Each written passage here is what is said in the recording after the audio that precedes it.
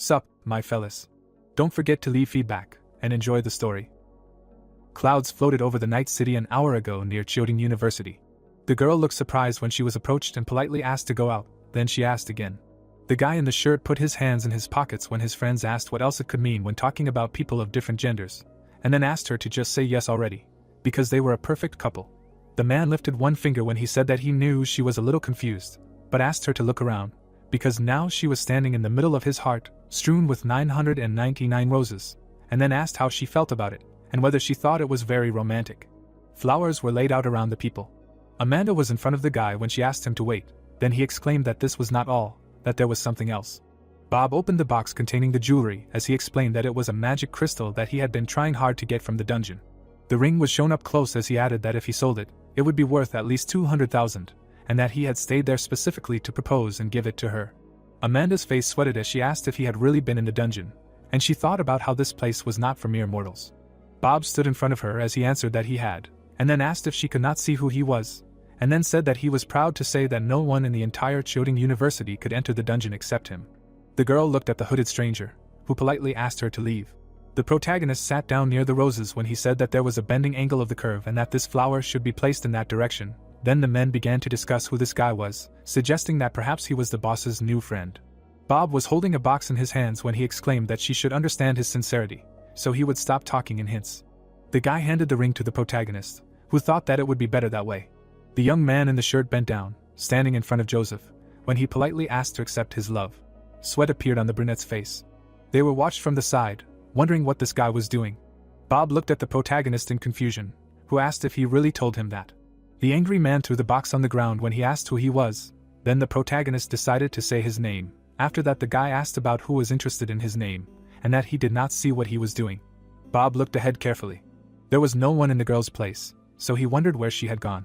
In front of the young man were his guilty comrades, whom he asked about whether he had not told them to look, and then said that she had run away without warning him, to which they replied that this stranger had blocked her, and that he had suddenly appeared, so that they began to look at him and did not see Amanda. Joseph looked ahead with disdain when he said that the form that had been recently established had been broken again. The box was lying among the flowers when he asked how the confession could be successful if everything was so neglected. The protagonist bent down, reaching for the roses. Bob gritted his teeth in anger when he thought about the guy being sick. He slapped the protagonist in the face when he told him to stop.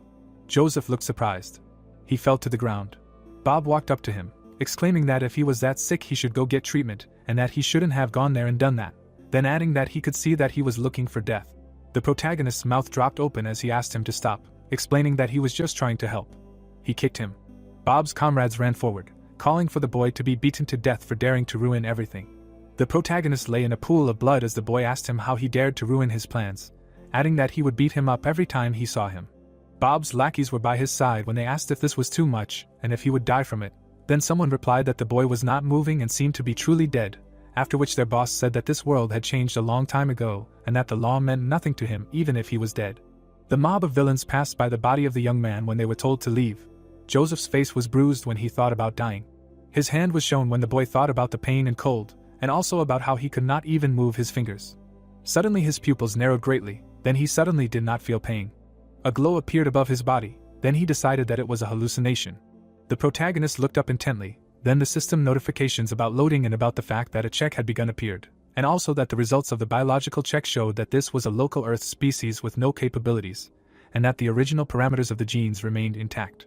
A window of the system appeared above the beaten boy when it confirmed the owner and asked if he wanted to restore the damaged functions of his body. Behind Amanda, there were guards running as she asked them to hurry up, explaining that someone had just gotten in her way and given her the opportunity to escape, and then she saw that a fight had broken out and one of them had been badly beaten, so she asked them to hurry and save him, otherwise something bad might happen. There were flowers and candles in front of the girl, as she exclaimed that it was there. Her pupils narrowed. There was a heart of roses in front of the people, as she realized that there was no one there. The guards were standing behind her, looking around, as they asked the lady if she was sure that they were there, as there was no one there now, to which she replied that they definitely were, as the flowers and candles were still there. The man with glasses opened his mouth slightly as he suggested that they had most likely left already, and that it was okay, that they had left the flowers and candles, and that there were no blood stains, so it couldn't be that serious. Amanda looked at the escort who told her that it was time for them to go back and that if there really was such a thing they would find out about it tomorrow, so she agreed with him. The girl looked away when she asked about how many times she told them not to call her mistress since she was a university student. Amanda crossed her arms when they agreed with her, calling her that again. The girl frowned when she repeated that she told them not to call her that, so they responded in kind. Clouds were floating across the night sky. A light was on in the window of the building. The guy was sitting on the bed. He frowned at the system window and said that he had been seeing this for a long time and he couldn't get rid of it. In front of him was a system window that said that he had one new notification that he needed to check. The protagonist was lying on the floor when he realized that even if he was hiding under the bed, it was appearing right from under the sheets. The protagonist covered himself with a blanket when he exclaimed that he always sees it floating in front of his eyes. Joseph grabbed his head when he wondered why it was there, because all pop-up windows in the browser can be closed, but it does not work like that. The brunette covered his eyes with his hands when he said that even if he does so, he still sees it, which is still next to him. Many system windows were shown. The protagonist opened his mouth when he shouted that he would look and asked to stop bothering him. Then the system reported that he had fully restored his body, completed the setup and can view his status and skills. In front of the young man was a pop-up window saying that he can now close the interface. The protagonist closed his eyes when he asked to remove it. He opened his mouth slightly and exhaled. Joseph lay down on the bed near the window. He covered his eyes with his hand when he said that it finally disappeared and that he already had a headache. The protagonist opened his eyes when he asked himself what it really was. He remembered being hit and how it appeared and said that when he was being hit it was so clear that it couldn't have been his imagination and that he saw it then and was saved. The protagonist was lying in bed looking up. He was sitting on the edge of the bed when he exclaimed that it was back and the system informed him that he had 3 new notifications to check. Joseph touched his hair when he said that it was already annoying him and then asked to open it. Several system windows appeared in front of the boy when he decided that if he looked at them he could close them. The protagonist rubbed the bridge of his nose when he realized that his eyes were now hurting, deciding that he would go straight to bed without taking a shower. The protagonist stared straight ahead when he asked what it was. The boy tried to smile when he said that it was probably his imagination and that if he slept it would definitely go away, and then went to sleep. The boy's bed was next to the window. Joseph was lying with his eyes closed. His face was shown close up. The exhausted boy opened his eyes, cursing and ordering it to close. The protagonist's mouth opened wide. He sat up in bed when he asked why it wasn't going away, and then gave up, deciding that he would see what was wrong. The protagonist looked unimpressed when he looked at the notification, which said that there was one task for a newbie and that he needed to complete it. Joseph put his finger on the system window when he asked to return to the previous interface, which said that he was currently on the verge of survival, and that his current level was 0 and his ability to withstand danger was close to 0, so he needed to level up faster, and there was a task listed there, which was to master combat skills, specifically the novice left uppercut. And a warning that improving his physical fitness would speed up the completion of tasks, improving his perception would help speed up the leveling up, and he would receive a reward for completing the novice task. The protagonist looked forward with displeasure when he thought about not completing it and that he couldn't bear it.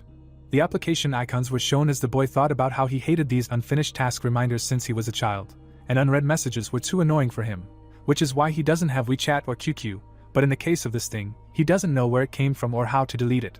The boy closed his eyes. The protagonist lowered his eyelids as he said that it seemed like he had no choice. Joseph stood up straight as he added that if he completed this task, everything would be fine. A shadow fell on the boy's face as he wondered if this wasn't just a basic level, and why it was bothering him so much. The protagonist clenched his fist as he thought about how strange it was that as soon as he stood up, he felt a strange power filling his hands. The protagonist raised his limb up as he realized that the power, angle, and pose of the blow were instantly formed in his mind, and that it was incredible, but he didn't care about leveling up. Joseph looked forward with determination as he thought about how he would not allow this unfinished quest status to keep appearing in front of his eyes. The youth frowned as he looked ahead as he concluded that he would never allow this. A window was shown. Soon, the night turned into day. Drops were visible on the floor. The protagonist placed his hands on his knees, breathing heavily. A system window appeared in front of him as he asked about how he did, then he was informed that his left uppercut proficiency had reached 10%. The protagonist leaned forward as he exclaimed that he would continue, thinking about how he hated leaving things unfinished, and how if he couldn't complete a quest, he wouldn't even start it, and if he had already started it, he would finish it. The sun shone on the Chunzen High School building. The girl was holding a piece of paper in her hand when she told the boy that he got 0 points on his English exam again, and then asked him why he didn't want to work hard in his English lessons. The other students were watching them when Joseph answered that he wanted to study math and that he didn't have time for English. Then Kate countered by saying that he had already gotten 140 points on his math exam and that he was already the best in the class. Then the boys thought that they were arguing again. The brunette's eyes were closed when he answered that it wasn't the maximum score, so it didn't matter that he was the best in the class and that he would only be happy when he got the maximum result. The girl looked ahead with delight when she warned him that if he continued like this, his English teacher would start bothering him, and then asked him about coming to her after school so that she could help him brush up on the language. The protagonist opened his palm as he exclaimed that it was not necessary, and that until he got a perfect score in one subject, he would not be able to study the others. Kate puffed out her cheeks. The rays of light reflected off the window as someone announced a delivery. The delivery man stood in front of the protagonist as he said that the punching bag he ordered had been delivered and then asked him to sign for it, asking if he wanted to use the installation service they could provide, to which the boy replied no, and then thanked him, explaining that he was not used to people entering his house. The boy stood next to the projectile. Joseph clenched his fists. He punched the punching bag. The facade of the building was shown 3 days later. The boy was lying on the floor, breathing heavily. There were abrasions on his arm. The protagonist touched his hair, smiling as he said that it must be 100% already.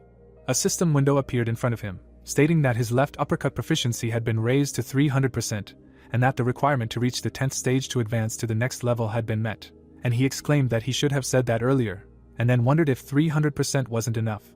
The protagonist turned towards the door when someone spoke to him, asking if he was home, and if everything was okay, since he hadn't been to school for a few days. The boy approached the door when he replied that he was coming. The pink hair of a classmate appeared. Kate clenched her fists, and looked up when she wondered why he was only coming out now. Joseph looked tired, so she asked why his face was so pale, adding that he looked like all the life had been sucked out of him. The girl held her falling comrade. Kate looked at him sheepishly and called his name. The protagonist opened his mouth slightly when he said that he was very hungry. His friend looked away, saying nothing. Clouds were floating in the sky. Roofs of buildings were visible in the distance. The sign with the name of the cafe was shining brightly. The students were sitting opposite each other when the girl said that he was organized even when hungry and that he should eat, then he asked to wait a minute. There was food on the tray. The protagonist began to eat very quickly. The classmate propped her head up with her hands when she thought that he was the same as always. There was dirty packaging on the tray. Joseph put his hand on his stomach when he said that he was overeating.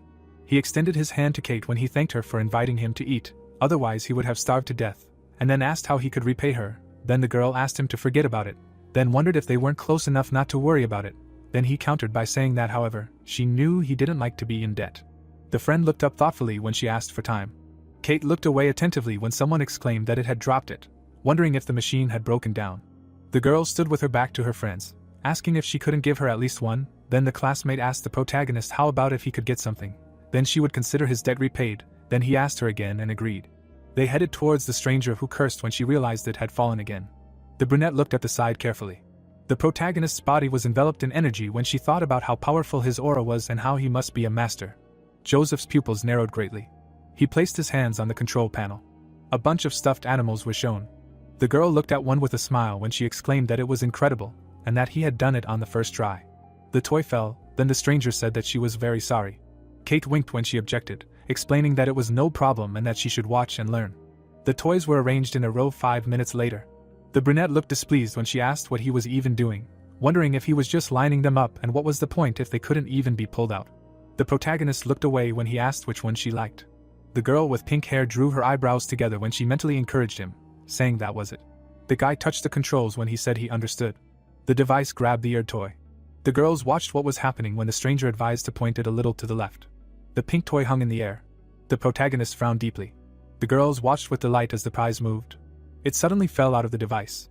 The toys hit each other. They all fell out of the machine, then someone exclaimed that there were so many of them. Joseph and Kate touched hands when the brunette said that it was just incredible. Someone touched the toy. The boy's classmate winked again when she said that she would take this one and give the rest to her. The dark-haired stranger smiled widely when she asked if it was true, and then thanked them. Dusk fell on the city. The protagonist walked next to his friend. The girl looked at the toy with warmth when she addressed him. She pursed her lips. Kate's mouth was slightly open, looking away when she said that she heard that Bob beat him up, and then suggested that this was why he hadn't been going to school lately. The protagonist's eyes were closed when he replied that it was nothing serious, and that he shouldn't think about it.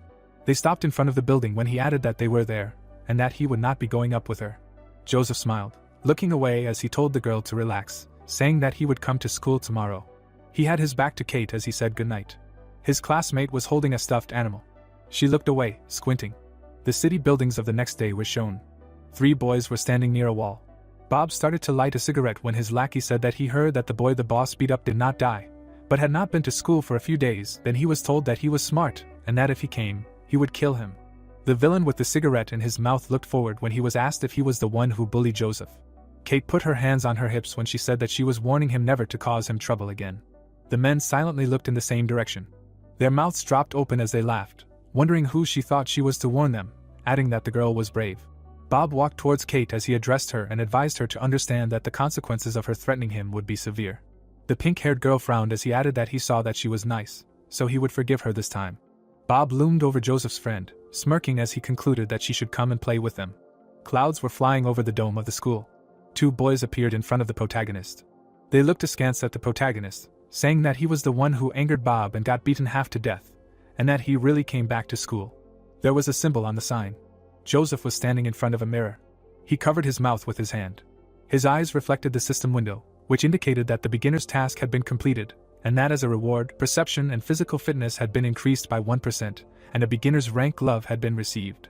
Bob and his friends were heading towards the guy when he said that he was unlucky. He looked at the protagonist with satisfaction when he realized that this was the same fool, adding that he was exactly what he was thinking about. There were 5 people in front of the protagonist when their boss exclaimed that he did not expect to see him there, and that the world really is a small place. Joseph looked forward in concentration when he thought about them being there to anger him again. The boy's eye was shown close up when he asked the villain where he got the doll from. The bald guy was holding the toy in his hand. There were blood stains on it when the guy asked if it was true that it was not from a slot machine. Bob smirked as he looked ahead as he informed him that he was there to talk to him about the doll and that it seemed like he had asked a friend to help him. The protagonist's eyes widened as he realized that it was indeed Kate's doll. The protagonist looked at the fist of the guy who called him names. Bob thrust his hand forward as he exclaimed that he thought it was time for him to die. Joseph deftly dodged the attack. His pupils narrowed as he considered that it was a mediocre punch. Bob was in front of the protagonist. His foot was planted on the floor. The protagonist got into a fighting stance. The disgruntled guy gritted his teeth as he asked if he still wanted to fight.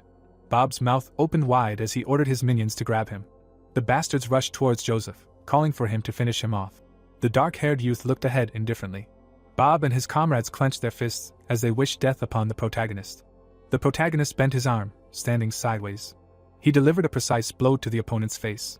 He threw his head back, spitting out blood. Bob flew back from the force of the blow. The boys opened their mouths in surprise as they asked how he dared to touch him.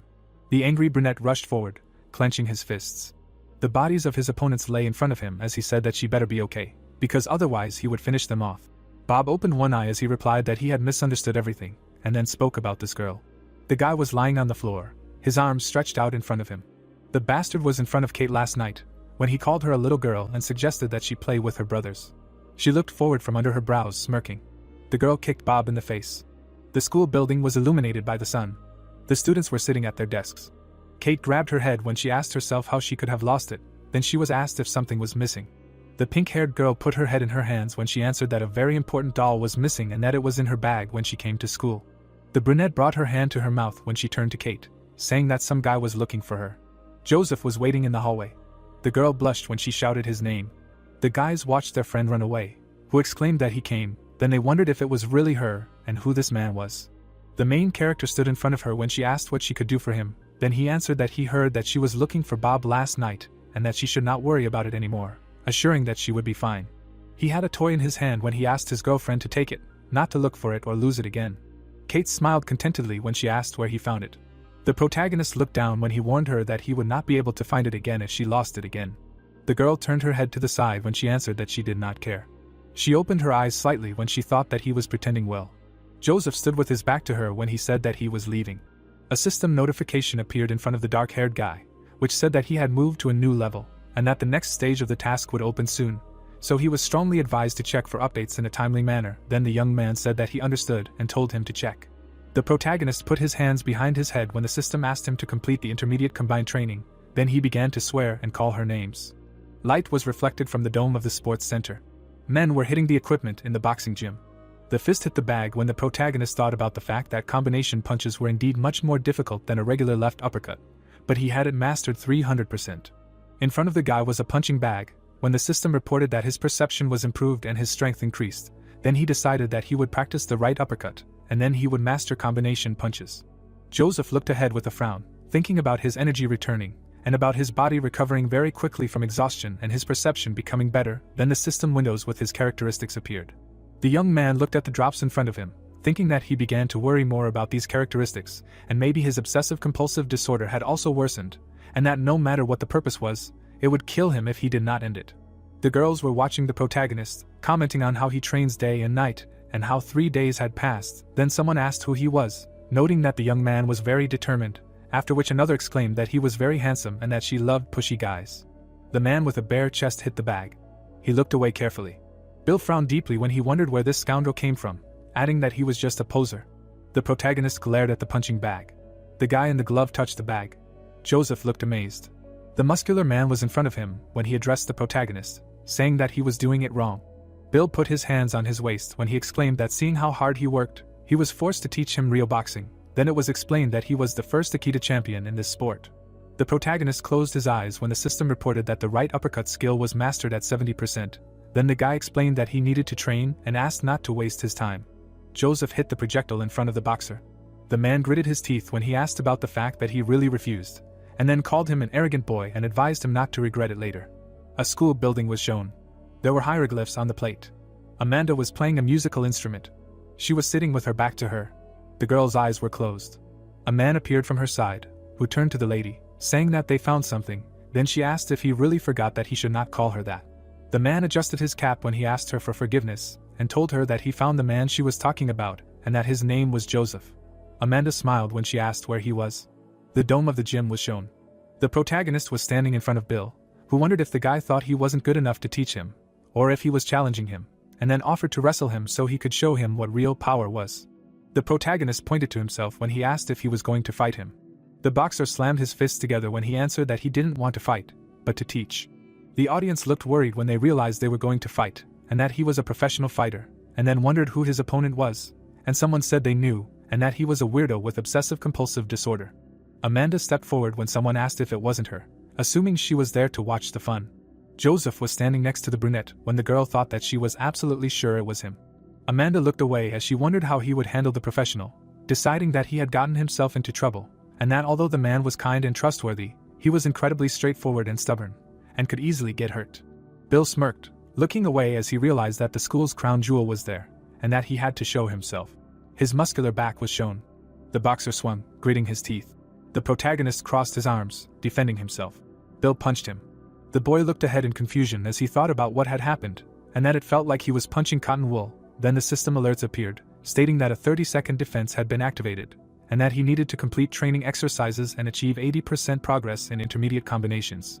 The protagonist smiled, looking ahead as he exclaimed that true progress was only possible during battle, and that he had changed his mind, and then challenged his opponent to defeat him. Bill's cheeks blushed as he questioned him, and wondered what he was saying. The girls looked ahead attentively as one of them said that the atmosphere was a little delicate.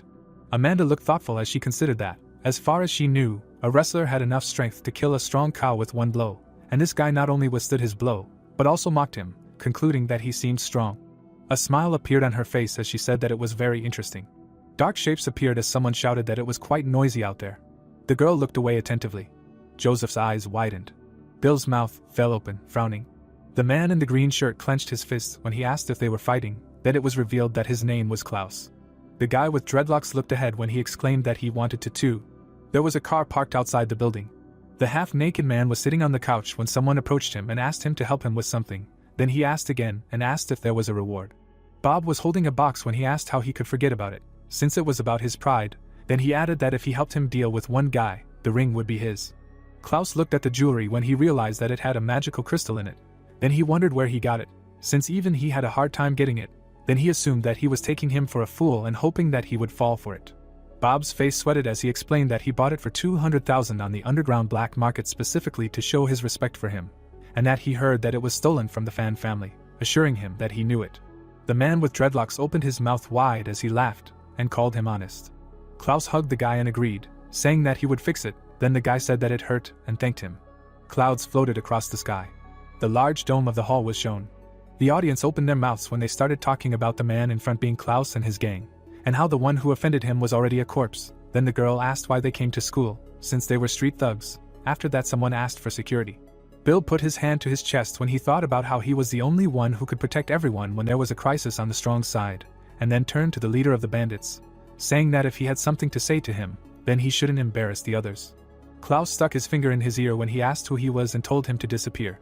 The man with dreadlocks looked ahead arrogantly when he asked which one of them was Joseph, and then told him to get out, because someone had paid 200,000 for his life. The boxer looked towards the protagonist. Sweat was pouring down the protagonist's face when he asked if they were really looking for him. Joseph stood in front of the bandit, who asked if that was really his name. The protagonist stared ahead when he asked what they wanted from him and if it was true that they weren't from their campus, assuming that they were there to show off. Klaus looked ahead with disdain as he replied that he honestly didn't want to cause trouble, but no one could resist the dungeon's magic crystal. Amanda looked shocked when she realized it was the ring. The protagonist was shown in profile as he realized what was going on, thinking that Bob had hired him. The thugs with bats appeared when their leader ordered them to surround him and not let him escape, and they responded that they understood. The villains stood on either side of the boy. Bill appeared in front of Joseph when he reminded him that this was school grounds and warned him that he would not allow other students to get involved in this, concluding that he could fight him if he wanted. The man's mouth fell open and he clicked his tongue. He kicked the boxer in the chest and told him to shut up. Blood began to flow from the boy's mouth and nose. The people present looked shocked as they shouted that it was cruel and mean and that it was also possible to kill. Klaus swung his fists. Someone stopped his hand. The protagonist glared ahead as he cursed and asked him to stop, asking why someone was always trying to drag him into trouble and if there was some misunderstanding, and then suggested that they just sit down and talk. The bandit leader was shown in profile as he wondered if he was chickening out. He pulled out a weapon from his belt as he exclaimed that in that case he should ask his club if it wanted to talk to him. Klaus swung the bat in front of him. The protagonist deftly dodged his attacks. Joseph looked up as he thought about how hard it would be to handle him. The man gritted his teeth as he said that he was quite flexible. The clothes on his body were torn. Klaus' eyes were closed as he asked him to see if he could dodge it again. A glowing weapon appeared. The protagonist looked forward in surprise. The boy's mouth dropped open as he asked if it had gotten bigger. Amanda's eyes widened as someone asked what was going on. Klaus held the spear out in front of him. Ben looked at the lady, who asked him if he thought he was a gifted person, to which she was told that there was indeed a change in the Force, but he had not fully awakened his abilities. Humanoid monsters were shown as it was explained that several decades ago the world suddenly changed and various monsters began to appear. A serpent with a human body towered over the people as it was explained that some began to discover superpowers in themselves to defeat the monsters and that they were called gifted. The dark-haired boy flexed his arm when it was explained that this power could only be awakened once, and that it was divided into S, A, B, C, D, E, and F ranks. The blonde man sat on the throne when it was told that, in addition, a gifted who reached the S rank was able to become the supreme ruler of all mankind, surpassing all the ruling classes, and that thus the era of martial arts had come to the world again. The man placed his hand on his chest when Klaus thought about how he was supposed to be the bearer of the power, and how a traveling sorcerer had told him that as long as he became stronger, he would be able to go beyond the capabilities of gifted, concluding that it was a pity that he was too skinny and ended up waking up there. However, even so, the power of awakening granted him a strong physique and the ability to strengthen weapons. A light aura enveloped the boy with dreadlocks. He opened his mouth wide as he called the boy a brat, exclaiming that it was his time to die. A stream of blue energy rushed towards the protagonist. Bill sat on the floor as he thought about what he had heard about Klaus's power, and how he couldn't move a finger, and how he didn't expect Joseph to take the challenge so decisively, and how he could handle something he couldn't handle. The boxer frowned, opening his mouth as he advised the boy to run, warning him that they were going to kill him. The spear flew past the protagonist. The protagonist looked forward with determination. He extended his hand towards the opponent.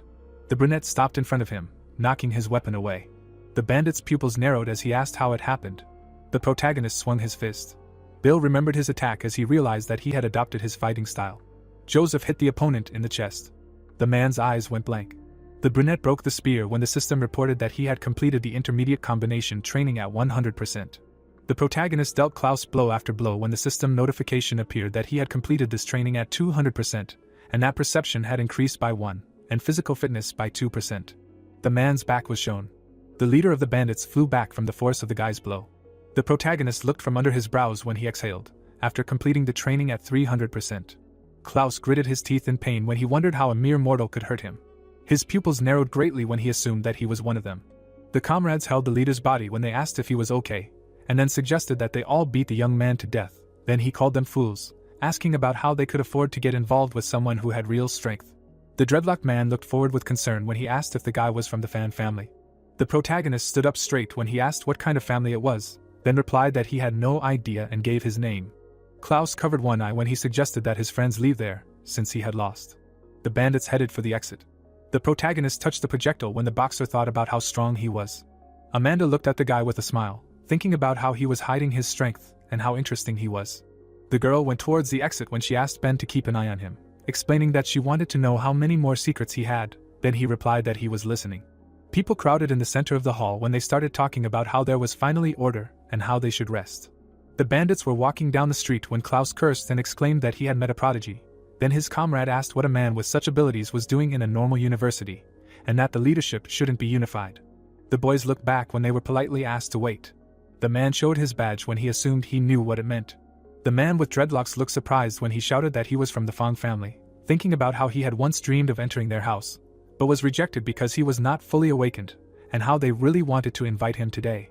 The man in the suit held up a badge as he told the thug that he had used his power in front of normal people and had done many vile things, and that he had thus broken the rules of the Awakening Association, summing up that since he had not yet fully awakened, it was only a warning, and then asked if he realized that if he did this again, he would lose his powers completely. There was a blue sky above the building. People were walking past the houses. A hooded boy was shown as a classmate greeted him. Amanda smiled kindly as she explained that she wanted to thank him for his help. The protagonist looked scared as he recognized her. He took a step back. The protagonist gritted his teeth as he asked who she was. The girl closed her eyes as she thought about the face he made as if he had seen something vile. The brunette tucked her hair behind her ear as she said her name, adding that today in the small park, thanks to him, she was able to escape. Joseph's face was sweating. Her cleavage was showing as he realized that her neckline was asymmetrical. The boy looked away in horror. He grabbed his hand as he exclaimed that he had to hold back and that he couldn't do it. Amanda looked worried as she called him by name. The protagonist opened his mouth and screamed that he couldn't stand it. He touched the girl's shoulder. Her face turned very red. She slapped her classmate in the face. Amanda looked embarrassed as she called him a scoundrel and asked him what he was doing. Someone was watching them from behind the bushes. The men with glasses were sitting next to each other as one called the guy names, threatening to kill him, then the other asked him to calm down, because the lady didn't call them, so they should wait. The protagonist was in front of a girl who asked him how he dared to touch her, adding that if he hadn't helped her then, the conversation would have been different. Then he asked her to stop. Joseph put his hand to his face when he asked her to stop dressing like that. The flushed girl glared forward when she replied that what she wore was none of his business, and then asked what that expression was, summing up that she didn't let him touch her, and that he made her angry. Amanda turned her head to the side when she said that since he helped her once, she would give him a chance to explain himself. The guy had his back to her when he asked her not to appear in front of him like that. The girl was engulfed in flames when she said that he was definitely hitting on her and looked at her with disgust, and that no one had ever treated her like that, and then exclaimed that she was furious. The guards appeared behind her and asked if she would order them to kill him, assuring them that they would handle it in a jiffy. Then she explained that there was no need to kill him and that they should keep an eye on him, to which they agreed. The protagonist was walking down the street. He closed his eyes and sneezed when the system notifications appeared, saying that his perception had increased by 2% and his fitness by 1. The protagonist touched his nose when he said that he felt like he was cursed. A system window appeared in front of him with his current progress. Then he thought about how real combat has its advantages, and how when he beat those guys, his stats improved to 300%, but after that, he was given the task to improve his sidekick. A new system window appeared, when he thought about something he was used to, and how he would try to get over it as soon as possible. Joseph looked at the people behind him, thinking that he had also recently noticed something important, namely that his perception level was much higher than normal people. The brunette brought the phone to his ear when the boy suggested that maybe it was all about his obsessive-compulsive disorder, and that the stronger it was, the sharper his perception was and the faster he increased his level.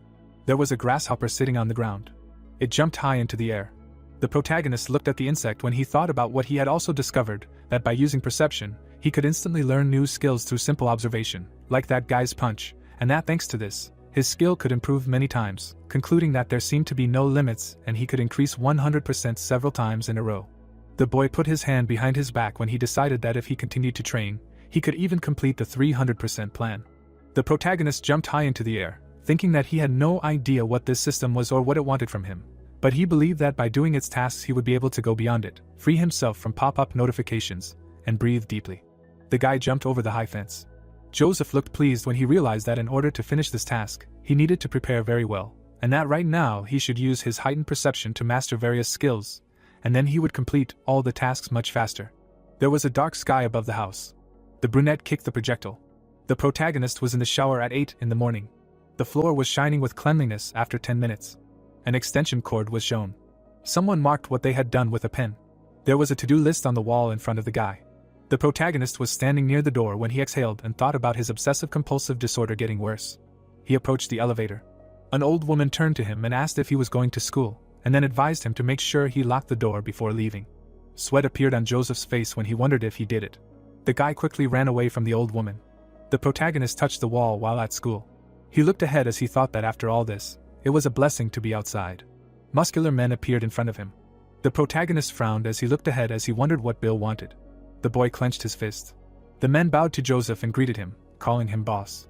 The boxer looked at the boy with admiration and informed him that the members of their club had unanimously chosen him as the new leader. The boy placed his hand on his shoulder. A happy Bill was behind the protagonist as he exclaimed that from now on, he hoped that he would always lead them in the fighting world to new heights.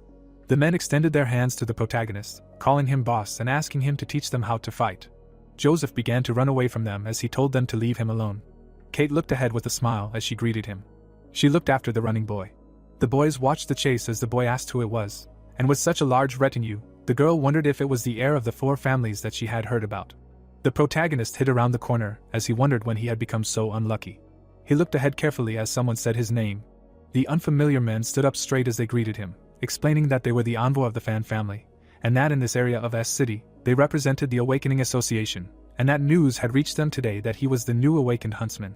The man held a black card in his hands as he added that they would like to invite him to join the training squad, and then invited him to join their huntsman. Then it was revealed that in order to find and protect the treasures of the dungeon, the Fan family had gathered their army. The protagonist was in front of the stranger when he asked him again, then he said that he must have a lot of questions. The mustachioed man presented the silhouette of a monster when he explained that in this world, rangers and ordinary people are very different, and that after what happened several decades ago, humanity lived in a fake world created by the state, thinking it was calm and safe, and also that the young man thought so before his awakening, but if he joined the ranks of rangers, he will understand that this is not so. A shadow fell on the brunette's face. Joseph brought the card to his head when he asked about what he would get in return. The messenger's lips were closed. A guy with a chest appeared behind him. The protagonist looked at something shining in amazement. The box contained daggers when the guy thought about the perfect gradient, sorting by size, and that he had never experienced such feelings before. The protagonist took the chest when he answered that he does not use throwing knives, then he was asked to return them. Joseph looked at the stranger, who asked if this could be considered consent, to which he replied that he would think about it. The protagonist took a step forward. His foot passed through space. Blue energy appeared under his shoe. The protagonist was holding the chest in his hands when the system advised him to be careful, as energy fluctuations were detected around, adding that he should prepare for battle. The brunette looked to the side in fear when he assumed that there was an enemy. A man stood in front of him. The stranger in glasses looked forward when Joseph thought that something was wrong with this man. Someone approached the young man from behind. The protagonist bent his arm, looking to the side. A huge snake opened its mouth. The protagonist gritted his teeth, looking ahead. The man was watching the battle from the side. Hugo was holding a watch in his hand when he announced that the test was beginning. The hero flew to the side from the explosion. He looked at him in surprise and asked what the hell was going on. The protagonist ran forward at a rapid pace. Suddenly, he crashed into an artificial barrier. The monster looked at him. Joseph looked at him in amazement and thought, how did this monster appear here? It's all a lie. He's sleeping. Yes, it's an illusion. Smoke flew out of the monster's mouth, and the thought occurred to him that it stunk. The hero frowned. Looking straight ahead, he thought that the internal defense was activated. This poison is real, that guy, so he is too. The protagonist clenched his teeth in amazement. He jumped up abruptly. Joseph looked away in surprise. The man turned his head. The thought occurred that he was now inside the barrier he had created. At first glance it looked like this guy was still on school grounds, but in fact he was in the 173rd magic trap, which was tens of miles away. The monster looked at the hero. The thought occurred that of course the monster in front of him was real too. If he didn't take this seriously, it would swallow him up in an instant. Holding the watch in his hands, the man wondered how long he could hold out. The protagonist jumped back abruptly. He rushed forward abruptly and shouted that it didn't work like that. They had to go on the offensive. Joseph struck with his fist. He gritted his teeth and exclaimed. The hero jumped back. Looking down, he thought, damn, she had hard scales, a fist trained 300%, nothing against this snake. The protagonist ran forward rapidly, thinking that this creature had good protective armor, cheating, and then shouted that he didn't even have a weapon. Joseph looked away in surprise. He jumped forward abruptly. The hero grabbed the weapon. Turning his head, he shouted that he couldn't escape, but he could try. The protagonist swung the blade sharply. The weapon rested against the monster's skin. Putting his hands behind his back, the man thought that he wasn't strong enough. He was somewhere around rank F, or even less. Closing his eyes, Hugo said that these talentless people don't know what they're doing. This guy really attracted the attention of the only one, and he ordered to recruit him. However, if he knows what's going on, it's not his problem. Joseph fell to the ground. Frowning, he thought that it was too difficult. Even though he got closer, he couldn't break through the defense at all. He was some kind of weirdo. He was developing in a real fight again. Swinging his weapon, the hero thought that at first he was scared, but now he wants to fight this giant. If he continues to use his perception, he will be able to learn its weaknesses. Jumping up, he added that right, it seems that right now a random attack will be able to break the scales if he hits here again. Striking, the protagonist shouted that it was a bullseye. He smiled and laughed. Joseph jumped back in fear. The monster headed towards him. The man abruptly rushed forward. Taking the hero by the shoulder, he said that he should look up. Bright beams appeared in front of the monster. Hugo grinned, looking straight ahead. He raised his hand up. The hero descended to the ground. Frowning, he thought how strong. The protagonist looked at the box in amazement. He was examining the weapon. The man took a step forward. With a wide smile, he said, "Let me introduce myself. He is Hugo, the director of the personnel department of the Fang family training squad. The bosom of their family is the source of strength and the cradle of gifted people. This means that with great strength comes great responsibility. The Fang family members encounter such monsters every day." Looking straight ahead, the man asked how he was feeling, and then thought that now, he would definitely refuse. Right, he used a D-class monster. Standing in front of the hero, he added, "Let them see how scared this kid is." The hero looked at him in amazement, and thought that that slash was. The man put his hands behind his back. The thought occurred to him that he was perfect. Clenching his fist, the protagonist said he wanted to play. Smiling, he added to join the Fang family training squad, and then thought that if the Fang family only gathered gifted and strong people, if he could find a sample of perfect strength there, then the improvements would come much faster, and the cancellation of the system installation would not be far off. Gritting his teeth, Hugo wondered why he agreed. Rushing forward, the girl asked what happened to Joseph. He ran away and didn't even say hello. She stopped and thought, there he is. Frowning, Kate thought, isn't that Hugo? Why is Joseph next to him? Raising his hand, the man said to remember, tomorrow, to which the hero replied, yes, he understood. Waving her hand, the girl said that here he is. Looking to the side, the protagonist asked what she was doing here, to which she replied that she was looking for him. The Fan family was bothering him again. Everything is fine, to which he added that with him, he is fine. With wide eyes, Kate said that but his clothes are dirty, to which Joseph replied that he just fell, and the uncle helped him.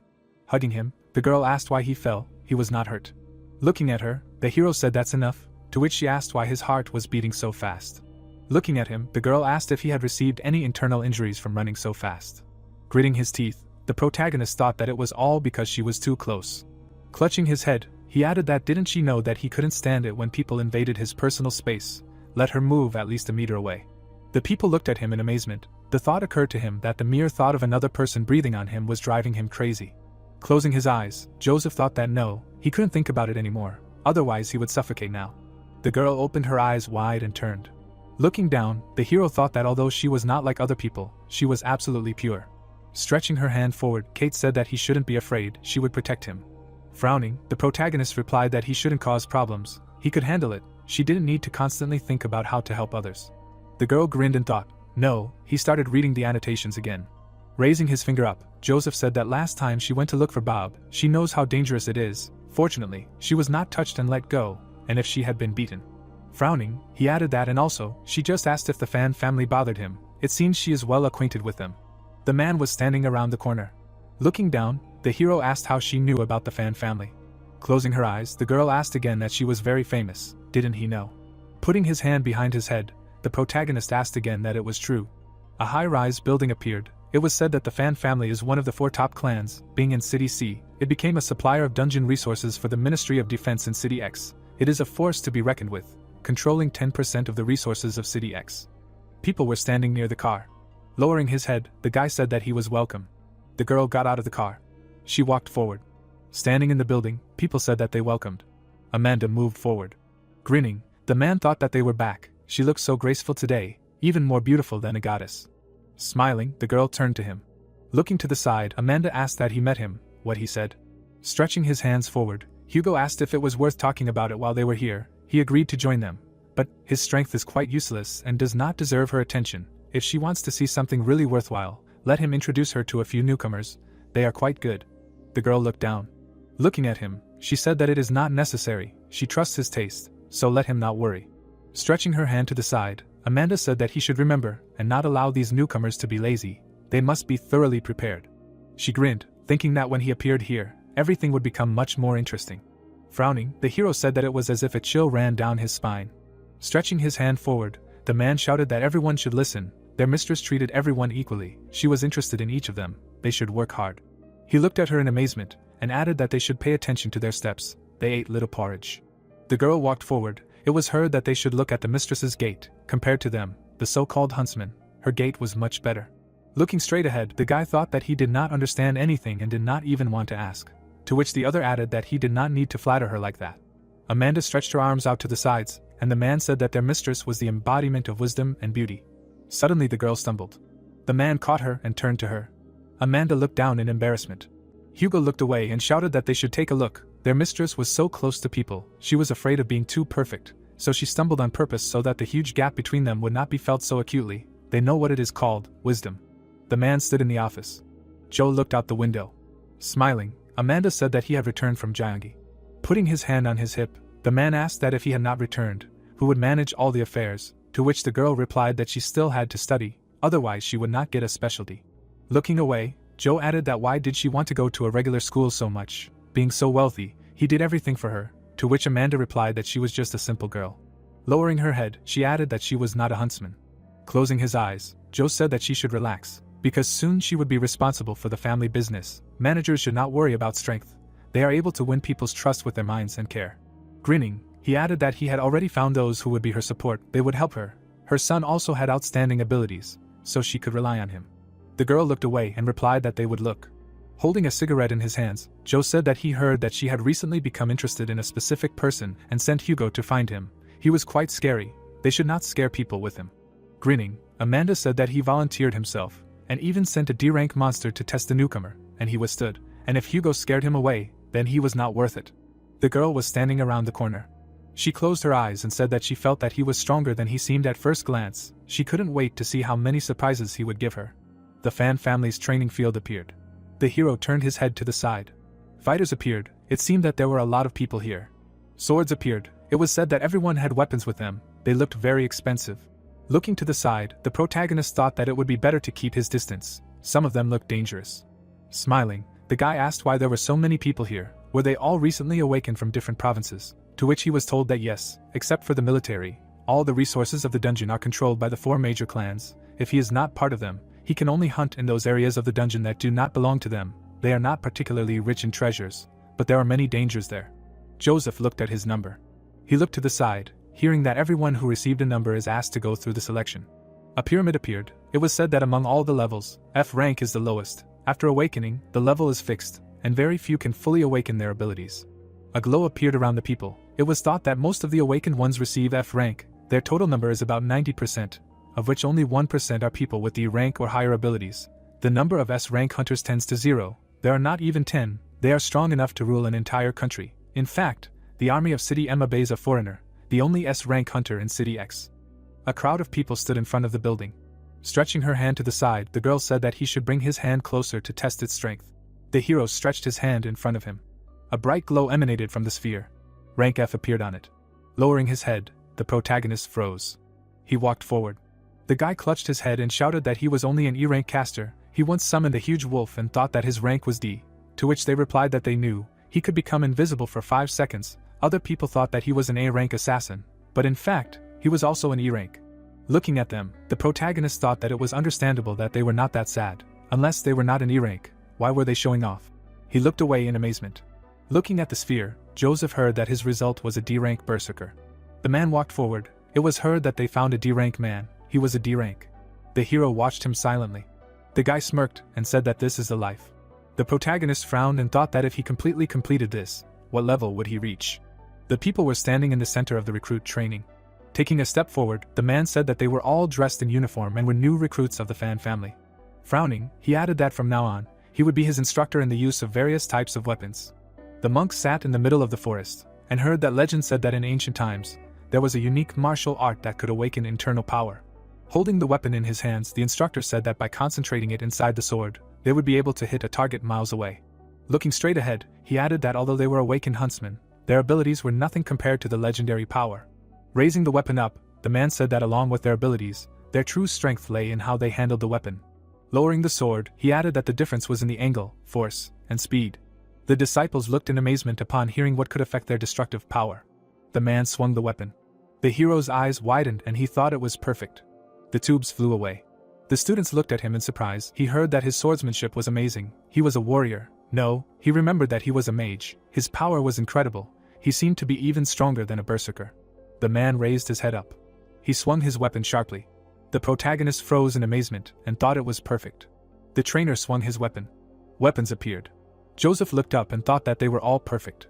He smirked and added that here it was. The recruit training center appeared. A view of the weapons training hall opened up.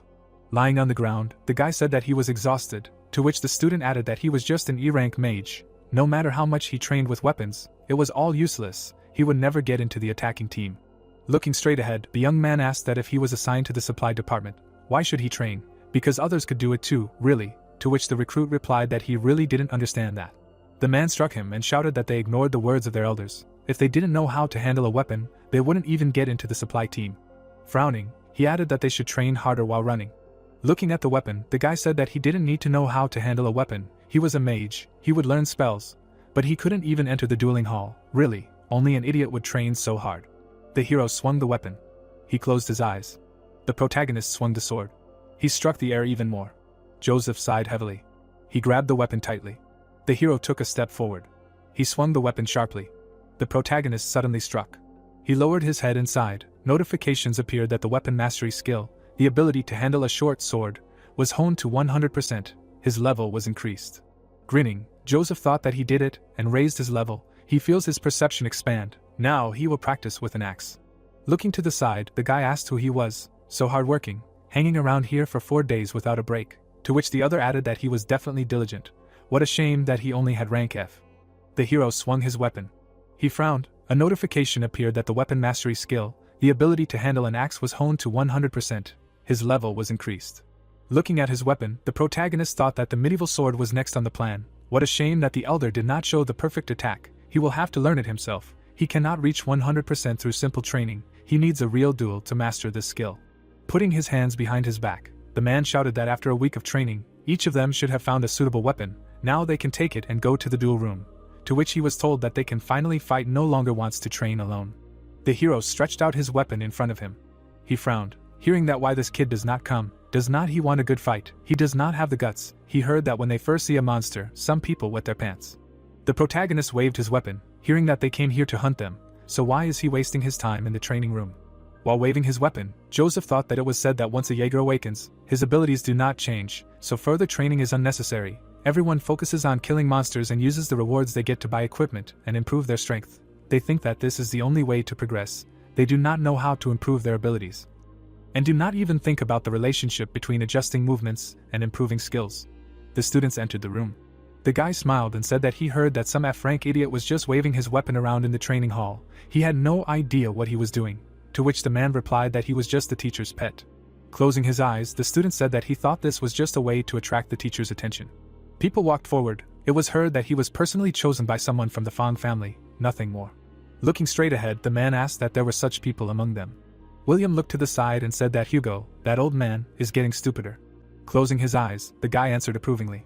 Looking at him, the young man asked who the hell he was, why was he following him, wanted to say something, to which he replied that he was a new D-rank berserker. Smiling, Chuck shouted that everyone knew that he was one of a kind. He was going to marry the daughter of the head of the Fan family. Their future was limitless, so he would like to. Lowering his head, he added that he was asking for his help. Smiling, William said that he was smart. Well, since he was a D-rank, he would put in a good word with the staff, and within a month he would join his team. He did not need to waste time here. The guy smiled and said that he was so amazing, he was like a new dad to him. The man swung his weapon sharply. The hero pulled the weapon to the side. Frowning, he said that he was finally finished. A notification about internal strength appeared. The protagonist's eyes widened as he thought that inner strength, was it really the same as what the elder had said earlier, powerful? Clenching his fist, he added that he was now skilled in all types of weapons. Walking forward, Joseph said that he needed to try it out in battle. The hero smirked and asked that this was the portal to the battle zone. It looked very impressive. Frowning, the man shouted that he should stop. He couldn't enter, to which the boy asked that he couldn't. Why was that? He extended his hand forward and said that the portal to the battle zone was only for those who had received level D and above. His rank was too low, he couldn't allow him to enter. Looking straight ahead, the protagonist heard that wasn't the portal open to everyone, so why couldn't they use it anyway? Low-ranking privates also had abilities, it was unfair. The man waved his hand and replied that rules are rules, preference is given to those who are more talented. It's the same everywhere. If they want to complain, let them look for a leader. A glow appeared around the guy. It was heard that the lowest link in the food chain, the strongest will survive. The man held items in his hands. It was said that high-ranking rangers can go to the best levels of the dungeon, get more valuable resources. In each group or guild, 90% of the loot goes to the top. The people smiled. It was heard that for now the weak can only act as support, covering their backs, or while they are crushed like ants during guild wars. The people held weapons in their hands. Smiling, the man asked what they really thought, that the Fan family is a shelter. Of course they should provide the strong with an advantage. If they want to find a scapegoat, let them blame their mother for giving birth to such weaklings. Joseph looked away, hearing that all he could do was accept that he was a loser. Frowning, he thought that low-level people could only accept that they were losers. The hero took a step forward. Standing in front of the man, he asked what if a person's true strength was not determined by their F rank, to which the teacher replied that he shouldn't try to act tough. Before a real battle, many newbies would believe that they were at a higher level until they walked in and shit their pants in fear. Trash like him was only looking for death there. The man extended his hand out of the portal and shouted that they needed people. The protagonist looked at him in confusion. The guy opened his eyes wide and shouted that they desperately needed tanks. Who are they? Let them come quickly with him. Looking at him, the man asked that he was from Chuck's squad, ran into difficulties, to which the young man replied that you could say so, and therefore they needed help immediately. Brother Chuck promised a reward when it was all over. Joseph grinned and said that was just fine, he would go. The guy raised his eyebrows and said great, anyone else, the more the merrier. The underground city appeared. Gritting his teeth, the young man shouted that damn, it was only a D-rank monster, and already so insanely powerful. The creature stretched out its arms to the sides. It was heard that it owned not only combat techniques, but also magic. The people pointed their weapons. It was said that damn, the boss is so strong, and small demons continued to appear. The guys looked surprised and said that why don't they retreat? It's just a simulator, there is no need to risk so much. Even if they don't die, everything feels real, you can even go crazy from this. Chuck looked straight, listening to what exactly. He heard that a newbie from the previous team broke his leg during such a fight. Despite the fact that his leg was not damaged, he could no longer use it. If this continues, they can. Smiling, the guy said that if he shows an outstanding result in the underground city of D-rank, he will make him a captain. Chuck gritted his teeth and shouted that they should not give up. Let him pull himself together if he is a man. The monster swung his weapon. He abruptly struck the ground. His eyes lit up. Gritting his teeth, Chuck said that it was so hard. Looking at him, the monster shouted. The young man held back his blow. Looking to the side, he shouted that the man who went for help did not return. Let them go to the portal and take a look. Suddenly, a portal appeared in the air. Lightning emitted from it. Walking forward, the guy said that he should hurry up, let them catch up. The hero turned his head to the side. A building appeared. He heard that it was an underground city for training and combat conditions, a solid atmosphere. Looking to the side, the young man said that he did not expect this place to have such a destructive aura. He was afraid of it even more than the battle, to which the man replied that he should not worry, he would be fine with him. Rushing forward, the boy said that they should go faster. Brother Chuck would not last long. Suddenly, the man flew to the side and shouted. He slid along the ground. The boy smiled when he heard that they were here, to which he replied that it was great, let him join the battle quickly. Chuck looked away in bewilderment. The hero looked in amazement when he heard that wasn't this the bookworm who could only swing iron, what use was he? To which the boy replied that many did not dare to go when they heard that they had problems, only they dared. Holding the weapon in his hands, the student said that they were happy with what they had. Stretching his hand forward, Chuck shouted that they should surround the boss from the left and right flanks to attract his attention. Let them repel attacks. Ghosts flew to the sides. It was heard that he and the magician remained in the cordon and cleaned up the lower demons.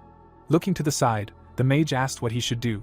The youth shouted, wide-eyed, that he was an idiot. He had to attack them, otherwise they would become a hindrance in the battle. The hero frowned and said, that's how it is, they don't attack unless they show hostility. Holding the weapon in his hands, he added that then. Suddenly, the spirit looked at him in amazement. The protagonist stood in front of the ghost.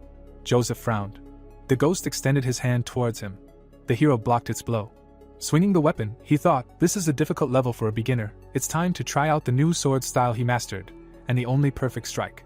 The protagonist rushed forward, thinking that the terror he felt was different from the one he felt when he fought the D-rank python that day. Joseph frowned. Swinging, he thought, this is just an ordinary demon, nothing more. The hero struck the demon. Suddenly, it turned its head to the side.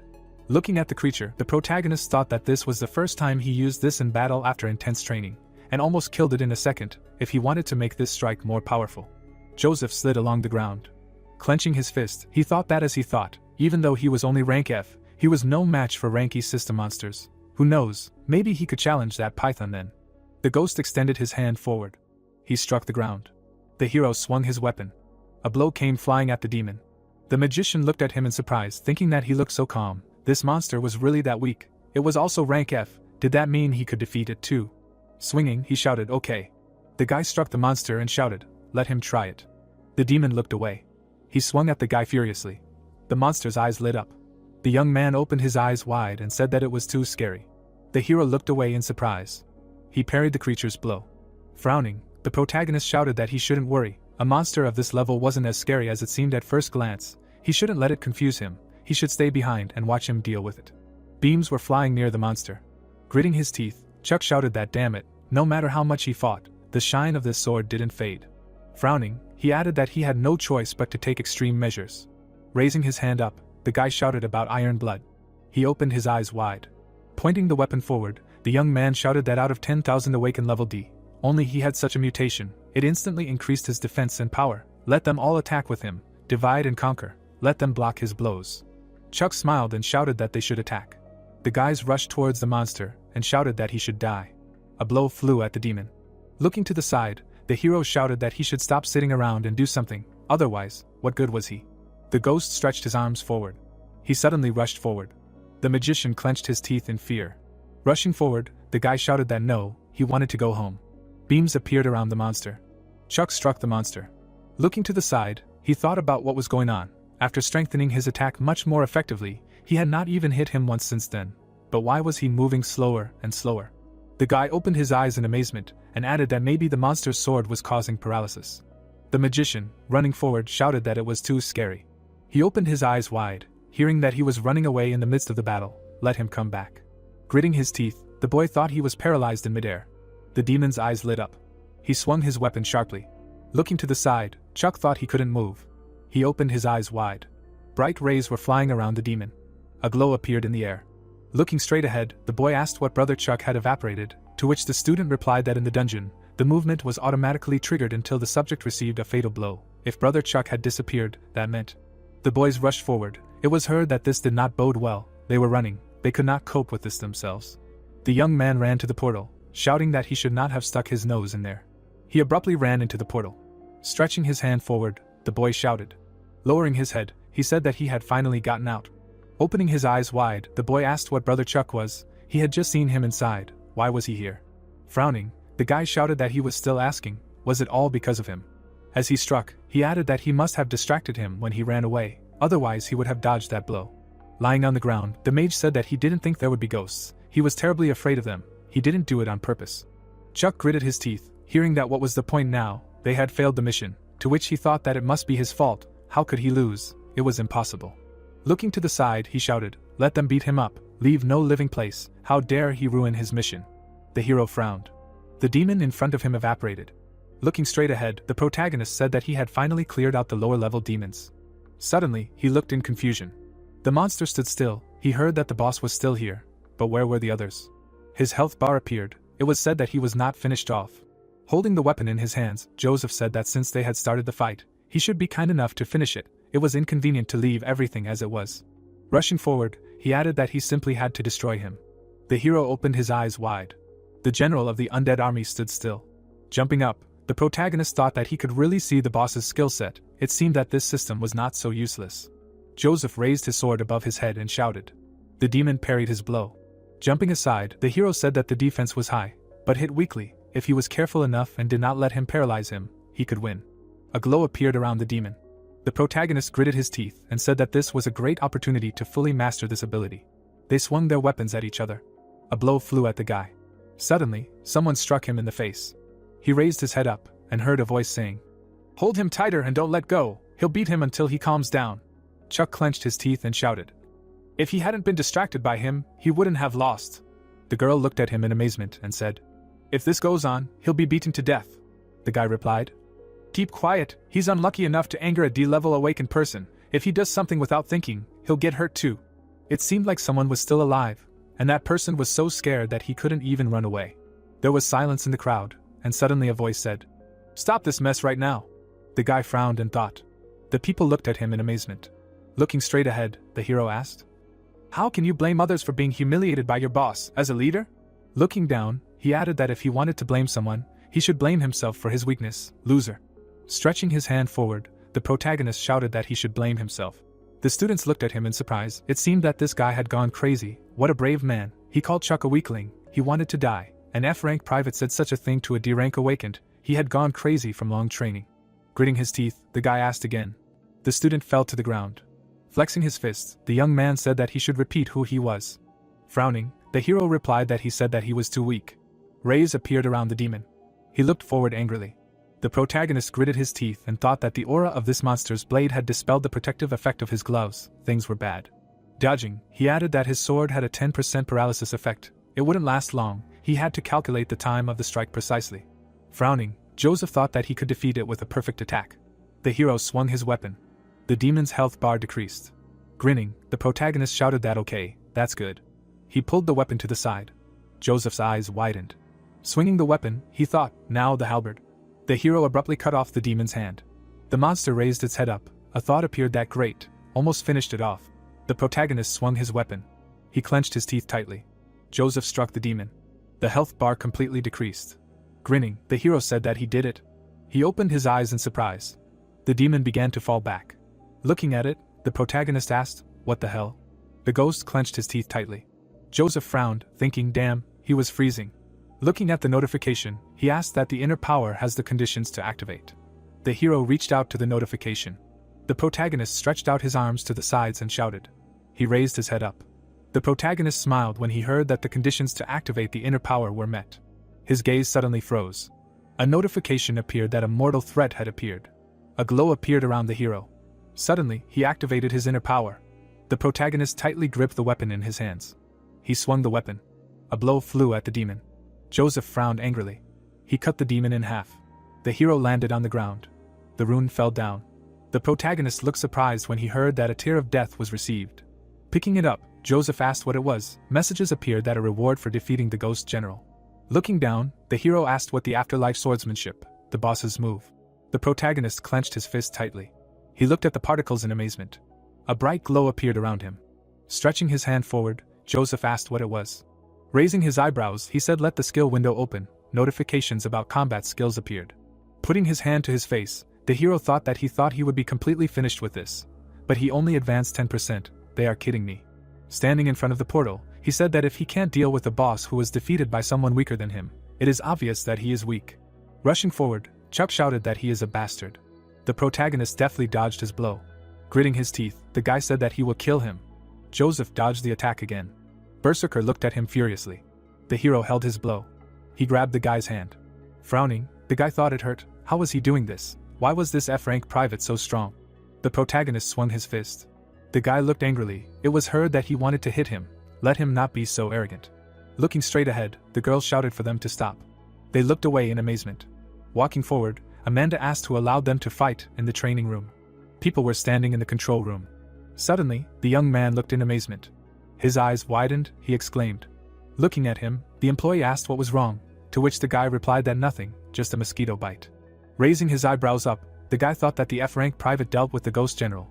Maybe an error in the data. No one should know about this, otherwise he would be in big trouble. Pressing the button, he added that everything needed to be restarted quickly. A glow suddenly appeared in the air. The people looked at them, and it was heard that they were still fighting.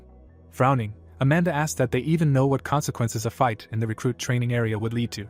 The hero frowned. Running forward, the man asked what she was doing here.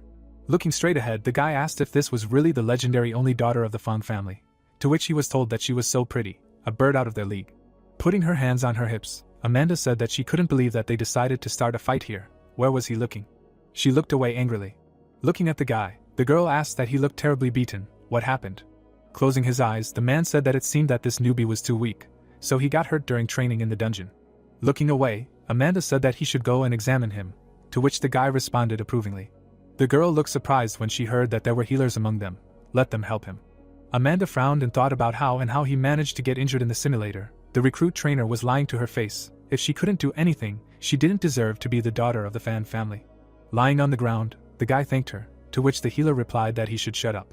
The camera was hanging on the wall. Raising his hand, the guy said that this is what happened. Putting her hands on her hips, the girl shouted that how brave. Frowning, she added that as one of the leaders of the Fan Family's Awakened Association, she was responsible for the actions of rangers like them. Looking straight ahead, the hero heard that she was also shocked that people could behave like this. They hadn't made any progress. But they were poisoning the weak. They should be ashamed. They were going to the dungeon together, so they should rely on teamwork and cooperation.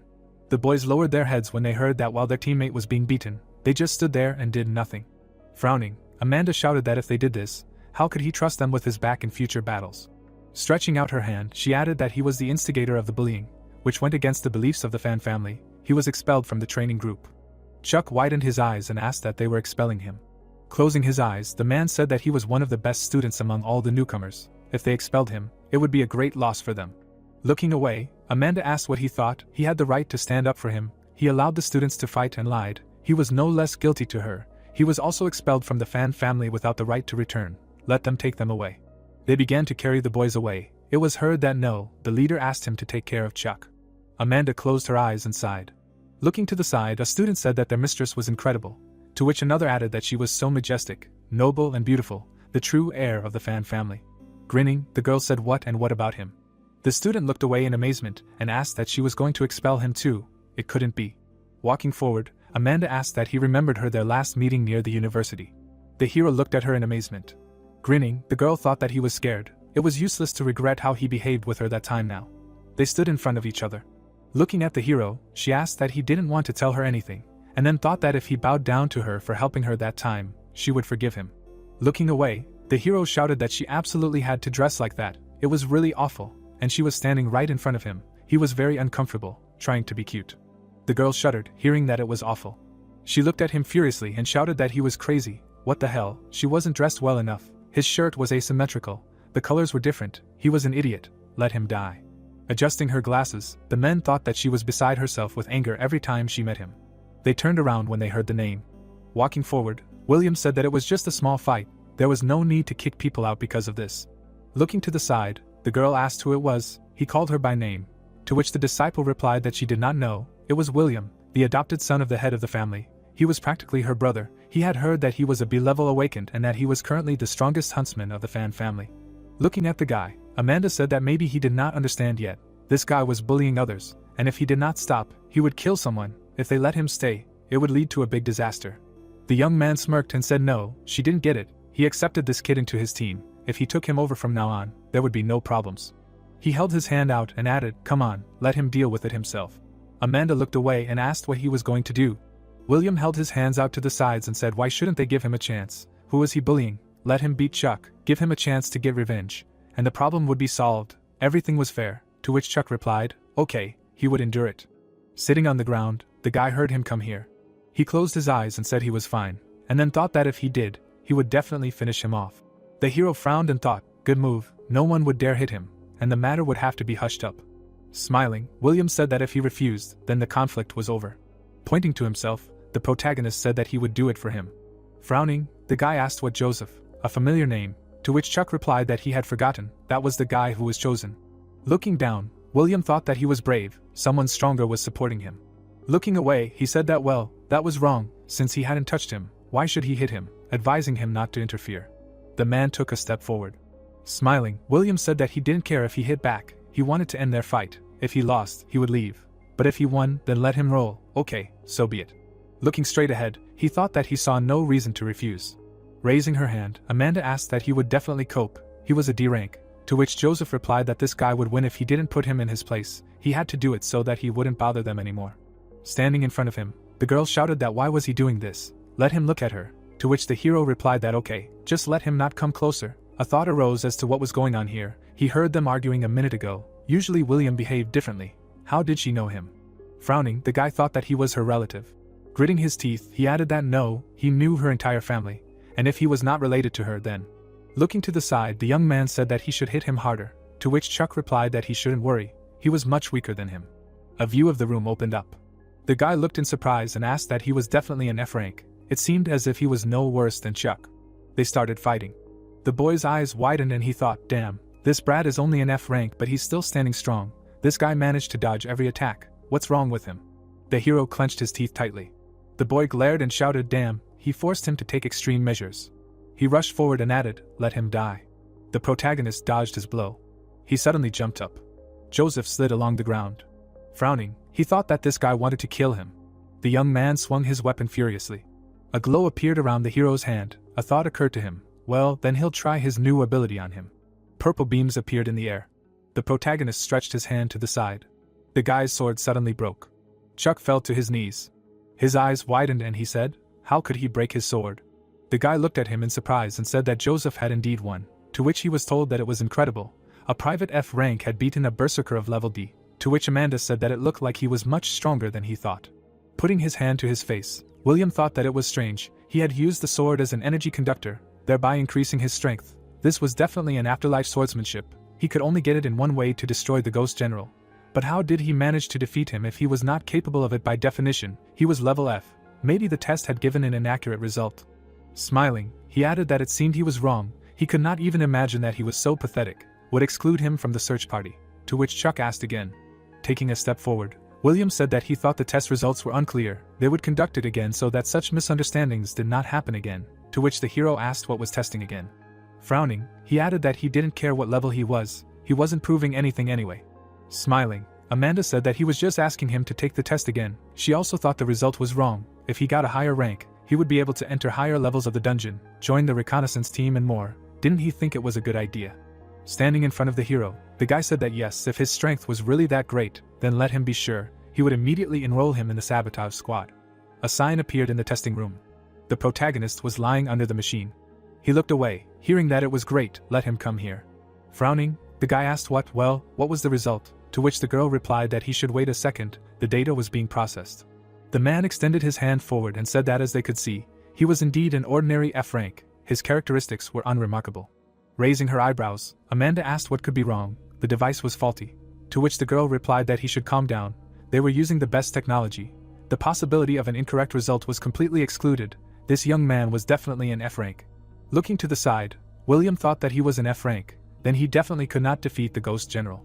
Looking at the hero, he added that therefore he was not able to master the afterlife art of fencing. The source of his power was the system, so the device was not able to evaluate it.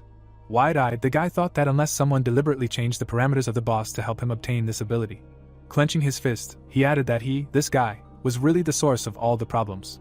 Grinning, William asked that he did not want to join the reconnaissance team and go to the dungeon next week. Turning around, the hero asked what he meant. Hadn't he been there today? Looking straight ahead, William said that today he visited the beginner simulator, which is to gain experience before entering the real dungeon. He wants him to go to a real dungeon, and he knows that he is strong enough for it. Raising her eyebrows, Amanda said that he is just an F rank ordinary. Going there is too dangerous. They can't just. To which the young man replied that he should not worry. It will be a very ordinary E rank dungeon. He does not know how, but even though he is an F rank, he was able to defeat Chuck, a D rank berserker, so an E rank dungeon is too tough for him.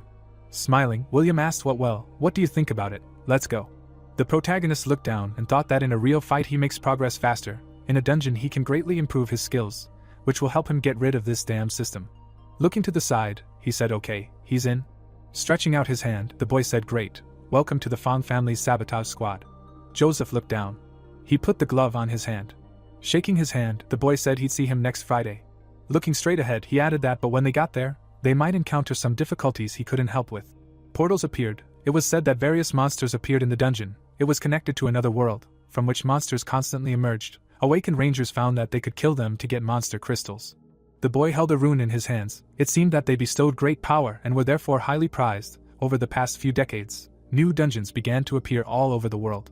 A glow appeared around the planet. It was said that when this happened, a real hell came. From time to time new dungeons appeared, and the old ones disappeared. The Fan family showed up. An idea came up that in order to gain control over a decent number of dungeons, the 4 major families had assembled special reconnaissance teams consisting of carefully selected people. People were standing in front of the portal. It was heard that this newcomer had not yet arrived.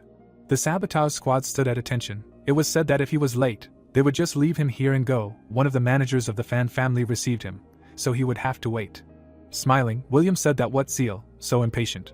Standing in front of him, the man said that he should excuse them. They were not complaining. To which the guy replied that they should not worry. He was not swearing. Looking to the side, he added that anyway, he brought this guy with him, Joseph, a private F rank. Let them take care of him and make sure that no incidents happen to him. To which he was answered approvingly. Holding the weapon in his hands, the man said that they would go, to which the hero responded approvingly. The squad moved forward. Jasper looked away and thought that he seriously wanted them to take him with them, and the girl thought that, well, he doesn't look so bad, she supposes. Frowning, Archie thought that he really didn't want to get involved in this, and Ted thought that why the hell was he messing with them. The squad entered the portal. The hero followed them. Suddenly, he looked in surprise. The squad stood in the middle of the dungeon. The thought arose that this was a real dungeon. The battle was beginning. Frowning, the protagonist thought that it was a cave. He had no idea what kind of monsters could live here. A notification about the dungeon appeared in front of him. Holes in the walls appeared. The squad stood still. Looking to the side, Joseph thought that the tunnel of worms, hoped they would not look too strange, it would be just disgusting if they were too asymmetrical. Frowning, the man said that it was enough to stare around. When they crossed this bridge, monsters would start appearing, and the girl added that he should be careful, they would not be able to protect him forever. The squad moved forward. A huge tunnel appeared. A glow appeared around the people. It was heard that they were approaching. Let them get ready, increased defense. The monsters rushed forward sharply. The squad ran towards the creatures. It was heard that they were moving forward. Frowning, the hero thought that she had forgotten to put a boost on him, to which the girl replied that he should not sit behind, otherwise he would not receive a reward. Rushing forward, the protagonist thought that it did not matter. The squad began to fight the monsters. The guy swung his weapon. The man struck the creature. The warrior swung his sword. The monster's eyes lit up. Jasper looked at the hero. Smiling, he said that it was not bad, he was not scared at all by his first dungeon, he was quite experienced, it was a pity that. Joseph swung his weapon. The girl looked away and thought that even considering the fact that he was only F rank, it seemed that defeating him would not be so easy. The monster looked at her. Stretching her hand forward, Monica shouted about seducing a succubus. Suddenly, the monster's eyes lit up pink. In fact, a blow flew. Grinning, the girl thought that she seemed to know how to arrange a small accident for him. The hero struck the monster. The creature began to swing from side to side. The sword stuck into the monster. Gritting his teeth, the protagonist thought that it was stuck, some low-quality sword. Suddenly, he looked in amazement. A squad appeared. Joseph took the weapon out of the monster. It was torn to pieces. The monster looked furiously. The hero's eyes widened as he thought what was wrong with him. He coordinated his attack. Suddenly, a blow flew at him. The monster was approaching him.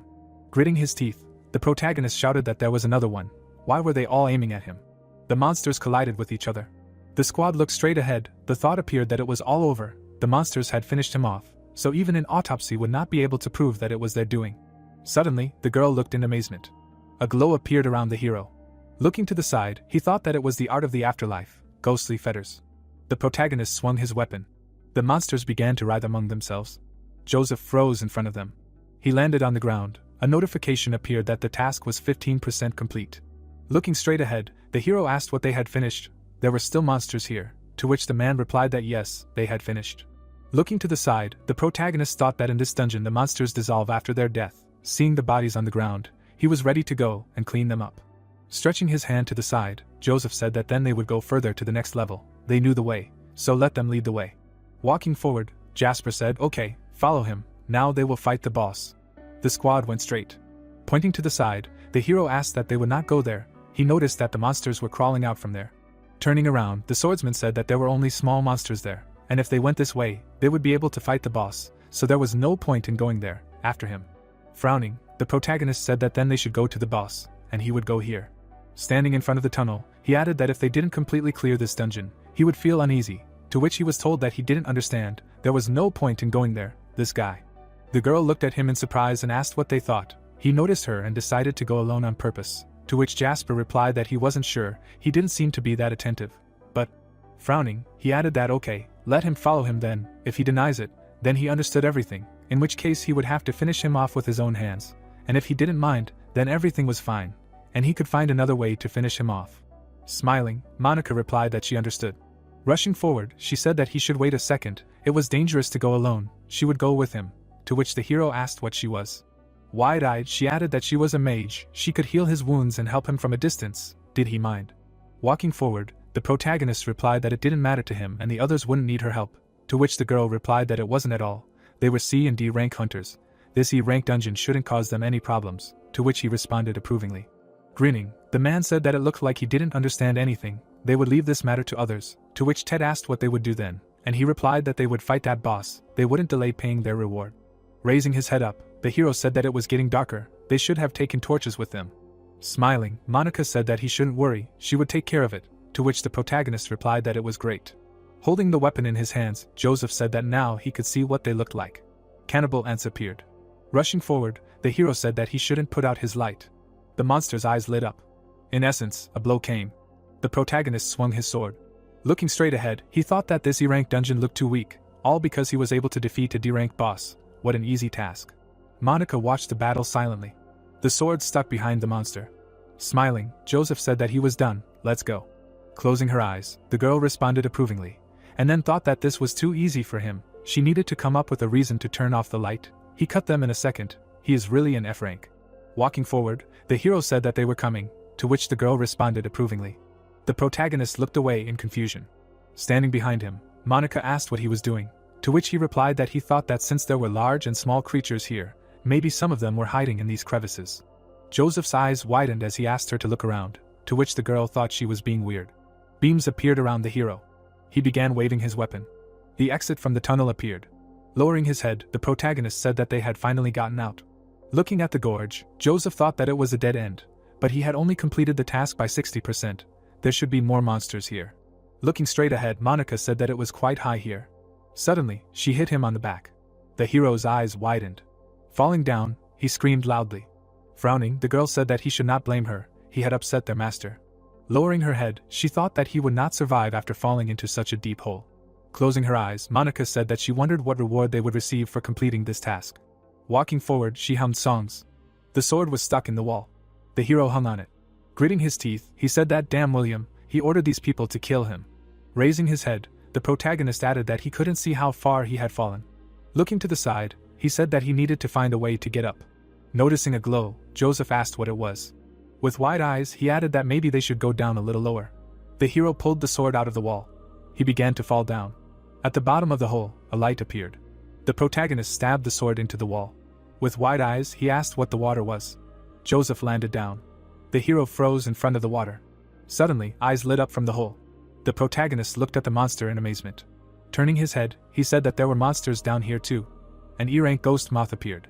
The monster flew forward. Frowning, Joseph shouted that the powder weakened the prey. He can't waste time. Looking straight ahead, he shouted about inner strength. A bright glow appeared around him. The hero began to swing the weapon. The monster looked in surprise. Blows flew at the creatures. They were cut into pieces. The body parts of the monsters fell to the ground. The protagonist looked in amazement.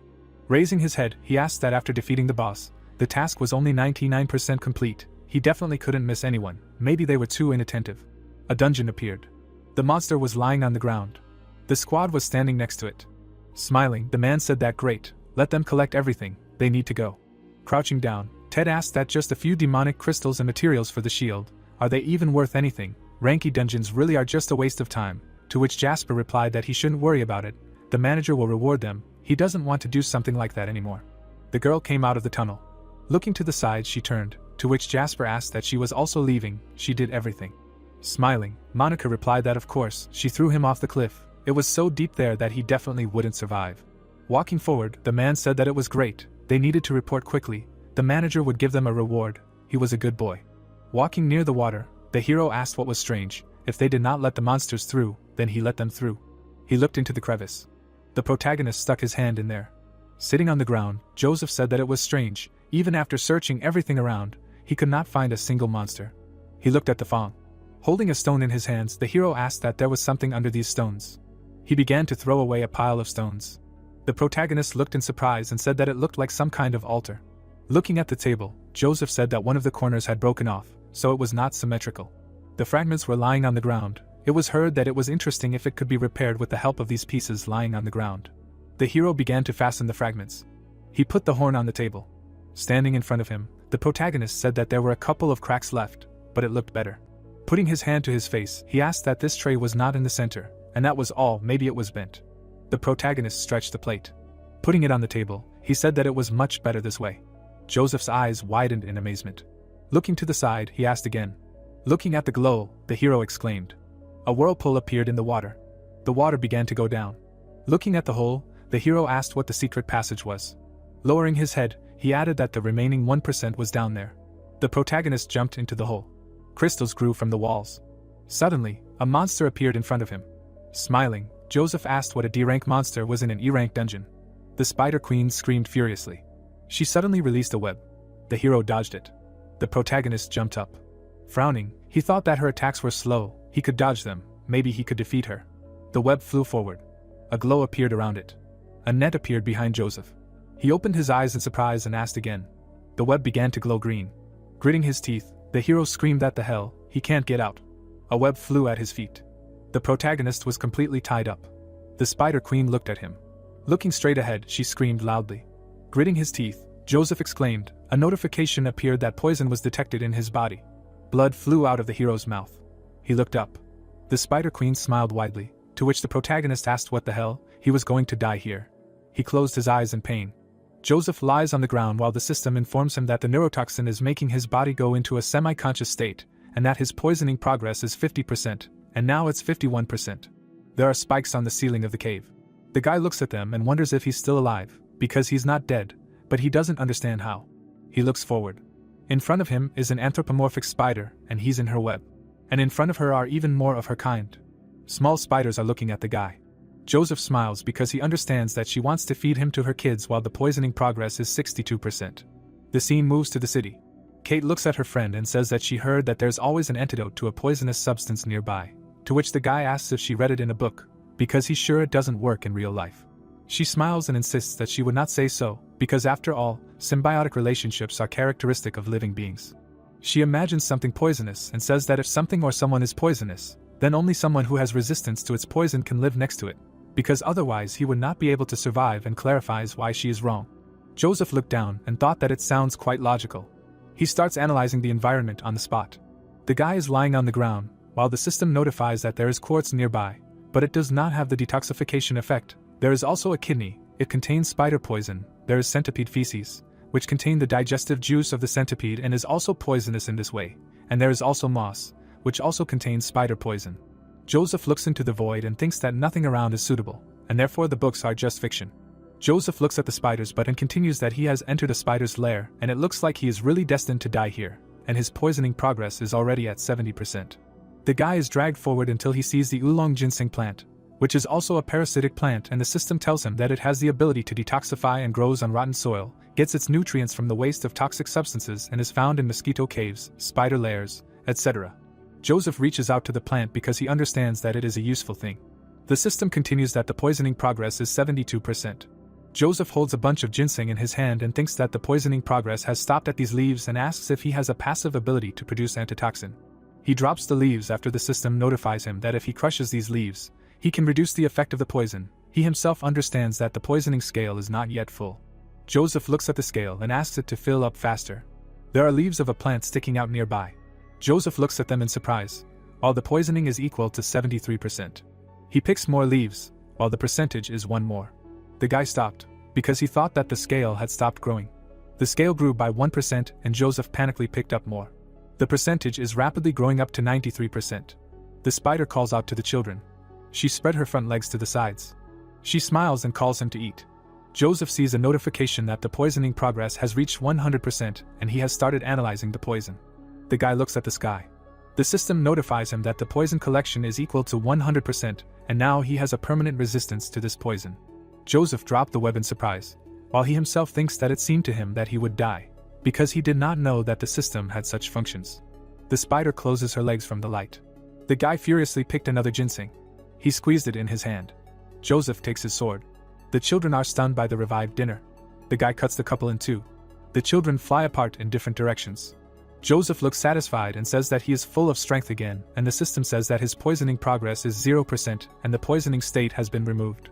The spider calls out to the children in rage. Joseph prepares to hit her in the navel. She dodges. Joseph cuts something off her, and says that he doubts that she will be able to transform if he cuts her off. The guy happily goes on the attack and thinks that when he fights such huge monsters, he can reduce the reach of their attacks and fight them at close range. Joseph frowned. The spider stands still. She lets out a scream. Joseph dodges her blows. The guy slips between her legs. He hits her in the fat belly from below. She is perplexed. Joseph cuts her along the abdomen. The brunette slows down. He turns around sharply. The spider makes a grimace of pain. Now she shoots web. It hits the walls of the lair. Joseph looks on in surprise. The spider bares her teeth at him. A purple glow emanates from her. The guy runs away to avoid getting dirty. Joseph changes his direction. The brunette tears off some plant to the very base. He closes one eye because it hurts. A small spider has bitten him, and he says that he completely forgot about them. Joseph cuts it with a turn. The spider looks at the child's death in horror. The spider's chest changes color. The paws also change color. The abdomen also changes from the tip. She lets out a scream, while the system says that in front of Joseph is the terrible queen of spiders in her berserker form. Joseph is perplexed by the fact that she has a second form. The guy bounces off the wall. He smiles and notes that the sequence of her attacks has hardly changed, and he hopes that she does not think that he will not be able to reach her there. He attacks her. The spider quite blocks all the blows. Joseph opened his mouth in surprise, asking how they could jump back, because he was using his strongest skill now. The guy dodges over and over again. He pushes off the ground. Joseph looks down. The brunette realizes that he is surrounded and has nowhere else to move. He clenches his teeth in fear and wonders if she thought of this from the beginning. The spider looks at him contentedly, while Joseph notes that this monster is really smart. The guy looks at the web trap and scolds himself for not thinking of resolving them as soon as they appeared. Joseph looks up and continues that he should have guessed that this was her plan, but now it is too late to think about it. He frowns, thinking that if he starts cutting them mindlessly it will get even worse. The spider looks at him madly. She exudes toxin right from her mouth. Joseph looks at this. He holds up the ginseng and tells her not to think it will work on him, while his system notifies him that he has gained 30 seconds of resistance to the poison. He charges straight through the toxin stream. The spider looks at him in confusion. Her belly button shoots out webbing. Joseph prepares to counterattack. The guy cuts her web in half. This way he gets closer to the exit hole. He stabs her in the belly button. Joseph is pleased with himself, saying that there should be no armor on spider warts, and asks if he is right. She screams while he asks if this is her weak spot. The blade begins to glow. The spider screams in pain. The guy emits a lot of light. Pieces of the spider queen lie on the floor. Joseph runs forward. He notices something and stops. Joseph realizes that she is decomposing and notes that there will probably be no third phase of transformation. Joseph looks at the scared spiders and asks if they are begging for mercy. He does a roundhouse kick, saying that he would not look for them if he did not need to finish them all off. The brunette takes the life of the dead spider's offspring with several blows.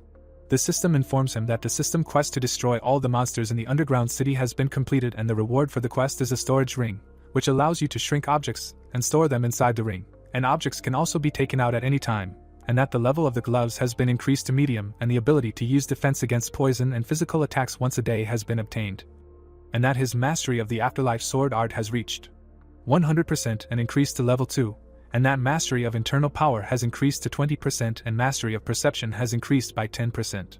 He looks at the diagram of his characteristics. Joseph smiles and notes that the real battle has greatly increased his characteristics, and the diagram has also increased. Soon he will be able to fill it completely. The system also tells him that he has completed a secret mission in the underground city, and is receiving a puzzle piece as a reward. Joseph stares at it in confusion. He examines the item and asks if it is a puzzle piece and why there is only one. He sees a notification asking him to collect all the puzzle pieces to restore an item called a god bone. Joseph throws it aside and asks if he should collect all the pieces and who would do something like that. The piece suddenly changes its flight vector and returns. Joseph opens his mouth in shock. The guy looks at the screen and asks if it has penetrated the system. Joseph, horrified, interrogates the system if this is a mandatory task and why it constantly complicates his life. The brunette begins to scream at the entire lair. Amid sparks, the system says that a mysterious god bone fragment has appeared in portals around the world and energy fluctuations have begun. The man with the beard looks questioningly. The voiceover says that the most powerful of this world sensed that something was about to happen. Dark silhouettes look around strangely. The scene shifts to someone's hallway. William is sitting on a chair and asking how it went, because for their sake he hopes that people will not know that there is something fishy about this death. Monica awkwardly says that they would not dare to fail the task that William gave them and that she pushed him off a cliff that seemed bottomless, and he should be dead unless he learned to fly in the process. She continues to smile and says that when the portal closes, his body will teleport out, and everything will look exactly as if he died from the fall and no trace will be found. William gets up from the chair and says that this is good, but can be considered a great achievement, and adds that she will be generously rewarded.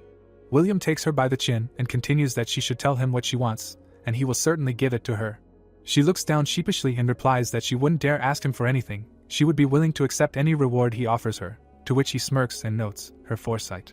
The man slaps her on the butt and tells her not to worry, as he will take care of her. She looks at him sheepishly and sighs. The boys close their eyes. He turns to them and tells them to leave their account numbers in the evaluation hall, and he will transfer their reward to them a little later. Against the background of a dwarf tree, William continues that they should not forget that they should pretend to be unhappy when they go there so that no one will suspect them of what they did, to which everyone unanimously agrees. The scene moves to the evaluation hall. People are standing near the receptionists. The group approaches there, saying that they want to report their results. The girl with the ponytail notes that the mission information says that their team consists of 5 people and asks where the 5th one is. Everyone is loudly declaring that he died, and even though he was low-ranked, he had great potential and they couldn't protect him. The girl holds the rectangle in her hands and notes that it's a real tragedy and thinks that people die here every day. Why are these devils behaving like this? She weighed the square objects and says that this time they got about 240,000. Someone from behind screams and asks him to wait. Joseph looks at them and says that he also has something here. Monica is horrified and asks why he is alive. 2 more of the team are tensed. The brunette smiles and asks again what she said, because didn't they tell her that he died? The woman with the ponytail looks at him and asks him to show her his resources. The guy puts his hand in the bag. Joseph pours blue stones onto the scales.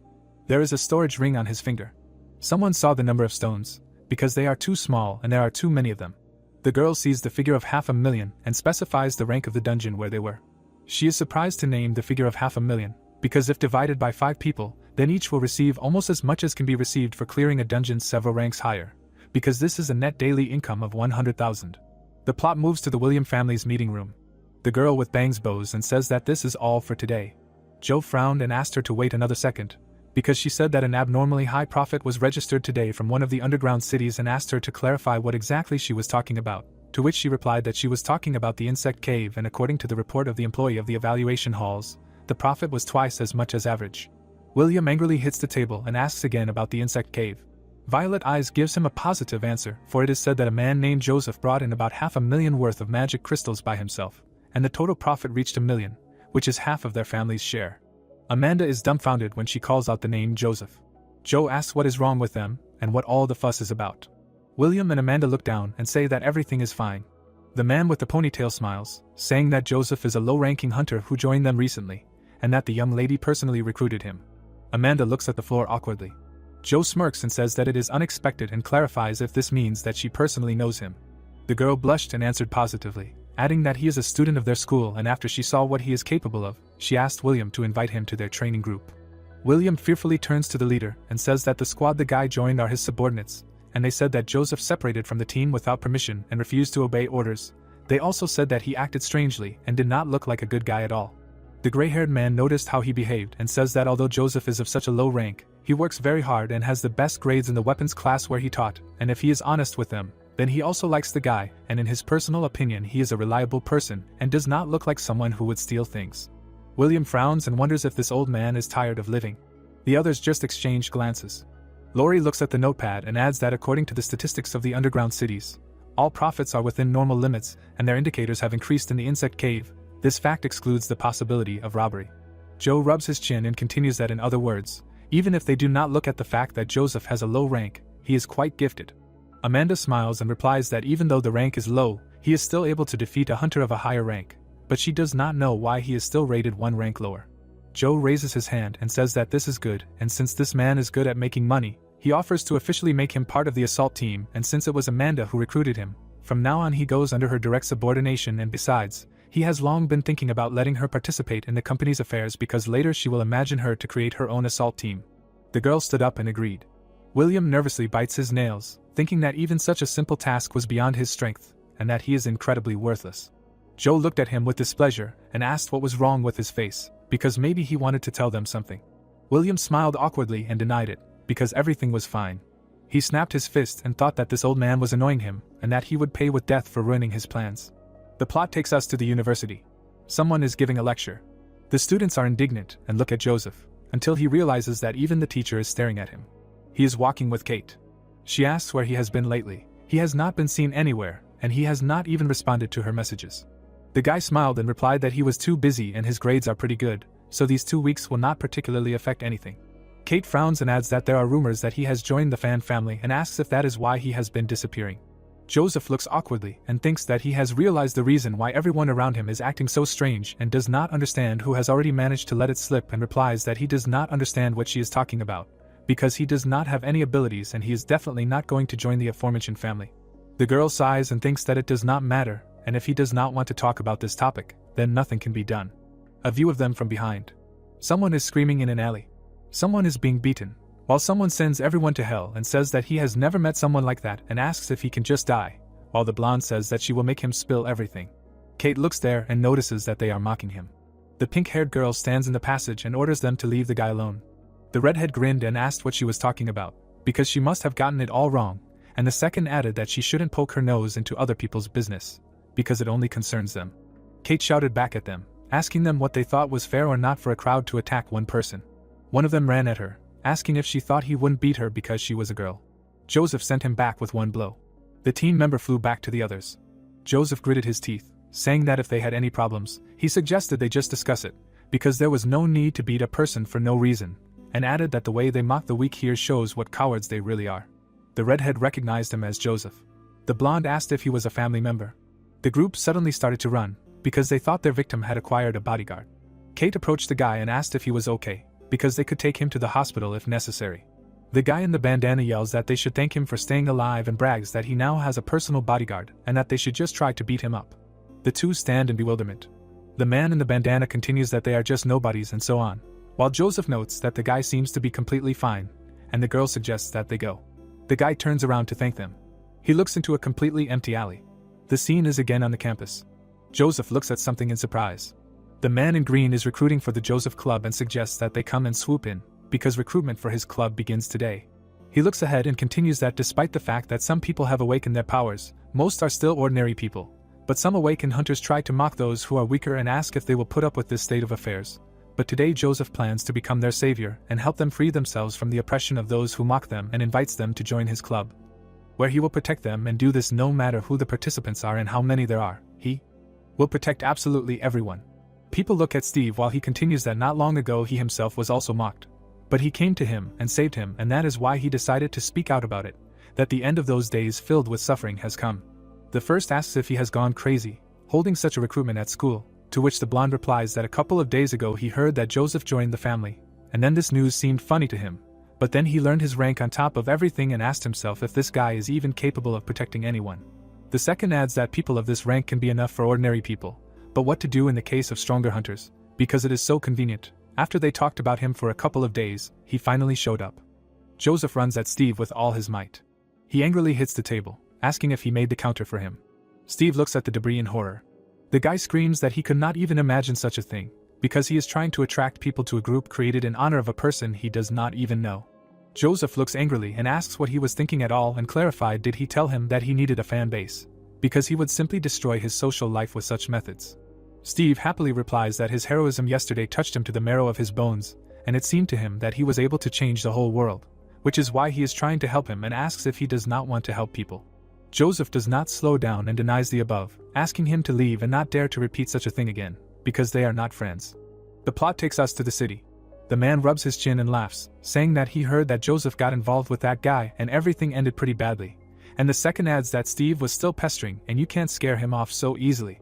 The blonde says that her baby is in the center of attention. Kate thinks discontentedly about the fan club and notes that she thinks that this is not such a bad idea, because it turns out that Joseph's actions can attract the attention of the Ronin with their ulterior motives and therefore they should act more carefully. The voiceover also mentions that since the abilities began to awaken in people, those who were lucky enough to have such power gained an advantage over those who were deprived of power, and eventually the state began to take control of those who had any abilities and many of them joined the security forces.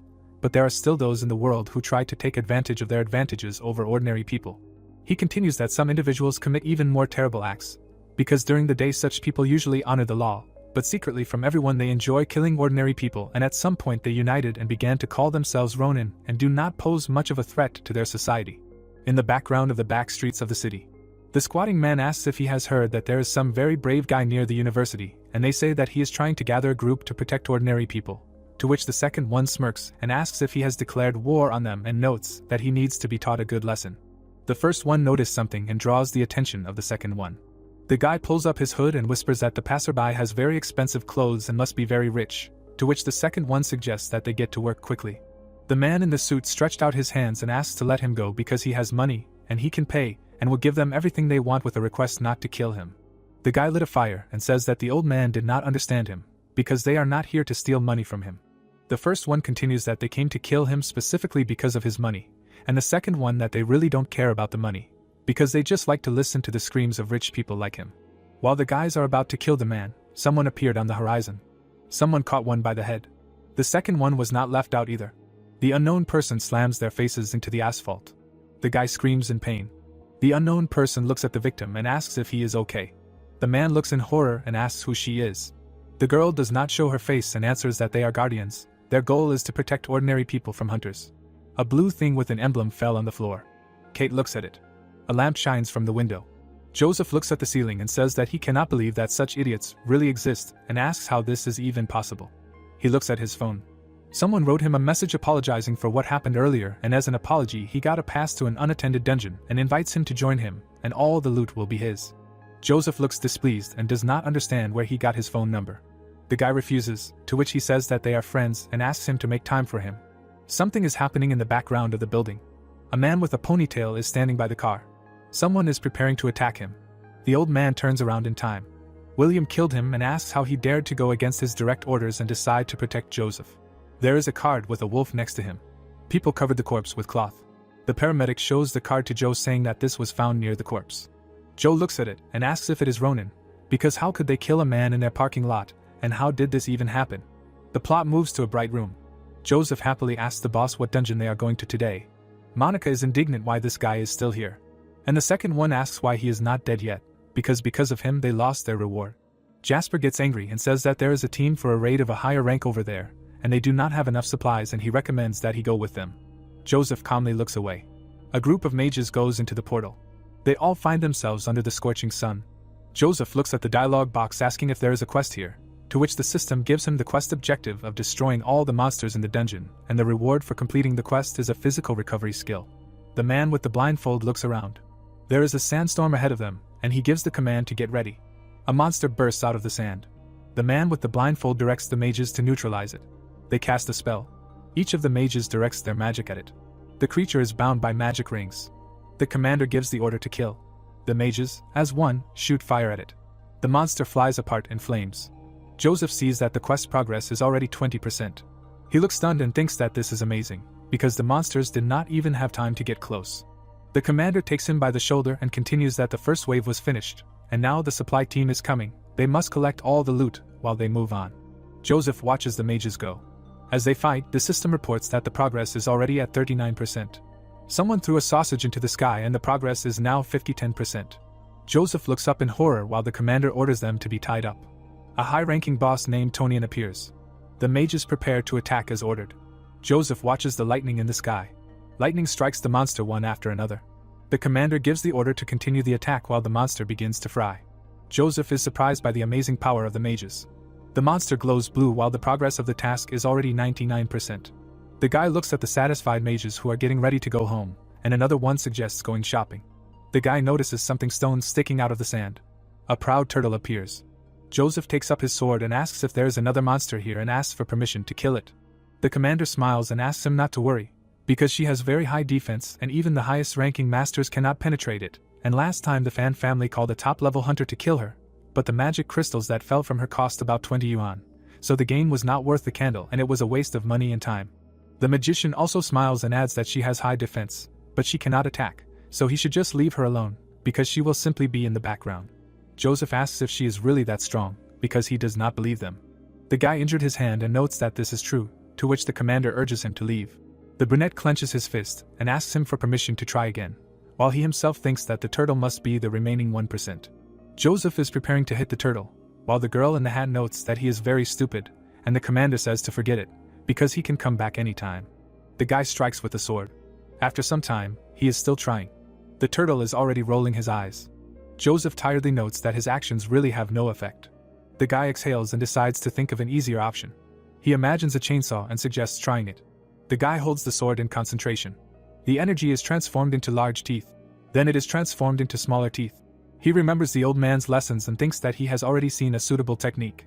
He opens his eyes sharply. Joseph is preparing to saw the turtle. The system notes that it was a perfect blow. The turtle has a cut on its neck. Joseph is glad that he is starting to succeed. It has already gotten dark, and he is still not far behind the poor turtle. The scratch has become deeper.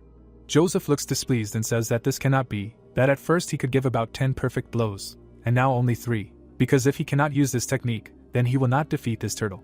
The system notifies him that this was the 97th perfect blow. Joseph grits his teeth and tells himself not to rush, just calm down and remember his best hit. The guy tries to cut the turtle. The turtle is so tired that it started making frog sounds. The system counts the 98th perfect hit. The turtle's defense is broken. Joseph frowns and notes that he finally wounded it. He hits it again, which counts as the 99th. The turtle tiredly prepares for death. Joseph delivers the final blow. He cuts off the turtle's head. The system counts the 100th perfect hit. The system notifies him that he has completed the task of destroying all the monsters in the dungeon, and he will receive a reward in the form of a physical recovery skill, and his stamina will be instantly restored once a day. He disappeared from the dungeon. The system also notifies him that the afterlife swordsmanship of level 2 and the compression of the sword aura can be increased to 100% and upgraded to level 3, and that he has performed a series of 100 perfect strikes and has received the ability of Judge, thanks to which he can improve any technique to a perfect state. And the ability itself can be improved to break through higher, and the ability allows you to overcome the upper limit of any skill. Joseph sat down tiredly on the floor and clarified the name of the skill. A picture of an adult Joseph and his partner. The guy is fighting the king of the ice wolves, while the voiceover says that after Joseph received the title of judge, his strength has increased many times over. He stands in front of the ghoul, and the latter continues that in 2 weeks he managed to pass several low-level dungeons, after which he became even stronger. Joseph sits on the phone, thinking that the low-level dungeons of the Fan family no longer cause him any problems, but he is not yet qualified enough for high-level ones and he needs to find a new way to train. He reads the correspondence and continues that he wonders what rank the dungeon is that Steve told him about.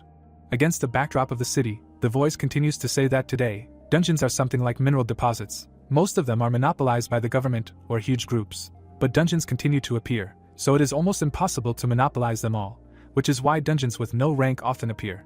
He continues that the income of such dungeons is extremely unstable, so the Fan family and others are not eager to claim them, and these dungeons are still under the control of the government. But they are often not used in any way, which is why they are called ownerless dungeons. He says that anyone can enter such a dungeon, as long as they have a pass, and many single cultivators who are not in the training group of large families go to such places to train. People are walking somewhere. Joseph looks around. Steve waves his hand and says that he is here. He introduces Mike to Joseph, saying that he is currently in the Fan family. Then he does the opposite, and says that it is Mike and that he has been through a huge number of abandoned dungeons in 6 months, and that he is a real star among solo cultivators. Mike asks him discontentedly why he came so late, because he had been waiting for him there for half a day. Joseph sullenly replies that he does not understand what he is talking about, because the meeting is scheduled for 9 o'clock and he arrived on time, after which he asks if he is looking for a fight. Steve whispers in his ear that he has a rather nasty character, and he is very impatient, and he hopes that Joseph can stand it, because they will still have to work together, so starting a fight would not be the best idea. Steve smiles and says that he asks them to wait here, and he will go and make sure that they can enter the dungeon. Steve goes to the guards and says that they have not seen each other for a long time, while they ask if it is him again. Joseph frowns and thinks that he did say he got a pass to the dungeon, but perhaps he shouldn't have judged this book by its cover. Steve says he got 2 passes again, while one remarks that he's a resourceful guy. The guard's face changes and replies that it's a low-level pass, and this dungeon is a bit higher rank, so it's not suitable. Steve smirks and asks to just let them through, since they're not some kind of crooks, to which the guard replies that he doesn't, even if it's so close. The man in the bandana smiles and insists, asking if they didn't like the method he recommended last time. Since he has something better this time, they can make more money this way, and why shouldn't they? Both guards exchange glances. Steve waves his hand, saying he's done and they can go. A portal opens in the ruins of the city. The system notifies that they need to destroy all the monsters, and the reward is unknown. The goblins grin. The guys look around and are perplexed by the goblins. Joseph frowns and thinks that there are too many of them, therefore, there will be problems. Mike snaps his fingers. Flames burst forward. The goblins burn alive, while the progress of the task is estimated at 30%. Steve and a couple of people look at him happily and say that this was to be expected from him, because he is so strong. Joseph looks puzzled and wonders if he is a mage, because judging by the distance, it looks like a high-ranking assault team flame, or even stronger. Mike urges them to follow him. They enter an empty room. The guy snaps his fingers. Flames illuminate the room. More goblins run towards them. Joseph prepares to attack with his sword. He strikes them multiple times. The system estimates the progress at 50%.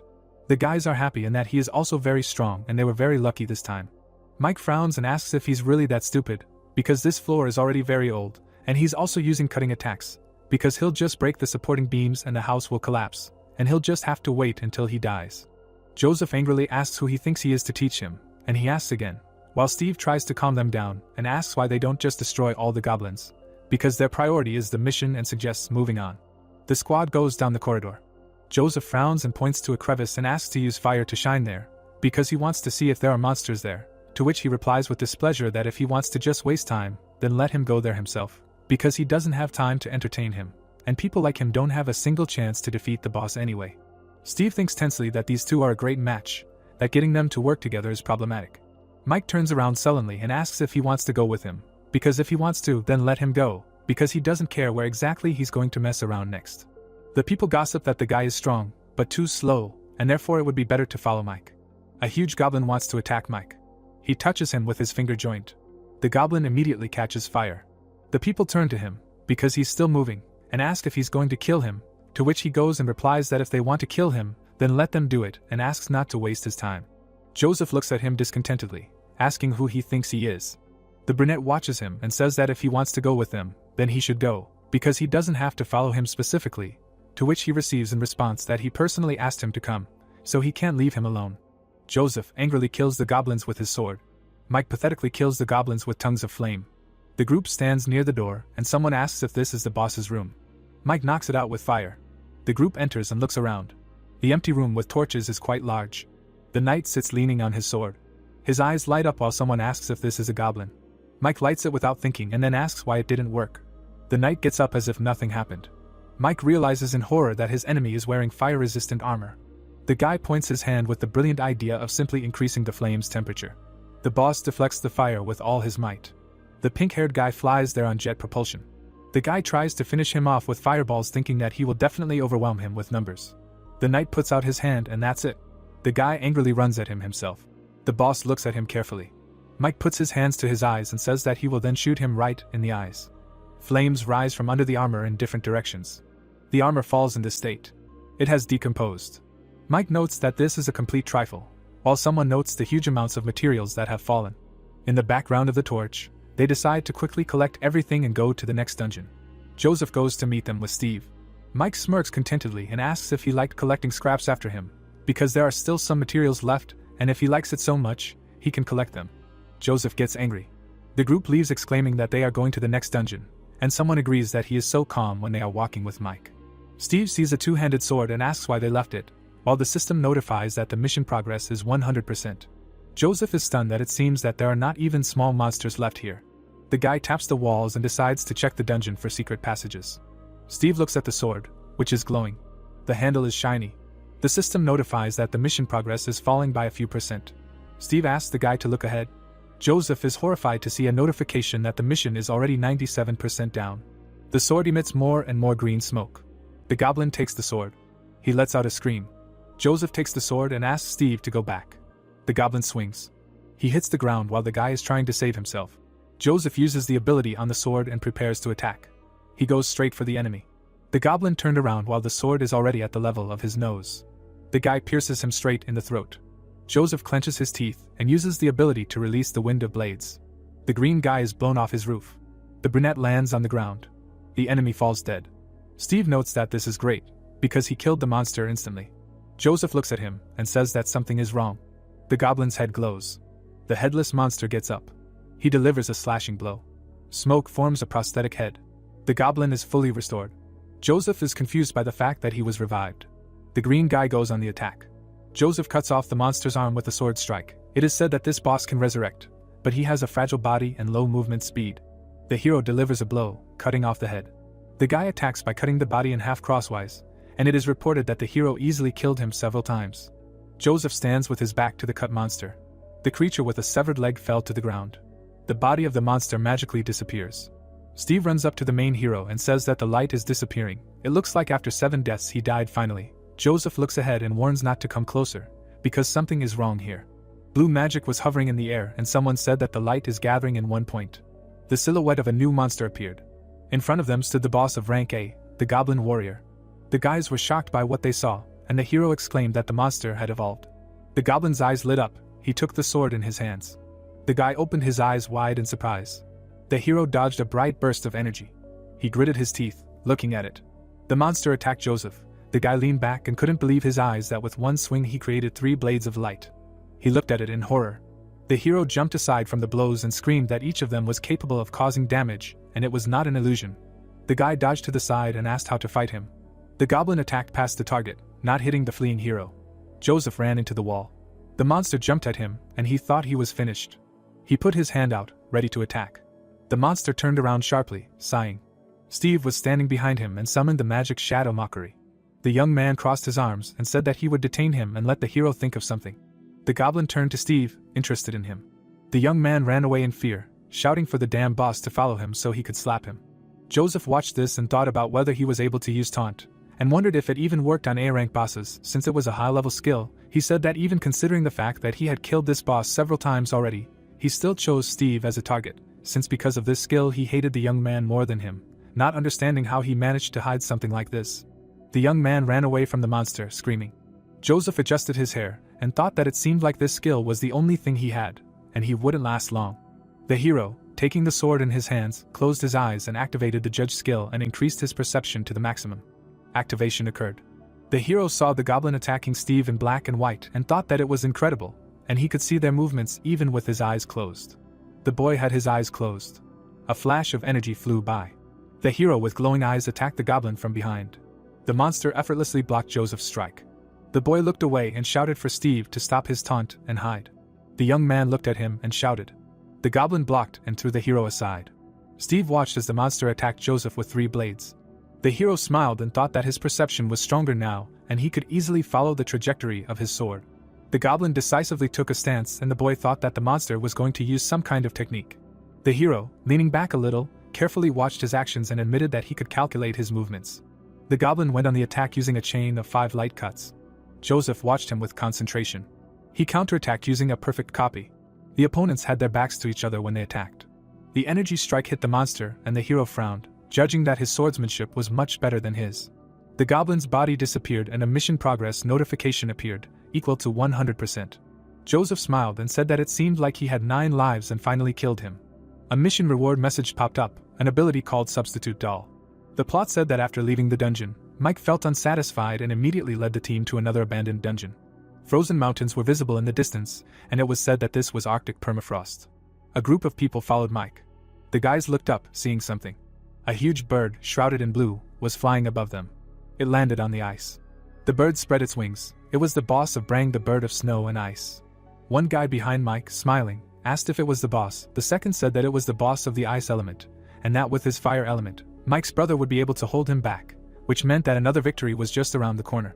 The guy activated orange magic with his hand. He released flames right at the bird. The boss flew up and dodged Mike's attack. The character watched the bird circling above him, and clicking his tongue, noted how agile it was. The guy raised his hand up and sent many energy balls, saying that then he would take it by numbers. The boss's gaze sharpened. He flapped his wings, gaining altitude. The bird redirected the flame balls back to the oncoming air. Fire poured down on the people from above, and they screamed about how hot it was and about the boss reflecting the flames right back at them. Mike looked up in surprise and wondering why this bird had both the attribute of ice and wind. The guy raised his hand and conjured a new ball, screaming, how could he do that? He raised a huge fireball above himself. The bird opened its beak and released chunks of ice towards him. The boss sent the ice down towards the people. Mike threw the huge ball at the boss. The chunks of ice and the fireball met halfway. Steam formed from which sharp, blade-like ice flew. Mike, with his hand raised, looked at what was happening in horror. The ice stuck into the people, who, screaming, tried to dodge. The guy watched with annoyance and thought about how his fire could not melt her ice spikes and that she was holding him back with her attributes. Mike turned around, looking after the crowd, shouted that they were in trouble and that they should retreat, and he would cover them. The people ran as fast as they could, apologizing. The men looked up at the bird, their mouths open in fear. It attacked with ice blocks, falling in front of the runners. The boys turned around in panic at Mike's shout that they needed to spread out to the left and right.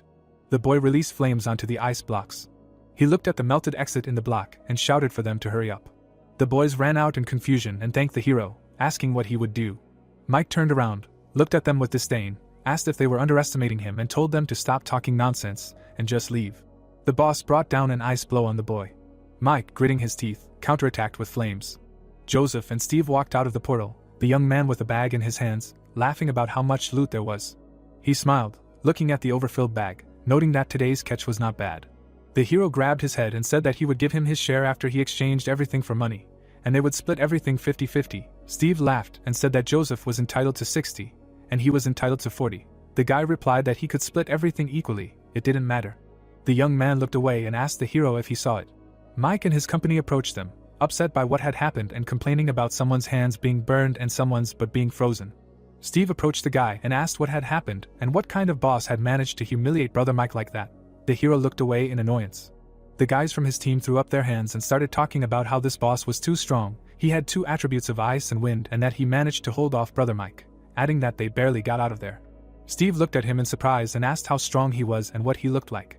Mike got mad, turned his head and asked him to stop asking stupid questions. The young man laughed and apologized, admitting that it was rude of him. The hero put his hands in his pockets, and smirking, asked why he and this loser only just came out now, and said that he warned them, this is just a waste of time. Steve took out a bag of rewards and said that it was not true, in fact, they never defeated the boss, and that he had 9 lives and he kept resurrecting until he turned into an A-rank boss, adding that they put in all their efforts and were able to defeat him. The guys showed what they got from the boss. The protagonist adjusted his hair and noted that it looked like his impatient nature would lead to nothing good, so he advised him to behave calmly. As he himself was doing, Joseph said that he managed to defeat that boss. But Mike failed with his task and it looked like he was the only one wasting his time here. Mike instantly got angry at the hero. The guy turned around and called Steve, who smiled and said that that was all for today, and offered to work together another time. Mike watched them go and cursed that he could not afford to refuse. He thought about how, having faced a powerful opponent, he could not defeat him and did not even protect his team. He turned to the boys and thought that he had injured them with his own attacks, and that it was a shame. He thought that his father was right, and it was time to disband the team. The light on the upper floor was shining through the window. The hero, sitting on the bed, looked at the card, thinking that he had previously received this ability, allowing him to restore his physical strength once a day and that with full physical strength he now had 9 lives. The substitute doll card said that after the time expired, he would be relaxed, namely paralyzed for 24 hours. Joseph turned to the lit-up screen of his smartphone. He looked at the screen and saw a notification that the training group would be holding a competition tomorrow to find new members. The next morning, there was a view of the Fan Clan arena. A crowd of spectators were watching the stage and a message was heard that the annual selection was declared open. Joe sat on the throne smiling and said that today was the day they would get a chance to enter a high-level dungeon. Amanda looked away and said that she hoped he could show his full strength. The host with the microphone loudly announced that the groups had been determined and the participants who took the first 8 places would get their place in the Fan Clan. He said that this year the number of participants had increased to 112 people, adding that he was sure that everyone would see a spectacular show. He asked to clap for those who agreed with him. The people burst into applause. The girl turned to the hero behind his back, asking if he was confident in himself. Joseph crossed his arms and replied that he did not know the other participants, and therefore did not know. The young man looked at this smiling couple. The opponents attack each other in the air. The guy reflects the enemy's flame magic with his sword. The man covers himself with a shield from the girl's attack. The hero waited with a serious face for the fight, and the host's voice announced that the next participant would speak on behalf of the young lady, and it was Joseph. The young opponent bumped fists and was announced as on behalf of teacher Fong Dun, an opponent named Yang. The opponents stood opposite each other and the host continued to talk about how one of them was a high-class F-rank rookie, and the other was ranked 9th last year, offering to see what the outcome of their fight would be. The hero exclaimed that he couldn't wait. Yang stood up and apologized, saying that last year he was 1 place short of joining the advanced raid group and had been below rank C all year. But this year he simply had to get promoted. The host shouted into the microphone, announcing the start. Yang moved from his place and used the magic of a fierce tiger strike. He ran into a powerful blow from Joseph. Yang flew back, hitting the wall. The hero looked at the aftermath of the counterattack with impassive eyes. The boy was sitting unconscious against the wall, and the host said that the participant who had taken 9th place last year had been knocked out in a few seconds, and announced Joseph as the winner. Joe turned around and told Amanda that it looked like the rumors weren't lying and she had found a real treasure. The girl smiled and agreed. In the second round, the hero also knocked out his opponent. In the third round, the opponent was trembling on his knees. The host waved his hand and announced that 8 candidates had been determined. The team of guys stood with sad faces and announced that everyone should congratulate them. Joseph turned to his neighbors and said that he didn't expect them to stay. The young man with a bandage on his face turned to him and said that he had watched his fights and couldn't even imagine, because he had underestimated him before. The host clenched his fists and announced that the 8 could now take part in raids of dungeons of rank C and above, adding that the battle was not over yet. He said that there were still 7 games ahead, the results of which would determine the champion, who would receive rare items from the owner himself. Joe spread his hands and said, to add spice to the whole thing, they were ready to offer the winner several special items, including weapons. He added that they would be free to choose an item that suited their characteristics. He hoped that this way the duels would become much more exciting. The host announced a half-hour break, offering the players to make their choice. William gathered some of the players and said that he would rig the lottery a little and let them choose, and all that remained for them to do was to deal with Joseph at all costs. Monica objected, noting that this guy was damn strong, and besides, all this would happen in front of a huge crowd of people. The man shook his fist in anger and said that he had already prepared everything, listing that the guy's favorite weapon was a long sword, on which he had applied a weakening poison to the hilts of all the available swords and said that when he touched the hilt, the poison would slowly spread throughout his body, and they only needed to wait until he weakened and pretend that you killed him completely by accident. And after that he would undertake to defend them, stating that they were innocent. The young man, plugging his ear, asked why he needed all this, because if he was really strong, he would meet him in the final anyway, where he could personally deal with him, explaining that they should not resort to poison, because it was too noticeable. William looked at him and noted that the person doing the post-match autopsy worked for him. Because no one knew anything, he told him that he had everything under control, asking if he doubted it. The guy threw up his hands and said that he wouldn't dare. The host announced that they were back in the competition. He pointed to the table with weapons and invited the players to come up on stage and choose a weapon. The heroes walked around the table, examining the weapons. The guy looked at them and thought that these swords were too decorated and extremely asymmetrical, saying that his sword was still better. Joseph turned and walked away from the table, and the host announced that the hero did not choose a weapon and seemed confident in his abilities. Joe scratched his chin and noted that he had a lot of character. Amanda smiled and replied that he had obsessive-compulsive disorder, and perhaps he did not like the weapon. William touched his chin and thought about the fact that the hero did not choose any of the swords, which meant that the first step was a failure. He smiled, remembering something. The player held the weapon and smiled confidently, and thought that it did not matter. He had a red magic knife in his hands, and he reasoned that this bloodthirsty dagger is able to absorb a person's stamina if you touch it, and then they can do without blood. The guy looked with a sly grin, and William continued to think about the fact that the guy is a killer, and he has stealth skills, thanks to which he can easily strike at close range. William crossed his arms and thought that maybe he managed to avoid his first step, but the end will still be the same. The players approached each other with weapons, and the host said that the participants made their choice, and the first round begins. Monica, with fear in her eyes, noted that he was using his own sword. The host lowered his hand and announced the beginning of the battle. The girl raised her hand and shouted for them to stop. The hero looked at his opponent, who said that she gave up. The presenter asked her again in surprise, and she, lowering her hand, explained that she had already made it into the top 8 and that was enough to join, which meant she didn't have to fight anymore. The guy listened to her in surprise. The arena chanted angrily, saying that if she didn't want to do it, she shouldn't take someone else's place and get lost. William thought with disappointment that she was a coward. The diagram highlighted the names of the players, and the presenter announced that the first round was over and Joseph had won. The second round was beginning. The opponent put a blade to the opponent's neck. The diagram was updated, advancing the names. It led the names to the final cage. The spotlights shone on the opponents, and the presenter said that everyone was waiting for the final match to begin soon. He exclaimed that the clash of two tigers would certainly lead to a fierce battle. The arena was bursting with the exclamations of the spectators.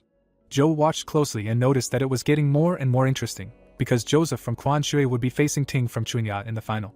He said that he couldn't wait to see the outcome of this fight. Amanda watched with a smile and agreed.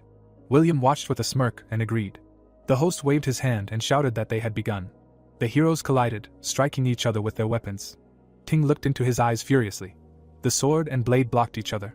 Joseph, gritting his teeth, grabbed the hilt with his other hand. Ting struck his opponent between the legs. He calmly watched as Joseph fell to the ground. The hero kicked his opponent aside. The guy attacked, throwing himself at Ting. He used the magic of 3 blades. His opponent looked in surprise and did not believe his eyes, seeing 3 blades of light. Only Joseph remained in the ring. He looked ahead and, exclaiming, did not immediately understand what had happened. Amanda asked in surprise if this was invisibility. The boy looked around silently. He felt something and looked down. The invisible opponent hit him, but the boy blocked the blow, putting his sword. The weapon ended up near Joseph's body. The boy used magic and began to see the opponent in the fight. Tin, frowning, thought about what was happening. The hero attacked with 3 light blades. The invisible opponent was angry and thought that if he had not blocked his attack with his sword, he would have ripped his stomach open.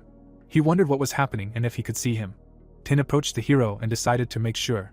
He extended the blade in front of his face, but the hero was looking the other way. The adversary thought that it seemed like he could not see. He frowned and decided to take advantage of the moment. Joseph sensed danger near him. He dodged the blade strike, bending down. The boy swung the sword around himself, barely missing the invisible opponent. Tin watched him and realized that he couldn't detect him until he attacked, but could he smell his killing intent? Joseph listened around him and thought about how he had increased his perception to the maximum, and even taking into account his invisibility, he could still detect his location if he sensed danger. Tin swung his blade. He began to move faster and thought about what would happen if he added a little speed. He carried out attacks, moving quickly around Joseph. The guy spun around himself, parrying all the attacks of the invisible opponent with his sword.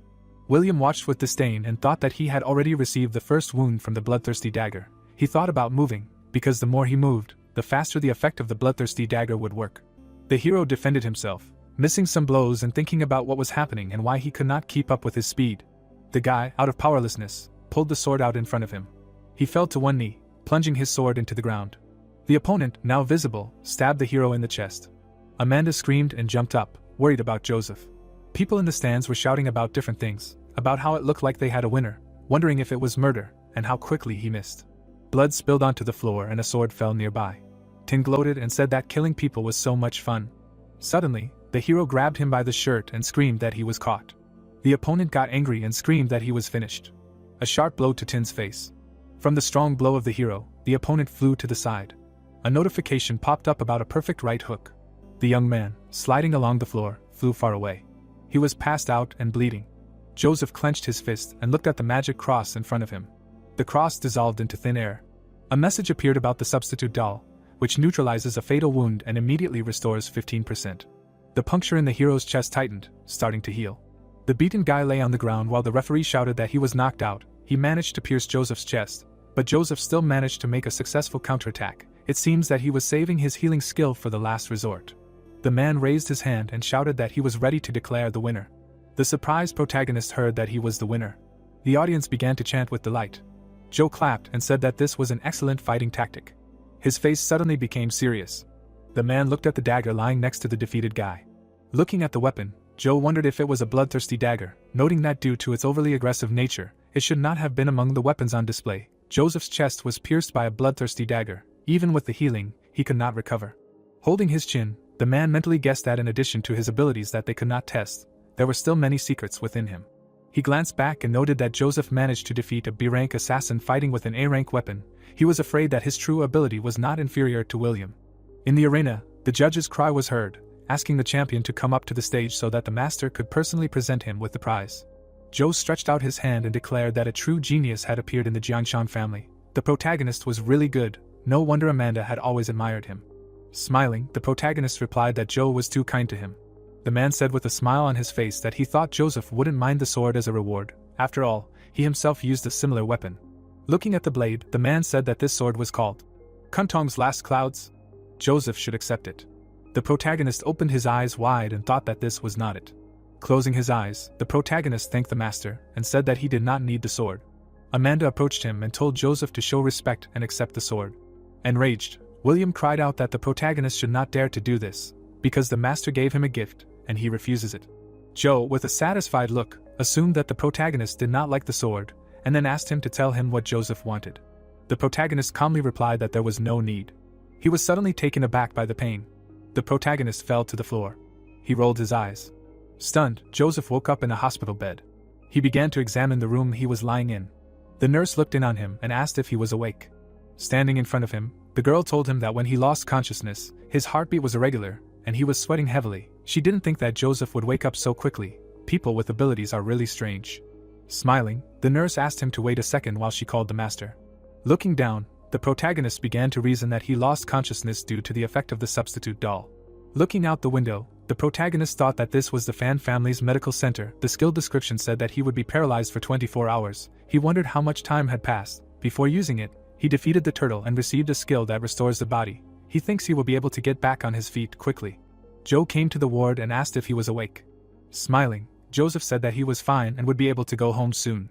The man said with a satisfied look that the protagonist had a strong body. He was stabbed by a bloodthirsty dagger, but it took him only half a day to recover. If someone else had been in his place, it would have taken him a month to recover, after which he came to the conclusion that Joseph should be recruited. It was worth it. Joe looked at Amanda and said that he had a good feeling about him, considering the level of his abilities and his desire to follow her. The man touched the protagonist's shoulder and said that if he did not like the sword he offered, he could think about his decision, because he would give him everything he wanted. Leaving the ward, Joe said that they still had a lot of things to do, so they could not stay, but Amanda would keep him company. Looking at William, the man clarified what happened to him and how much he had to do. Joe calmly said that if William didn't have much to do, he would find him a couple of tasks. The bloodthirsty dagger that Joseph's opponent used was given to him by someone from the outside. He was William's man, so he had to find out where he got it from. Frowning, the guy turned his attention to him. Leaving the room, William replied that he understood everything.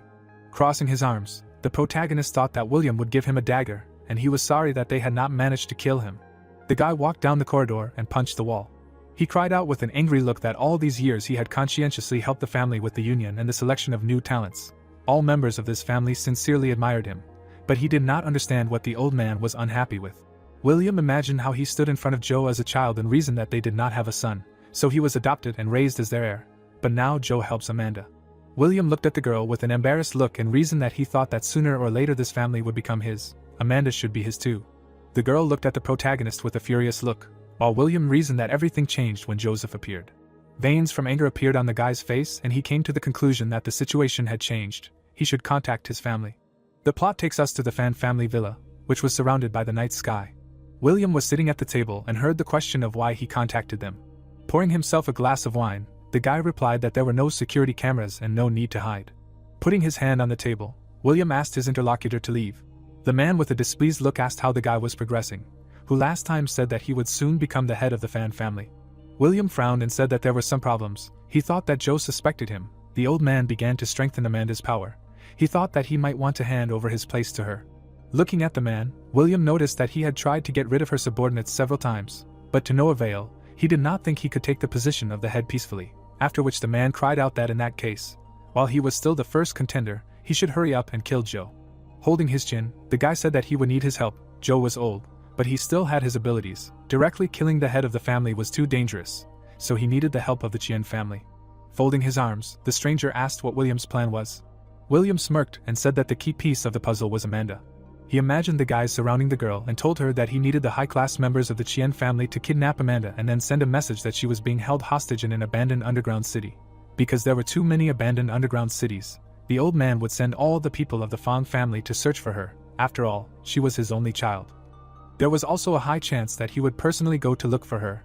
In the guy's imagination, a picture appeared of Joe sending people in different directions and said that in any case, they could take this chance to separate the old man from his strongest warriors, and after that, they would lure him into a trap and kill him. The bandits surrounded the man while William said that Amanda would be their insurance. If Joe really turned out to be invincible and managed to escape, they could just kill the girl. Amanda knelt in shock as William said that even if the old man chose another heir, he would have no choice but to hand everything over to him. Clenching his fist, the man said that no matter what happened, the power of the 7 fans would be handed over to the Qian family. Standing up from the table, the man said that that was great and that he would immediately report everything to the master. They would start today, after which William asked him to take his time, noting that if he did everything directly, it could easily lead to a conflict between their families. Smiling, the man emphasized the fact that he already had someone in mind to blame for all the blame. The plot moved us to the Fan family building. There were many people sitting on both sides of Joe. Frowning, the man said that as far as they knew, the trading reports he presented had not passed the verification. They were practically stolen by the Qian family, and then asked if anyone had any thoughts on this matter. The boys looked down in fear. The furious girl loudly asked what there was to discuss, adding that as far as she knew, the strategic reports they had submitted had been rejected only because the Qian family had submitted theirs an hour earlier than them, after which the story introduced us to the CEO Emily. Emily slammed her hand on the table and screamed that she would have believed it was a coincidence if it had only happened twice. But it had been going on for months. Someone must have been leaking their internal documents to them. She stood up from her chair and declared that there was a traitor among them. Joe looked back and said that he thought so too, and asked what William thought about it. The puzzled boy said that he had the same opinion. The most important thing now would be to find out which dungeon the Qian family had stolen and the time frame. That way they could determine when exactly the traitor appeared and narrow down the suspects. The man bit his finger and said that he had been thinking the same thing. According to their investigation, the internal documents had leaked about half a month ago, and since then, all the applications from the Qian family were similar to theirs. Emily was furious and screamed that in that case, they should find out who had joined the Fan family during that period. Amanda was dumbfounded and asked about the month, after which Joe asked if Joseph had come to them about half a month ago. The puzzled girl said that he was only an F rank, he did not have access to such documents. Besides, lately he only attended raids on underground cities on weekends, and after they were over, he simply left. It was impossible. Emily stood over her and screamed that Amanda should not protect him, because this was a big problem for the company. Joe closed his eyes and said that they would deal with it according to the rules. Of course, no one would expel the main character. Amanda closed her eyes and accepted his order. The man tapped his fingers on the table and said that first they needed to get training and mission data on all the newcomers who had arrived to them in the last 2 months. After that, the guys should start checking them one by one. People were walking down the corridor. The girl's face was upset. William touched her shoulder and said that she shouldn't be upset. Maybe she knew him as a person, but she didn't know what was hidden in his heart. She didn't know who Joseph really was. She should just wait for the results of the investigation. Amanda quickened her pace and said that he shouldn't worry. Smiling, William noted that the main character claims to have OCD, but in fact he was just pretending. He pretends to be cold to her only to shake her confidence, and only then get closer to her. According to his data, this guy is always in the company of some girls. His personal life is a real mess. Turning around, an irritated Amanda asked if he was talking about Kate, noting that she was just his childhood friend, and besides, she had already been informed that their relationship was rather reserved. Smirking, William said that this girl comes to his house. No one knows what a guy and a girl can do at home. Looking at him, Amanda asked if he thought that everyone in this world was like him. Noting that she knew what he did with his subordinate huntresses, she advised him to be more careful. His father could take care of this issue at any moment. Amanda waved her hand and left him with a satisfied look. William watched her with a smile on his face. The blue sky surrounded the city. The girl was standing in front of the door. She said with an embarrassed look that she had come after all. Embarrassed, Amanda stretched out her hand to knock on the door. Shaking her head, the girl wondered why she hesitated, adding that she had simply come to inform him of the company's decision, and not to confess to anything. She heard a sigh behind the door. Amanda pressed her ear to the door and asked what the sounds were. She imagined many beads of sweat running down Joseph and Kate's bodies. Taken aback, the girl wondered if William had told the truth. Amanda began to beat the door with her fists and screamed for the protagonist to open the door. The door began to open. Kate looked out of the apartment with an exhausted look. The girls were surprised when they saw each other. Holding a towel in front of him, the protagonist asked if someone had arrived there. Puzzled, Joseph asked what Amanda was doing there. The guys were scared and thought that the protagonist was naked, and this was true. Smiling, Kate said that she did not know what brought them there, and then asked to come in. The protagonist held out his hand and yelled for Amanda to stop and take off her shoes, as they had just done a thorough cleaning. The dumbfounded girl turned her attention to Joseph's feet.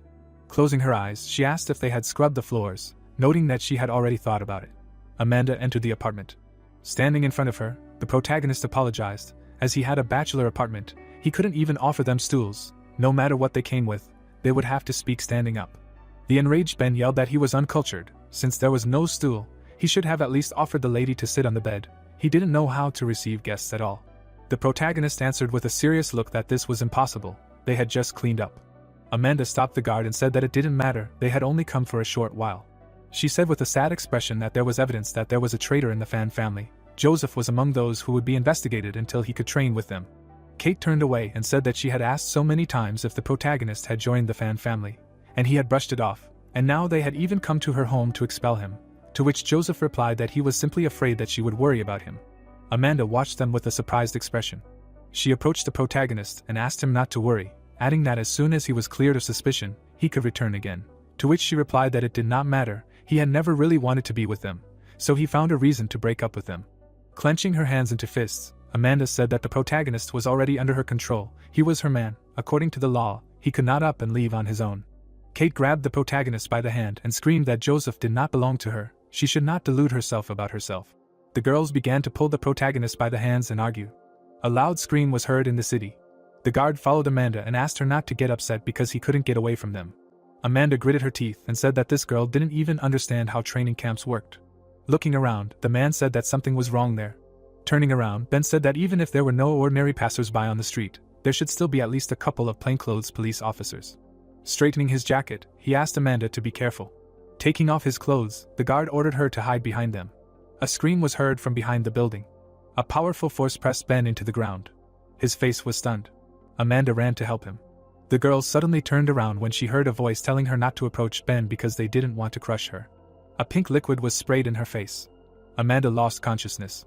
The mysterious stranger caught her. The bandits stood in a circle and discussed that the task was completed. They needed to take her to an abandoned dungeon. Sunlight enveloped the Fan family skyscraper. Joe was sitting at the computer. Static appeared on the monitor. The bandit waved and greeted him. He showed the tied-up Amanda and said that they had her in their hands. Joe looked at his daughter's face and listened to him say that if he wanted to return her alive and unharmed, he should prepare 30 billion. Pointing his finger at the camera, the guy said that it would be better to give them the money the good way. If they even suspected that he was up to something, the deal was over. The enraged man punched his fist through the monitor. Frowning, he wondered if these suicidal people dared to kidnap his daughter. The guys looked at the screens while the story told us that the video recording Joe saw with the kidnappers' demand was simultaneously broadcast on all the screens in the building. The girls held the papers in front of them. The blue sky surrounded the building. People gathered in the room. They were happily discussing that they hadn't gathered together for a long time. William followed Joe. Standing in front of the guys, the man asked if she knew that Amanda had been kidnapped. Furious, Joe emphasized that they must make every effort to catch the criminals and save his daughter. The guys accepted the order with a serious look.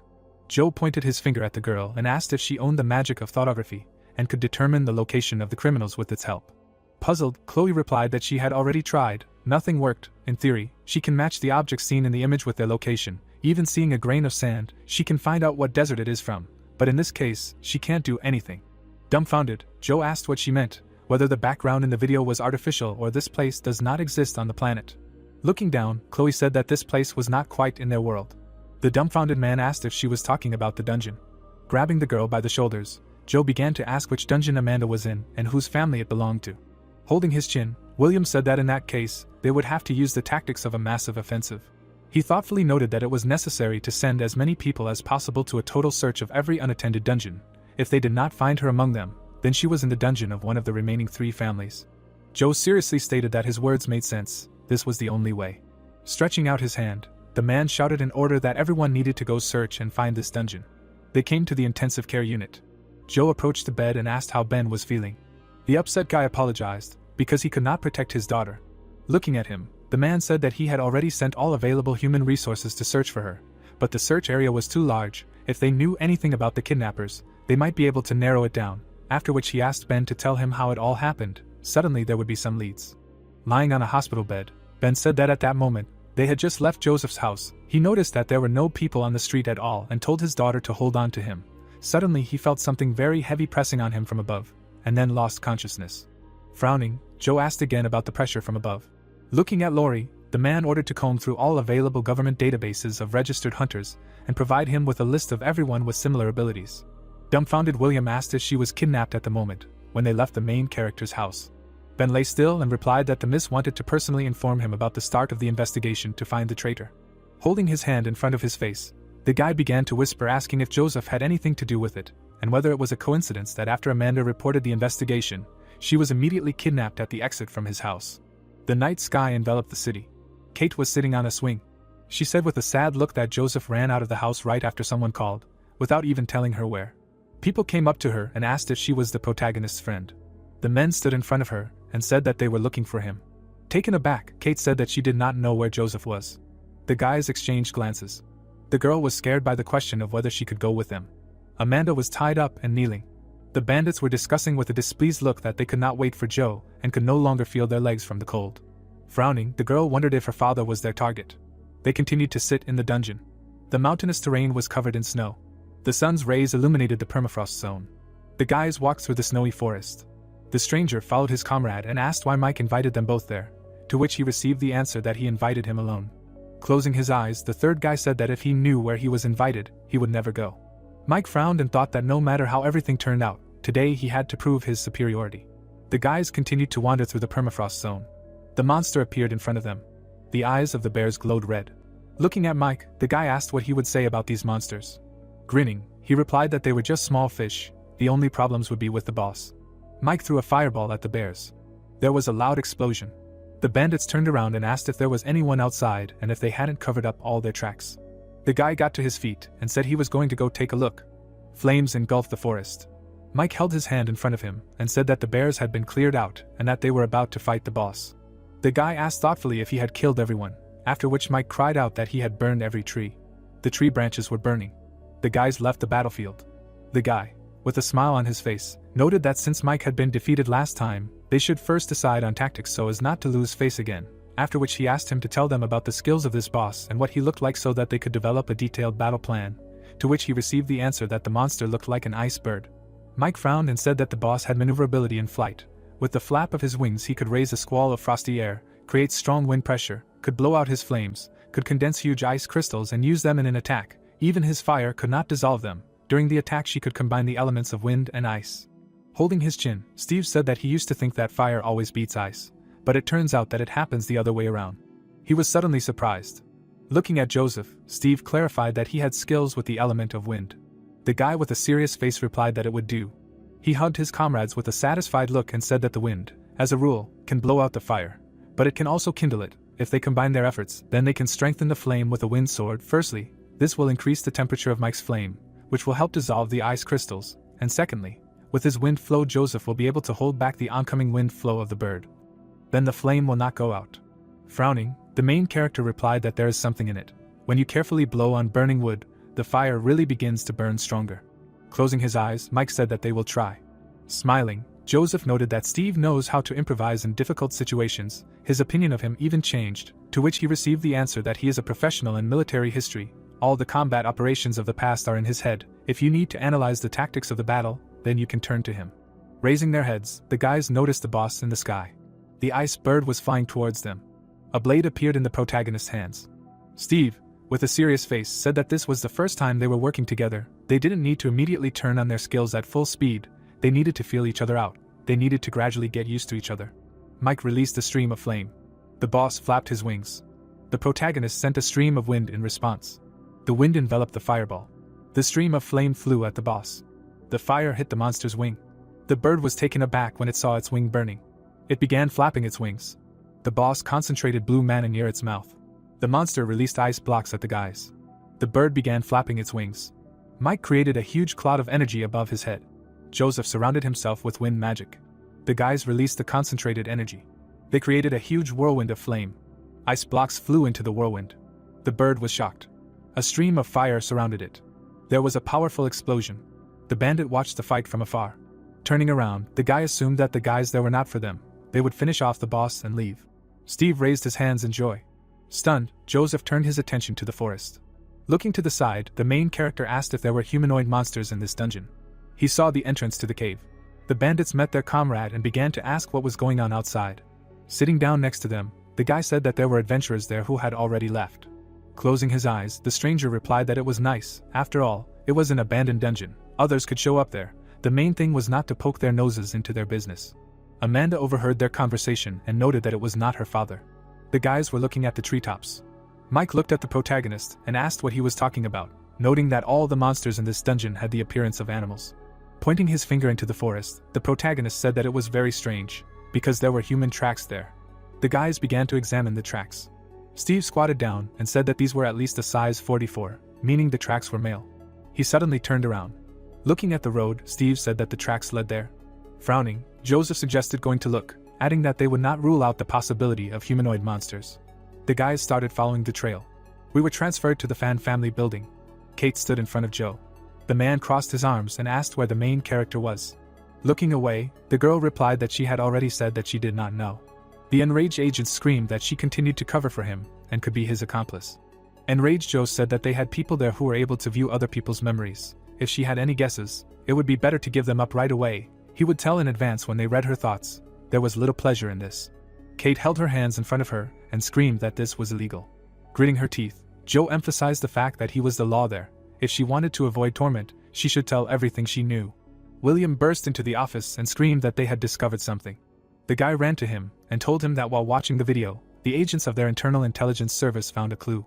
Pointing his finger at the photo, William noted that in the lower right corner there was a drop of melted snow, and when they spoke, water vapor settled on their lips. It was clearly very cold in this place. Pointing his finger at Lori, the man ordered to check all the cold dungeons. William stood next to him and said that they had already checked. Of the ownerless ones, there was only one in the permafrost zone. Looking at Lori, Joe ordered to immediately notify all search groups so that everyone would go there. The man put on his coat on the go and told William to follow him. The agent glanced at Kate and clarified what to do with her. Running away from there, Joe ordered not to take his eyes off her and not to let her escape. The girl stood quietly in the middle of the room. Rays of light enveloped the snow-capped mountains. The guys came to the entrance to the cave. Hiding behind a boulder, Steve said that he thought they shouldn't go in so soon. He added with a scared look that there were obviously people in this dungeon. When they saw them, they might think they were trying to take their loot. Seeing strangers, they might behave inappropriately. It was better for them to watch first. Stretching his hand, Mike said that he didn't care what they thought. They had come to find out what those tracks were. Steve grabbed his face. The guys started entering the cave. They moved along the dungeon. Examining the walls, Joseph said that he couldn't stand the stalactite grotto. Turning around, the bandit wondered if there were voices there. They rose from the ground and said that someone was going there. The guys continued to go deeper into the dungeon. Mike held his hand in front of his mouth and asked loudly if there was anyone there. The guys heard voices in front of them. They started running there. They came across Amanda tied up. Her face was dumbfounded. The surprised protagonist asked how she got there. The bandits were watching them.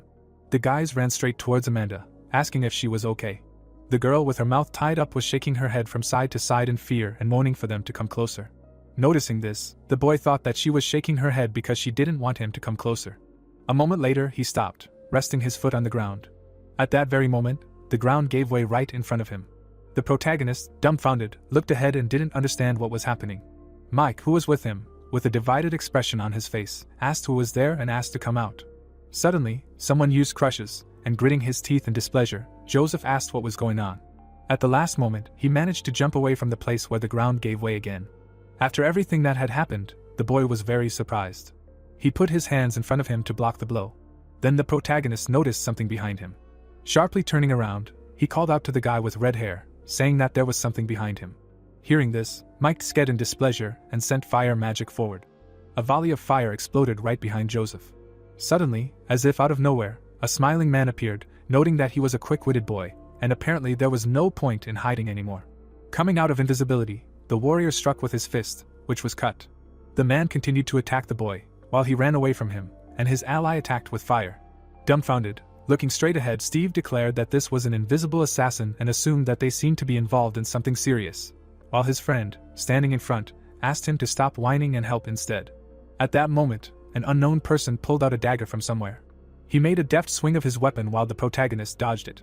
At that moment, Joseph noticed another enemy approaching him from behind. At that moment, Mike kicked him aside. After that, he used his fire magic to finish off the enemy. Looking around, the guy with red hair did not notice the enemy. Looking straight ahead in surprise, Mike said that he had disappeared again. At that moment, he looked towards the boy who was fighting against the warrior. Putting his hand in front of him, the guy with red hair attacked with fire magic, telling his friend to watch out. At that moment, a stream of flame approached their enemy. Noticing the right moment to attack, the protagonist made it. Suddenly, he saw Mike running past him, declaring that he would not be able to escape from there. At that moment, Joseph grabbed him by the shoulder and stopped him. Looking back, the red-haired boy was very surprised. Right in front of him, the entire ground was crushed. A moment later, the stranger began to clap his hands, saying that the protagonist was a very nimble guy and was able to avoid several of his attacks. Coming out of the shadows, the man noted that Mike was no slouch either. Looking straight ahead with displeasure, the red-haired boy asked how he knew his full name, and Joseph thought that he thought it was his first and last name. Immediately after that, the stranger, spreading his arms out to the sides, asked that he also did not know about the young master from the Situ clan.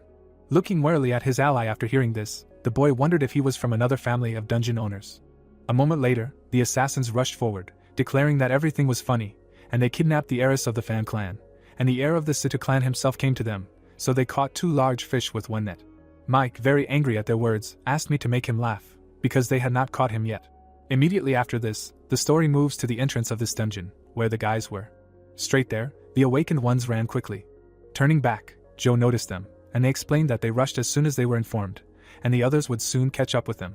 At this moment, the head of the family, flexing his fists, noted that there was no time to wait, so they were moving out. William held the sealing crystal in his hand while all this was happening. A moment later, Joe and his subordinate entered the portal. The heir of the family found himself inside the dungeon right behind his head. At the same time, he broke the sealing crystal with his fingers. At that moment, the portal on the other side did not let the warrior through, which greatly surprised him. The awakened stood right next to the entrance to the dungeon and did not understand what had happened, claiming that the entrance was sealed and it was all a trap. At this time, heavy snow was falling inside the dungeon. Joe walked forward, noticing tracks in front of him. Turning back sharply, he said that there were tracks there and he needed to follow them. Looking straight at the portal leading to the dungeon, the head of the family asked where the others were, to which William replied that he himself had no idea, and asked if he should go back for them. Continuing to walk forward, Joe said that it did not matter, and they would go together. Right in the middle of the mountains there was a cave. The tracks that the boys followed led right inside it. Joe looked straight at the snow, saying that the tracks met there. Throwing off his jacket, the man said that they were clearly inside, so they needed to go quickly. Hearing this, William was very scared, explaining to the head that they needed to act wisely. They couldn't scare them away too early, because if they heard them coming in, they could kill his daughter. Turning around with a clearly angry expression on his face, the head of the Fan family explained that he didn't understand anything and that he didn't want to save his daughter, but killed the kidnappers. Noticing his boss's reaction, the heir of the family wondered why and whether he really wasn't worried about his daughter's safety. Immediately after that, Joe quickly headed forward inside the cave, and William followed him. All this continued to happen in the snowy mountains. Right inside the dungeon, Joseph was fighting at this time. Mike was also fighting against the men, using his fire magic. Steve was watching all this, peeking out from around the corner, saying that things were bad and it seemed like it was time for him to run away. At that moment, the guy in the green suit noticed something behind him. Immediately after that, the boy abruptly turned to the side. The red-haired guy followed suit. A moment later, an unknown voice stunned the assassins, saying that Joe had arrived. After receiving the information, Amanda's kidnappers suddenly jumped up. Then they used the stealth skill and, as if disappearing, the head of the Fan family broke the wall, breaking forward. Suddenly, Joseph and Mike appeared in front of him, standing near his daughter. Noticing his appearance, the boy was very surprised. The red-haired guy was also stunned by Joe's appearance. Noticing the protagonist, the head of the family was very angry, saying that it meant he was there after all. At the same moment, clenching his hand into a fist, William, standing right behind him, said that it meant he was the one who kidnapped Amanda, and called him an ungrateful bastard. Looking straight ahead with displeasure, after all he had heard, the protagonist asked what he was even talking about. At that moment, the heir of the family looked towards the girl, telling her not to be afraid, because now they would save her. Hearing this, Amanda began to shake her head from side to side and mumble something. At that moment, Mike, holding his hand in front of him, called out to Fan's head, telling him to wait, because there was a misunderstanding, and they ended up there by accident, and his daughter was kidnapped by other people. Hearing this, Joe, putting on his brass knuckles, asked that he was that boy from another family, and were they really capable of such a thing? The guy with red hair was very scared and asked to listen to them. Menacingly looking straight ahead, the head of the Fan family said that he had enough chatter. A moment later, he tore his clothes, strengthening his body to level S, and shouted that they must accept their death. Immediately after that, Joe rushed towards the guys with great speed. The guys deftly jumped in different directions, dodging the enemy's lunge. They jumped back to come up with a plan of action. Suddenly, Mike shot his fire magic, shouting at his ally to step aside. The head of the family reflected the magic aimed at him with his bare hand. Then, he approached Joseph with great speed. John struck him with his fist, destroying his blade. After receiving damage, the boy flew back with great speed, flying past his ally. At this moment, the head of the Fan family rushed forward with great speed. Noticing this, the red-haired boy was very scared. Putting his hand out to the side, he shouted that he needed to quickly use less vortex.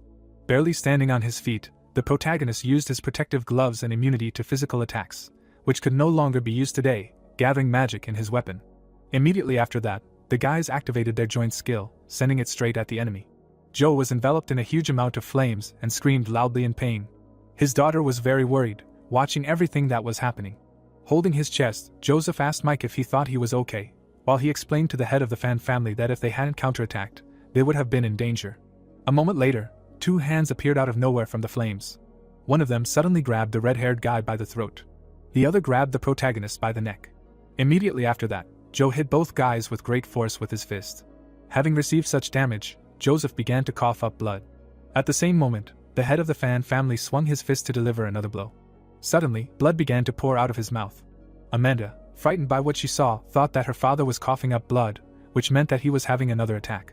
William, who was watching everything that was happening from the side, noticed the deterioration of Joe's condition and only grinned silently.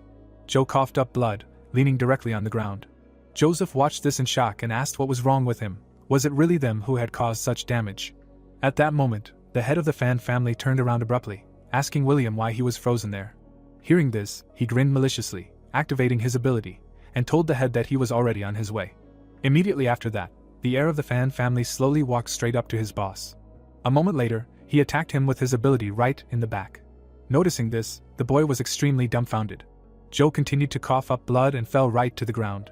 Watching this, Mike could not find words. With the last of his strength, turning around, the head of the Fan family asked that he was really in cahoots with the protagonist and his friends. Arrogantly looking straight ahead, William explained that there was no need to make him laugh, and he was not in cahoots with any of them. Immediately after that, the heir of the family directed her ability forward, declaring that he would soon finish them off too. Amanda's father, who was very angry at what he heard, rushed forward. He used his fist to block the enemy's ability. Noticing this, William was very scared. A moment later, the words that activated the crushing spell flashed through the cave, and the ground right under Joe began to collapse. Seeing this, the heir of the Fan family smirked, noting that they scared him quite a lot. At that moment, assassins appeared right behind him, while he added that it was not for nothing that he was the head of the family and the first one who managed to stay on his feet after this technique. Gritting his teeth in dissatisfaction after seeing this, Zhou said that these were the people of the Chang family. A moment later, the crushing technique was used on him again, pressing him even harder into the ground. Looking straight ahead, the head of the Fan family asked with all his might why he betrayed him. When his hand was to the side, his adopted son only smirked. William wished him death with a sly smile on his face. Amanda, who was watching from the side, closed her eyes, not wanting to watch her father die. A huge stream of flame was heading straight towards William and the assassins, while Mike was screaming for them to back off. The secret assassins jumped in different directions to dodge the fire magic. It belonged to the guy with red hair, who put his hand in front of him to activate his spell. Immediately after that, the two men rushed forward, saying that they would take on these two, and their boss should kill Joe. A moment later, Joseph and Mike clashed in battle against the assassins. At the same time, William released his abilities, looking at the almost defeated enemy. Then he directed his power forward, wishing death to his opponent. Suddenly, Steve entered the battle, crossing his arms in front of him, using his ability, aggravating shadow, and asking if they had completely forgotten about him. At the same time, the three warriors suddenly looked to the side, asking what had happened. They were very surprised, while their legs were turning to the side. The assassins were rushing towards Steve at great speed, stating that their bodies were not obeying, and not understanding what was happening at all. At this time, William's ability also changed its course, which surprised him greatly. The attack of the heir of the Fan family was heading straight towards his allies. A moment later, William's skill hit them directly, destroying everything around. From such destruction, Steve flew to the side with loud screams. When the dust cleared, the assassins were no longer visible in that place. Seeing this, Joseph was very happy, noting that his friend did a great job. Mike was also happy, agreeing with his allies' words. At this point, Steve was holding his chest with a smile on his face, explaining that it would be a few more days before he could repeat this move. Looking straight ahead with displeasure, William suddenly asked where this guy even came from, saying that he hadn't even noticed him, but he managed to cause such a fuss. Immediately after this, the protagonist and the guy with red hair rushed to attack, declaring that they would no longer get in their way. At that moment, a huge whirlwind of flames headed straight towards William. Noticing this, he was very dissatisfied, declaring that it was too early for them to choke with delight. Putting his hand in front of him, the heir of the Fan family used his skill. His attack hit right into the whirlwind of flames. Noticing something wrong in front, the guys were very dumbfounded. A moment later, William's skill flew right next to them, and they barely managed to dodge. After that, Joseph landed on the ground a little to the side. Suddenly, a stalactite located right at the top of the cave began to break off. Then it fell right on the defenseless Amanda, which her father immediately noticed. Then Joe rushed forward with his last strength. At this time, the girl, closing her eyes, screamed loudly in fear. The head of the Fan family managed to come to the rescue at the last moment, catching a huge stone. After which he threw the fragment next to himself, while his daughter watched her father in shock.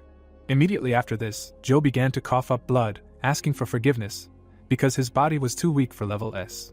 Having said this, the man began to fall, losing his balance. At that moment, Mike ran right up to Amanda and removed the ropes from her. Then the girl, together with Steve, held her father so that he would not make a mistake. Amanda turned to William with a menacing look to the side, asking him to tell her how he had been offended by her family. Standing right in front of the rebellious heir, she asked why he had done such a thing. Hearing this, William explained with a sarcastic grin on his face that the public would only know that the head of the Fang family and his daughter had been attacked by some bandits, and that they had all ended up killing each other. Throwing his arms out to the sides, the traitor repeated the words he had just said. After which, he aimed his enhanced skill straight ahead, adding that he had arrived there too late, so all that was left for him to do was inherit everything that belonged to the Fang family with tears in his eyes. At that moment, his attack was rapidly heading straight for Amanda. Noticing this, Steve, with his hands out in front of him, used his angry shadow ability. At the last moment, the trajectory of William's skill changed, heading straight for the guy in the green suit. Noticing this, Joseph was very scared and wanted to help his friend.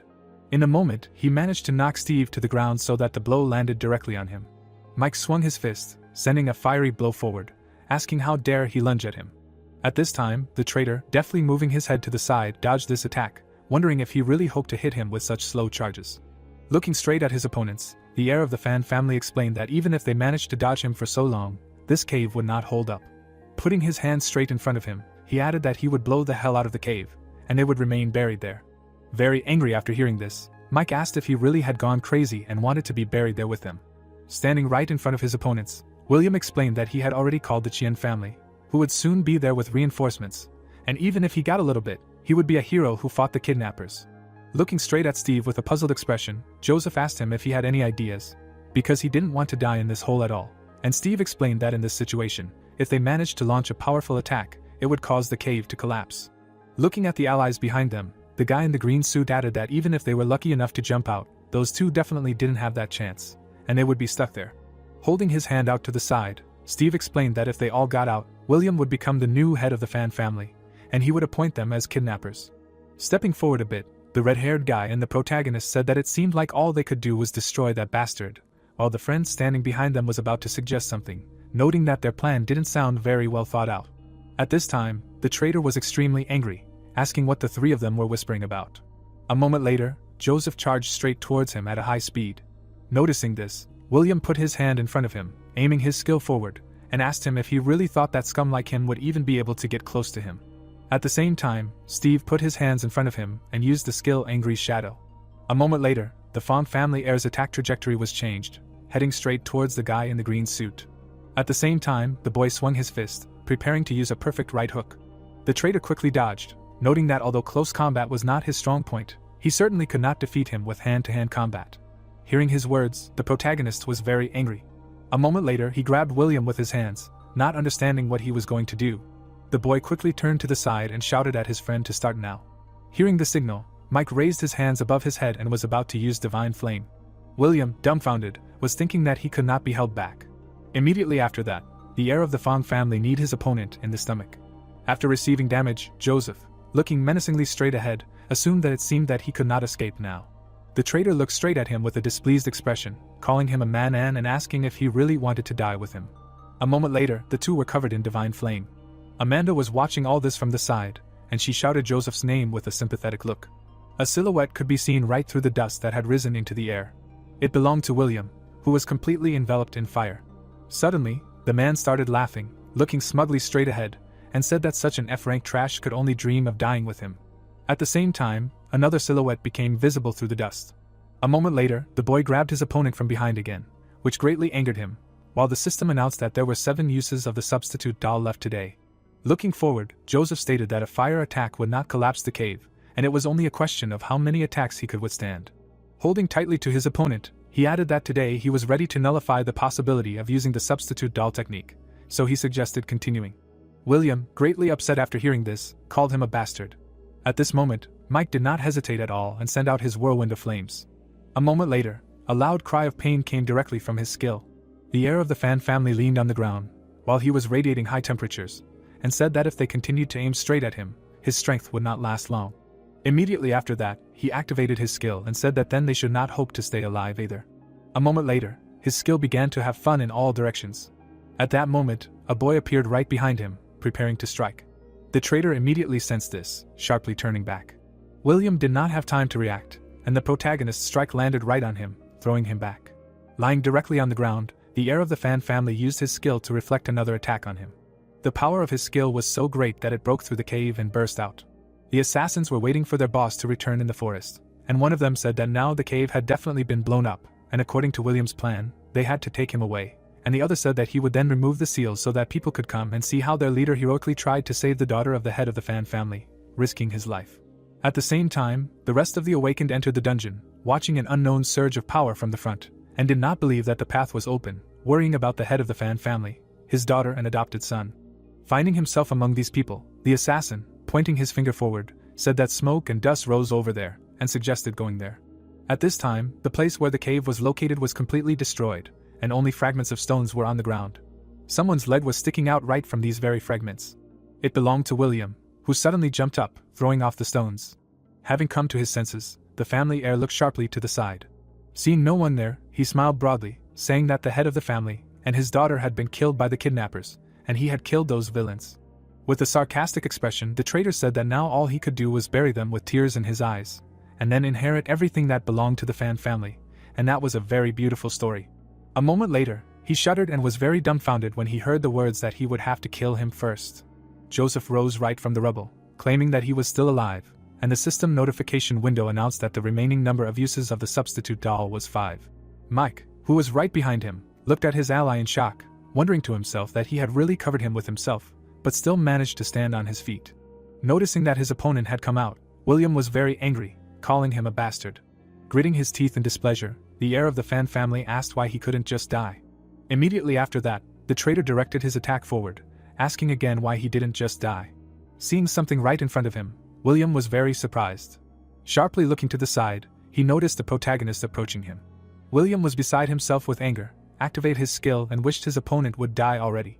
A moment later, he directed his skill forward, when suddenly Joseph was right behind him. Sharply looking back, the heir of the Fan family noticed him and was very angry. At the same time, the boy sharply jumped back. The protagonist managed to dodge the enemy's attacks with great speed. The traitor continued to attack with his skill, from which Joseph quickly ran away. William watched everything happening with great displeasure, and wondered what kind of skill he even had, because it seemed like he became much faster in a couple of moments. Immediately after, the heir of the Fan family looked to the side at the rest of his opponents there. With a malicious grin, the traitor gathered a large amount of energy in his hand, asking that he really thought that he could hold him back any longer. Understanding his plan, the protagonist was greatly dumbfounded, thinking that he was just a bastard. A moment later, William aimed his skill straight at the defenseless people. Noticing this, Amanda and Steve were greatly frightened. The traitor's attack was heading straight at them, and Joseph, who noticed this, was quickly heading to help them. A moment later, an explosion occurred right in front of William, destroying everything around him. After some time, an image of a boy covered in blood became visible through the dust. Smirking smugly upon seeing him, the heir of the Fan family asked that he really decided to serve as a human shield. Immediately after that, he raised his hand up, preparing to attack with a huge number of his skills. At this time, Amanda stood right behind the protagonist with tears in her eyes and said his name. A moment later, William's huge number of blows destroyed everything in front of Steve and the girl. The two could be seen through an unknown hole. Joseph, gritting his teeth and bleeding, continued to look forward. A huge hole was made right in his body, and he himself lost both arms, which scared Amanda very much. Seeing the result of his actions, William laughed happily. A moment later, his expression changed to surprise. He watched as the boy's body was assembled as if from unknown particles, and the system notified that there were only 4 more times to use the replacement doll. Having created several more energy spheres around himself, the heir of the Fan family could not believe that he had a recovery skill, and was going to see how quickly he would recover this time. Looking straight ahead with displeasure, watching everything that was happening, Amanda thought that he was protecting her, not sparing his life. Suddenly, she ran straight towards him, thinking that she could protect him too. The girl stood right in front of the protagonist, and released her energy. Her body was enveloped in an unknown green energy. This same energy repelled all the blows that the traitor dealt with his skill. Seeing this, the other guys were very stunned, and Joe explained that before her death, her mother awarded her with protective armor in exchange for her life so that she could not die from the effects of external forces, and he did not know that the armor was so strong. Immediately after this, the head of the Fan family turned to Joseph, saying that he could not protect his daughter, because the armor protected her, and must direct all his strength to curb the enemy, while he, turning back, thought that thanks to the substitute doll, his body had already been restored. At this time, William was adjusting his tie with displeasure, saying that everything was very bad. Looking ahead, Joe said that the destructive power of his light cores was very strong, but his body was only approaching rank A, so the explosions of his own balls could cause significant damage to him, and he would not use them near himself, so it was necessary to get closer to him. Hearing this, Joseph rushed forward, as if he had disappeared from his place. In an instant, he appeared right next to the heir of the Fan family, who was very surprised by his appearance. The boy with fury in his eyes swung his fist to strike. The traitor parried his attack with his hand. William stopped his opponent's fist without much effort. Noticing this, the protagonist was very dumbfounded. At this moment, the heir of the Fang family asked him with a sly grin on his face if he really believed that his body was not even a rank, and explained that it was actually S rank. As he was talking about the highest rank, a fist hit him right in the face. After receiving damage, the traitor was sent flying. Leaning on the ground and coughing up blood, William thought that this was incomprehensible and his fist had tremendous power. As he continued to bleed, he realized that his power surpassed S rank. At the same time, the heir of the Fang family noticed Joseph appearing right in front of him again, when suddenly someone told him not to move. People in business suits ran straight to the two and took orders to protect Mr. William. At this moment, Amanda, looking straight ahead with a menacing look, declared that they had misunderstood everything. As they approached the battlefield, the girl explained that the heir of the Fan family had hired kidnappers to kill her and her father, and that Joseph was saving them. The men in business suits were stunned when they heard this. At the same time, the traitor, holding on to his assassin ally, declared that he had not yet lost and that he still had ways to retreat. At that moment, the assassin used an unknown object in his hand, noting that they had made a cutlet out of it, and he still did not shut up. Immediately after that, a portal appeared right in front of them. Realizing that they wanted to leave with its help, The boy, slowly walking forward, gave the order to detain them. A moment later, the assassins and the traitor disappeared, leaving behind only a trace of blue energy. Holding a blue bottle in his hand, Joseph thought that he had gotten this object in the fight with the turtle, and it should help with the restoration.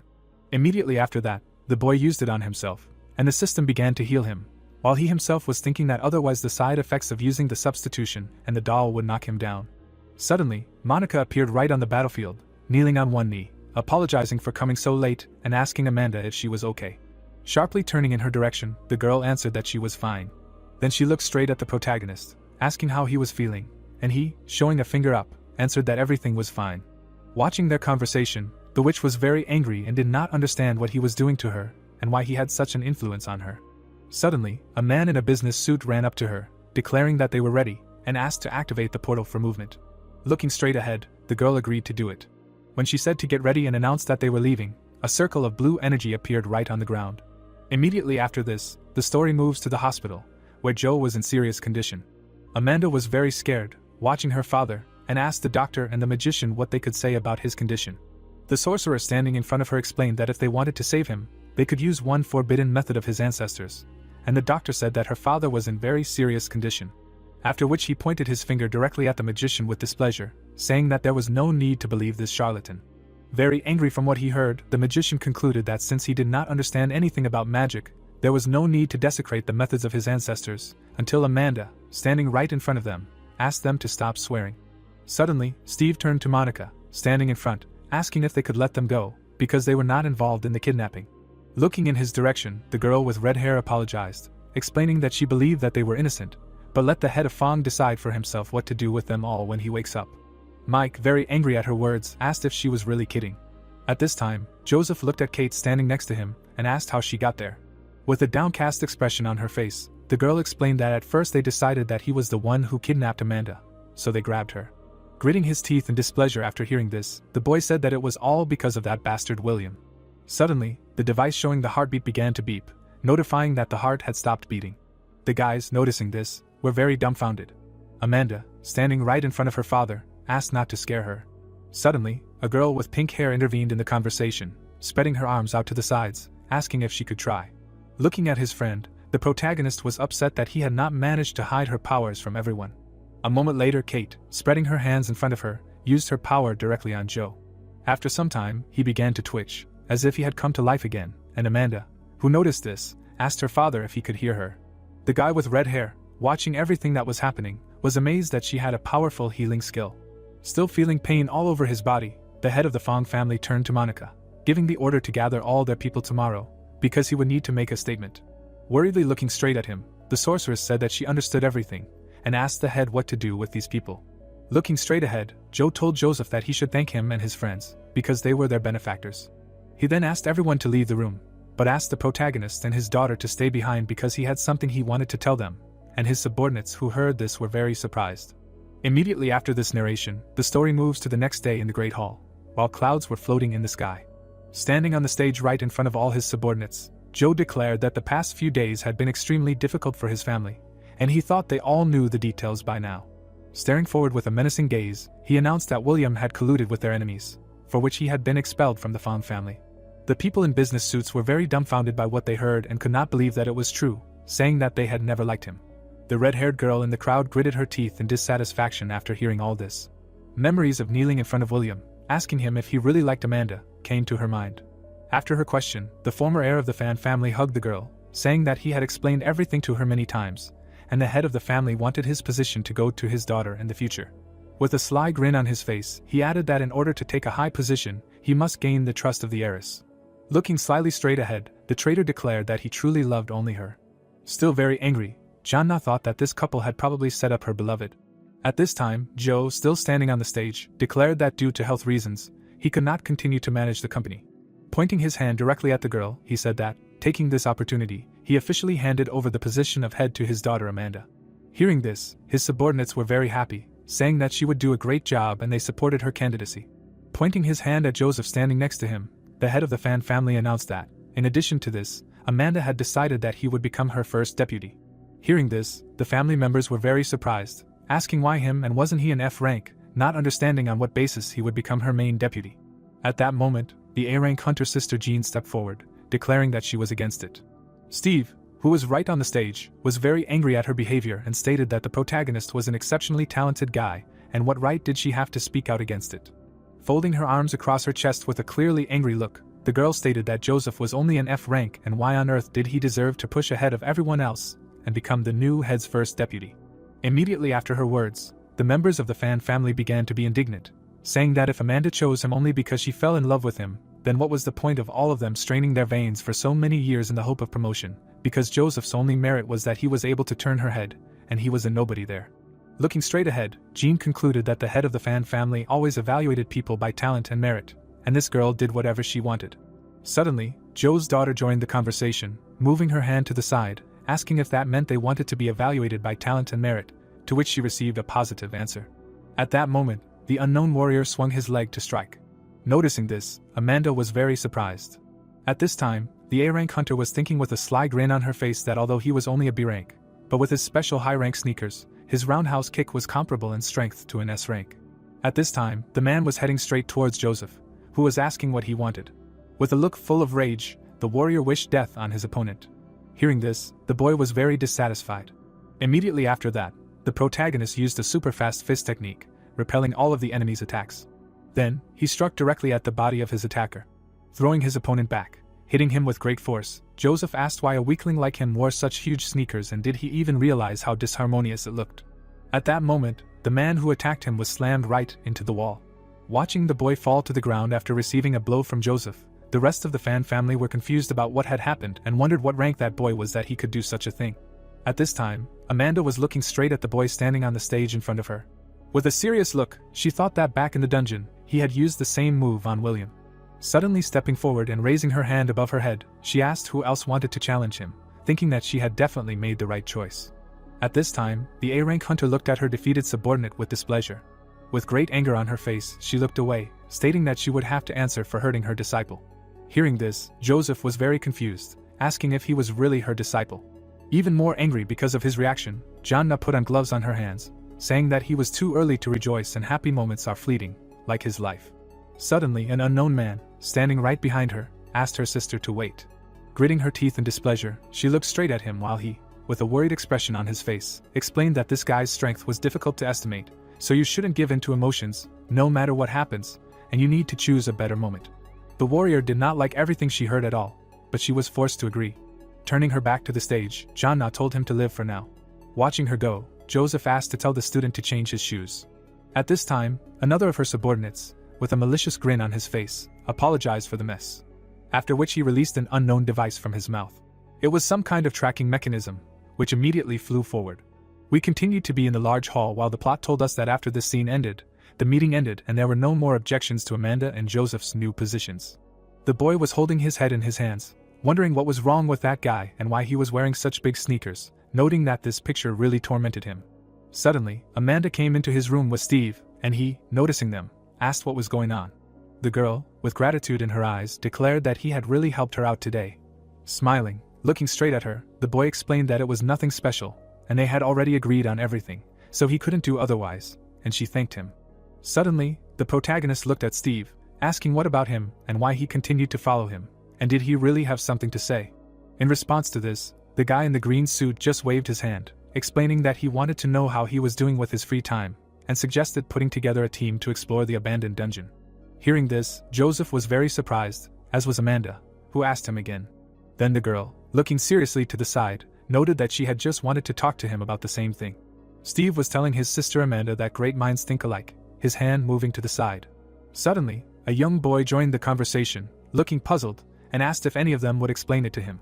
Then the heiress of the fan family, taking a pointer in her hand, said that she would start from the beginning. Visualizing a fortress with knights and magicians, Amanda was telling that dungeon resources were very limited all over the world, and in an unknown country, dungeons were mostly controlled by government agencies, when John suddenly asked that their corporation was a non-governmental organization. Looking straight at him, the girl confirmed his arguments, explaining that such a status had its pros and cons. Imagining the king giving energy balls to ordinary warriors, Joe's daughter said that non-governmental organizations like them could receive dungeon resources, but their distribution was completely regulated by the state, and it also occurred at a specific time and in a specific volume. Visualizing the disappearance of one magic tower and the appearance of another, Amanda explained that when after some time the resources of a dungeon are exhausted, then it is necessary to move on to the next one. With a look full of seriousness, the girl stated that this is why many non-governmental organizations essentially fall into decline. Then with a smile on her face, she explained that this is exactly why they need to explore new abandoned dungeons, and Steve, standing right next to her, enthusiastically stated that undiscovered abandoned dungeons contain huge deposits of all kinds of resources. Looking warily straight at them after hearing everything, Joseph noted that, frankly, he was not particularly interested in this. Hearing this, the guys were very dumbfounded and could not believe his words. With tears in his eyes, throwing up a huge number of different maps, the guy in the green suit begged him to go at least once, because he had been collecting all the maps made by other dungeon hunters for so long. At that moment, the boy kicked him with his foot, telling him not to spit snot in his direction. Taking the map in his hands and looking straight at it, the protagonist asked why this route was so chaotic. Looking straight ahead seriously, Steve explained that there was probably a need to lay out this particular route. As if shaking with displeasure, Joseph asked if this was really a joke, because it was complete horror. Smiling widely, the guy in the green suit asked if maybe then they would lay out their route much better than the previous one, to which Amanda agreed. A moment later, the boy screamed in anger, spreading his arms out to the sides. Tightly clutching the dungeon map in his hand, he declared that they would start from it. Imagining a direct route from the starting point to the end, the protagonist declared that he wanted to get to the western dungeons by the most direct route possible, and thoroughly comb them. Joseph looked like a villain while saying all this, and the guys standing behind him were completely in agreement with this plan. Amanda was very happy with everything that was happening, while an unknown device was flying next to her. The tracking device was right next to her shoulder. At this time, Jean's subordinate, spreading his arms to the sides, said that the information was successfully intercepted and the chase was going to explore the ownerless dungeons in the west. The girl with red hair, looking menacingly straight ahead, said that this was excellent and their brother knew those parts well. Immediately after that, she turned to Luke, who was holding a blade in his hands, saying that they were counting on him, because Joseph needed to be finished off. Holding a cup in his hands, the man with red hair asked her not to worry. It was a rank S hunter, swordsman brother Luke, who grinned maliciously, declaring that he would pay for everything in full. Immediately after this story, it transfers to the team, who were working on their laptop. Right on her desktop, she found a file about the investigation of William's betrayal. Looking straight at the monitor of her laptop, she was very surprised. Right on the screen, the girl saw a huge number of files about the Qian family. At that moment, her father came into her office, asking how she was doing and whether she was coping with her new position. With a look full of seriousness, looking straight at him, Amanda asked to take a look at it. Coming closer, Joe asked what it was, to which she received the answer that it contained information about Willem's contacts. Looking at the screen of her laptop, she explained that he contacted the Qian family for almost all matters, including the issues of introducing their hunters to them as internal spies. Hearing this, the former head of the Fan family was very angry, calling him a bastard. Suddenly, he made a sharp blow to something behind his daughter's head. Looking straight at him, Amanda asked what he did. There were spare parts in her palm when someone said that she had a listening device, in other words, a bug, and that if it weren't for his S-rank vision, she would hardly have discovered it herself. Then she asked him again, inquiring about when this could have happened. Amanda opened her mouth wide when she cursed and exclaimed that this meant that someone knew Joseph's plans to visit the dungeon in the west. The screen showed a brunette, who replied that since he was heading to the dungeon in the west, they should follow him. Luke had a blade of grass in his mouth when William added that the protagonist hadn't met him yet, so they would introduce this guy as their agent, warning that they would need to gain his trust. Then he accepted the order. The girl crossed her arms over her chest when she and her two comrades were told to wait for them in ambush. Then they replied that it would be done. William looked ahead with a smirk when he said that after the protagonist lost all his strength during the dungeon clearing, Luke would strike him suddenly, and then the three of them would join in, and that together they would be able to finish off Joseph and his friend, and then ask them not to forget to take all their treasures. The brunette opened his mouth wide when he said the name of the protagonist, and promised that this time he would pay for everything with interest. His minion stood in front of the screen when he said that they would have a twofold numerical advantage and that they should not screw up. Then they answered that they could handle it. A long road led to the tower. The structure was shown from above when someone said that this was the first post on their way. The protagonist stood straight when he suggested going. He and his companion looked at each other when Steve warned him that he had never been to the local dungeons before, and that it would be safer to go there in a larger group. Joseph looked upset when he asked if he had just thought of that. The companion ran after the protagonist when he answered that everything was fine and that they would find companions on the spot, because those dungeons were constantly cleared by free mercenaries. The sun illuminated Luke's face, who grinned. The protagonist closed one eye. A man in a hat stood at the top of the tower. He took off. The protagonist looked at the dark silhouette. The man in the cloak landed deftly. The stranger in the hat stood with his back to them when he suggested that they were going to explore the local dungeon, and then asked if they wanted to join him. The guys were standing behind him when Steve asked if he was one of the local hunters. Joseph looked ahead with a frown when he answered that he was against it. Luke was standing in front of him when he said that he had been working in these parts for a long time and knew the area well, and then asked if he was sure that he didn't need him. There was a ladder behind the guys when the protagonist answered that he was all dirty and covered him with dust when he jumped down, summing up that he was already causing a lot of trouble. The girl looked out from behind the shelter when she wondered why they were messing around there. The man in the hat stood sideways when he said that they shouldn't judge him harshly, because he usually pays more attention to his appearance. It's just that lately he hasn't left the dungeons, so his clothes are a little shabby. Steve looked at the protagonist seriously when he offered to go with him, reminding them that they need a partner who knows the area well. The boys headed towards the portal when Luke agreed with him. The man had a blade of grass in his mouth when he thought about Joseph being a villain, and how he would look at him after he chopped him into mush. The protagonist looked at the guy in the hat when he asked his name, to which he replied that for many years everyone he knew called him Brother Luke. The men disappeared into the portal. The tower was watched by people who noticed them entering, deciding that they needed to watch the exit, and that as soon as they came out, they would immediately attack them. The building was shown from above. Steve looked ahead with displeasure when he said that it was a deserted dungeon and that there was nothing but sand. The protagonist looked away attentively. Warriors in armor appeared. Luke put his hand out to the side and twirled it.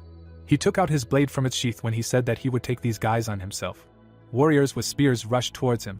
The guy in the hat cut them in half with a swing of his sword. The bodies of the attackers began to crumble. Steve smiled, clenching his fist when he exclaimed that it was cool, and that Luke's attack was at least rank A. The man in the hat looked at the young man when he replied that he was just warming up. Unknown objects lay on the sand. The protagonist opened his mouth wide. The warrior in the helmet appeared again. A small army appeared in front of the guy, then he asked about what was going on there. Luke looked at Joseph carefully as he explained that he had encountered one before and that if the key node was not disabled, these soldiers would continue to appear without end. There was a tree growing behind them as the man added that it was the key mechanism of the sand dungeon, the Vessel of Nightmares. A creepy grimace appeared on the trunk as Luke thought about the withered tree under the node being a hidden boss, and that once he swung at the Vessel of Nightmares, he would have a great opportunity. The protagonist stood in front of him as he asked if he really claimed that these warriors would continue to renew themselves. Then he was answered in the affirmative. Steve covered his face with his hand as he cursed, saying that it seemed like they were there for a long time. Stars shone from the night sky. The protagonist ran towards the warriors. The man in the hat looked worried when he asked if it wouldn't be better to destroy the nightmare vessel first. Then it was explained to him that it wouldn't destroy something that allowed him to gain bonuses infinitely. The warriors were thrown in different directions from the force of the blow. Rectangular objects fell in front of the guy. The man closed his eyes and sneezed. The people were sitting near the rocks when one of them asked if the deserts were always so cold after dark, then another asked why they were still inside, suggesting that there might be another way out. The girl glared at the guy when she asked him to stop complaining and advised him to bring her some black iced tea, explaining that at least it would be of some use. The starry sky was visible behind the boy when he wondered where he would find her black iced tea at night in the middle of the desert. The warriors blocked the protagonist's path. The protagonist swung his blade, attacking them. A whirlwind of sand appeared. Joseph crept up on the warrior who appeared. He cut him with his sword. The case fell to the ground. The guys were holding the boxes in their hands when Luke asked how long he planned to do this and if he ever got tired. Steve's eyes were closed when he answered that he thought he wouldn't stop until he collected all the bonuses. There was a mountain of cases in front of the man when he wondered if this was some kind of joke. Luke gritted his teeth, looking away when he mentally cursed and thought that if he continued like this, he would not have a chance to finish him off. The man in the hat took out his blade when he decided it was time to take matters into his own hands. His foot hit the ground, then he screamed. The protagonist held a sword in front of him. Steve looked away. Luke headed towards the tree when he thought about finishing the quest first, and then taking it on at the exit. The tip of the blade almost touched the object. The man frowned when he thought about the hidden boss about to appear. A terrible grimace appeared on the trunk. The guy in the bandage opened his mouth when he advised him to take care of himself. The hidden boss opened his mouth wide. Luke held it with his blade. The man crouched down, putting his hands out to the sides. The guys looked at the blue sphere when the protagonist asked if there was another hidden boss there, then they answered in the affirmative, adding that they themselves were shocked. Sweat appeared on Luke's face when he thought about the fact that although in fact he had arranged his plans taking this monster into account. The huge wooden monster swung its limb. Steve looked up intently. The red-haired man opened his mouth. Joseph raised his head, looking up. Tree roots emerged from the sand. The protagonist spread his arms out. He ran towards the wooden boss, shouting that the last time he used joint attacks in situ, he had an idea. The protagonist flexed both arms, jumping up as he explained that in order to be prepared for anything in the dungeon, one must have items of different elements. The monster's roots rushed towards the guy as Luke advised him to stop. The red-haired man looked down as he cursed in his mind and thought that he hoped that by trying to stop him, He didn't reveal the fact that he already knew what this boss's gimmick was. The dark roots of the monster rushed upward. The protagonist cut them with his blade. A lighter appeared in someone's hand. The protagonist swung, clenching his fist. He leaned forward, throwing it, calling for him to catch it. The item fell into the boss's mouth. The tree's bark began to bulge. Its trunk grew in size. Sweat appeared on Joseph's face. A huge bright sphere appeared in front of the people. There was smoke everywhere. The guys watched it. A system window appeared above the protagonist, which said that there were 3 replacement dolls left. Then he admitted that it was dangerous. A wooden hidden boss appeared in front of the guy, who thought about what was happening and how this monster seemed to have become stronger. Luke gritted his teeth, looking ahead as he cursed, realizing that he twisted his ankle in the explosion. The red-haired man looked at the brunette and thanked him, wondering how long until the enemy saves him. The protagonist smiled when he replied that it was okay. After all, they were one team. The 3 boys were standing nearby when the spy decided that it didn't matter and that for now he would help him deal with the tree. So to speak, he would repay the favor for the favor, summing up that it shouldn't be considered betrayal of William. The huge monster towered in front of them. Steve looked forward seriously when he cursed, saying that this boss had modes for both melee attacks and attacks at a distance. Luke pointed at the monster when he asked him not to worry, explaining that, judging by his observations, it had rather weak defense in close combat. The monster's face was shown up close when he added that they just needed to choose the right moment and finish it off. The boys were standing in the middle of the desert when the guy answered that it was not for nothing that he worked in these parts for so many years. Luke looked at the protagonist when he asked if he understood that if the attack was not successful, then they would not have time to hide from the explosion. The dark-haired boy looked forward as he suggested that they should give it their all in that case. A white bolt of energy flew off the tree. The boys tried to dodge it by jumping. The roots of the wooden boss appeared in front of them. The man in the cloak swung his blade as he said he would attack the outer branches to distract him and provoke an explosive attack. He cut the roots, swinging his sword as Steve said he would help too. Then Luke told the brunette that the rest was on him. Joseph's eyes lit up as he replied that he understood. The boy ran towards the dark roots. The boy in the bandage crossed his arms, using a new angry shadow. The sharp roots headed towards the boys. A stream of light energy rushed towards the monster. The hidden boss threw bolts of energy. The protagonist's eyes glowed yellow. A powerful explosion occurred. Luke raised his fist to his face. The brunette soared into the air, rushing forward. He plunged the blade into the tree. The protagonist ran along the bark, cutting it. The body of the hidden boss was revealed. Joseph headed towards his comrades. There was smoke behind him. The guys looked carefully in one direction. Cracks appeared on the tree bark. Rays of light came out of them. A stream of energy rushed upward. The blue sphere was collapsing. Its glow began to fade. The protagonist ended up upside down. His comrades appeared behind him. The men were enveloped in white smoke. Parts of the tree lay on the sand. Steve and the protagonist looked in one direction. Sand was visible in the center of the smoke. The guys headed towards the body of the monster. The air above it sparkled. Joseph picked up the magic sphere when the system reported that the zero-gravity space is a space-cutting ball that creates an area of zero gravity with a diameter of 100 meters, and that all moving objects within this subspace enter a state of slow motion and weightlessness. The comrades were standing next to the guy when they said that it was finally over, after which they suggested that they leave. Luke looked ahead intently when he thought about how he had paid him his debt, and now he could finish it, and also about how he didn't even know if the guys were still waiting for him outside. The brunette stood in front of the men when he called them to follow him. Steve and Luke looked straight ahead when the boy asked where. The protagonist was flexing his arms when he answered that the next dungeon was coming and that he wanted to clear out all the dungeons to the west. There was a red dragon on top of the tower. The boy decapitated it. The dark-skinned warrior held a scepter in his hand. The comrades stepped away from him, taking the treasure. Then the system notifications appeared that everything was done perfectly. The protagonist stood in front of his comrades, crossing his arms. Luke and Steve smiled widely when they called him a real meat and a fierce guy, admitting that they didn't think they would get this far along this route. The boy in the blindfold held a map in his hand when he said that, judging by it, the next dungeon was the westernmost in this area, and that further on there was only the border. The brunette raised his hand up when he exclaimed that this was great, and that they would clear it out and be done with it. The castle towers were shown. The boys were walking down the street. The protagonist looked straight ahead. People were crowded in front of the monument. The blonde turned around, looking back. The monster bared its sharp fangs. A dragon appeared above the city. It grabbed the girl in the pink dress. The lizard spread its wings, heading forward. It flew over the desert. The bearded man opened his mouth wide and shouted the name of Princess Jenny. The crowd of people stood with their backs turned when the protagonist asked what that was. He and Steve looked ahead when the comrade replied that the scene looked like an in-game video, and then wondered where something like that would come from in the dungeon. Luke looked shocked when he started talking. The men stood in front of them when they were called foreign warriors and asked if they would like to kill the evil dragon and save the princess. Steam came out of the lizard's nostrils. The dragon suddenly opened its mouth wide. A yellow light appeared in the sky. The lizard flew towards the guy. The protagonist gritted his teeth, looking ahead. He quickly ran. The red dragon bent its paws, growling. Sweat appeared on the protagonist's face. The monster's paw appeared in front of him. Joseph took a step, coming out of the smoke. He looked ahead with anger. The guy deftly moved along the monster's body. His comrades looked ahead carefully. The protagonist crouched, holding the blade. He ran along the dragon's flesh. The protagonist approached its open mouth. The bearded man looked out from behind cover when he said that he had just seen with his own eyes how the brave hero slew the evil dragon with a sword, and that he believed that he could save the princess. The three guys stood nearby when Steve said that he talked like an NPC from a video game, and that it seemed like a dungeon with a story. Joseph looked seriously at Luke when he asked what was going on, adding that he looked like he had seen a ghost. The companion stood in front of the crowd when he spoke about his son. The protagonist and Steve stared ahead when they asked him again.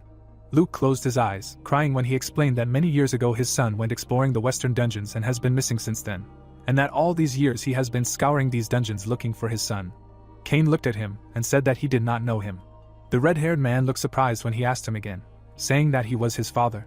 Luke turned to the protagonist, who asked him to stop crying and wipe his snot, because it looked disgusting.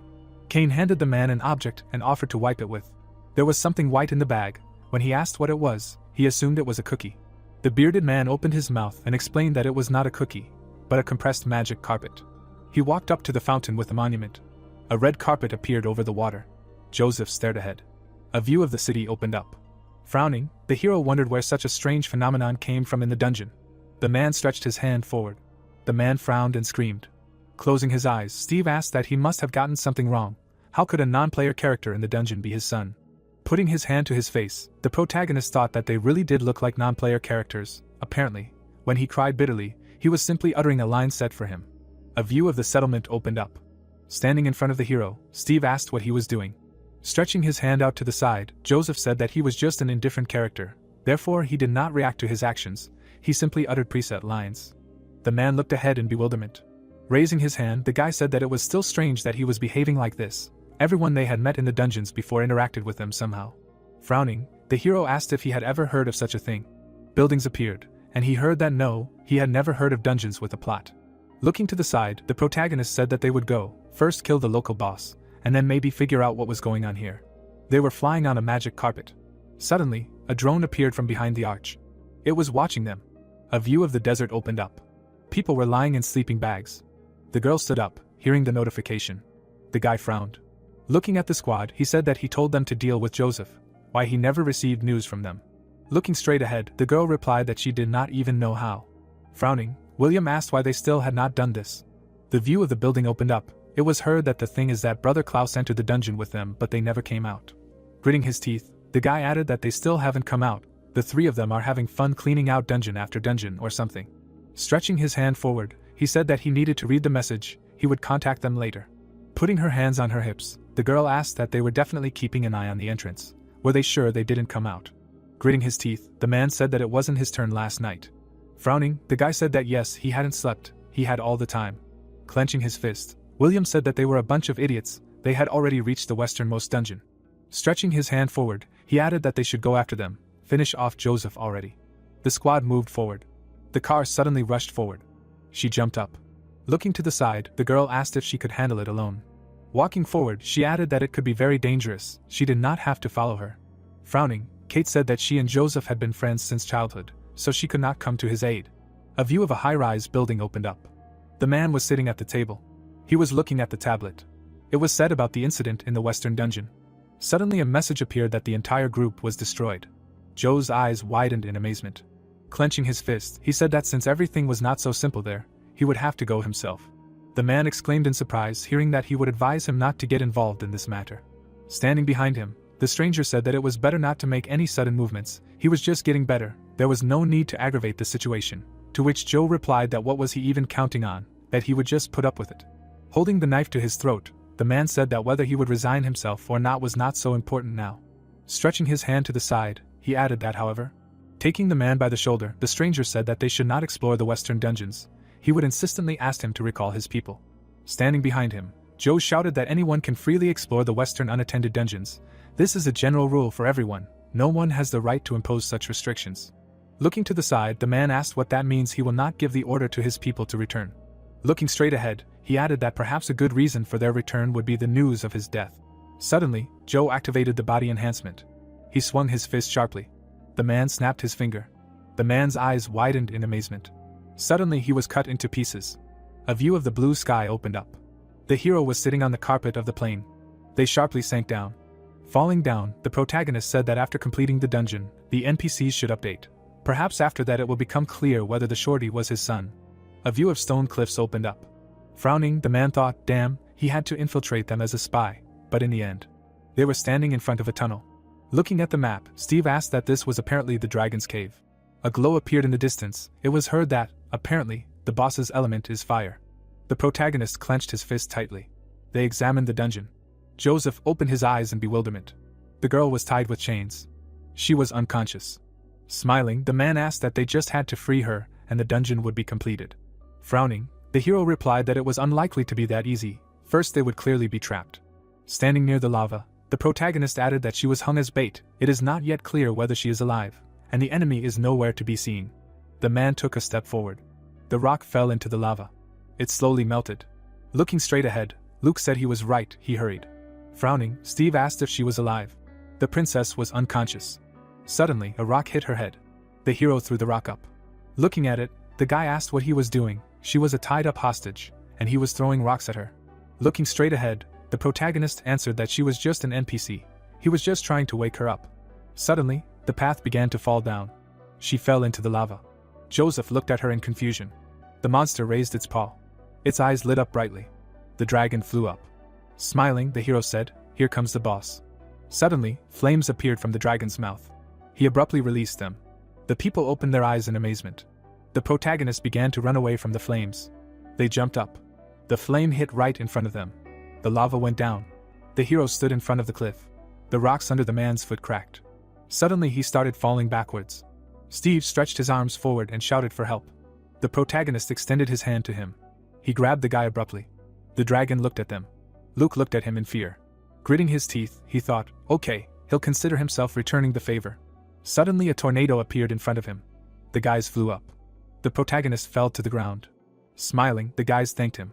The man looked at them in bewilderment. The dragon headed towards Joseph. The hero frowned, looking at him. Steve stretched his hand forward and shouted about the angry shadow. The monster turned its head to the side. The protagonist looked to the side. Suddenly he started hitting the dragon. Joseph swung his hand. He tightly clutched the weapon in his hands. The hero clenched his teeth. The monster looked at him furiously. Suddenly the protagonist struck him. The monster gritted its teeth in pain. A bright glow appeared. Frowning, the protagonist thought, damn. He jumped up sharply. The man looked at him in amazement. Joseph landed on the ground. He was lying with his feet up. Taking a step forward, the hero said that his weak spot was on his head. Holding the weapon in his hands, he added that he should hit right at the mark on the top of his head. Steve rushed forward and shouted that he should hold on. The monster looked at them angrily. The protagonist smiled broadly. Rushing forward, he gave the command. Suddenly, blows flew at the monster. The dragon's eyes glowed red. The people swung their weapons at him. A glow appeared around his hand. The guy used the skill.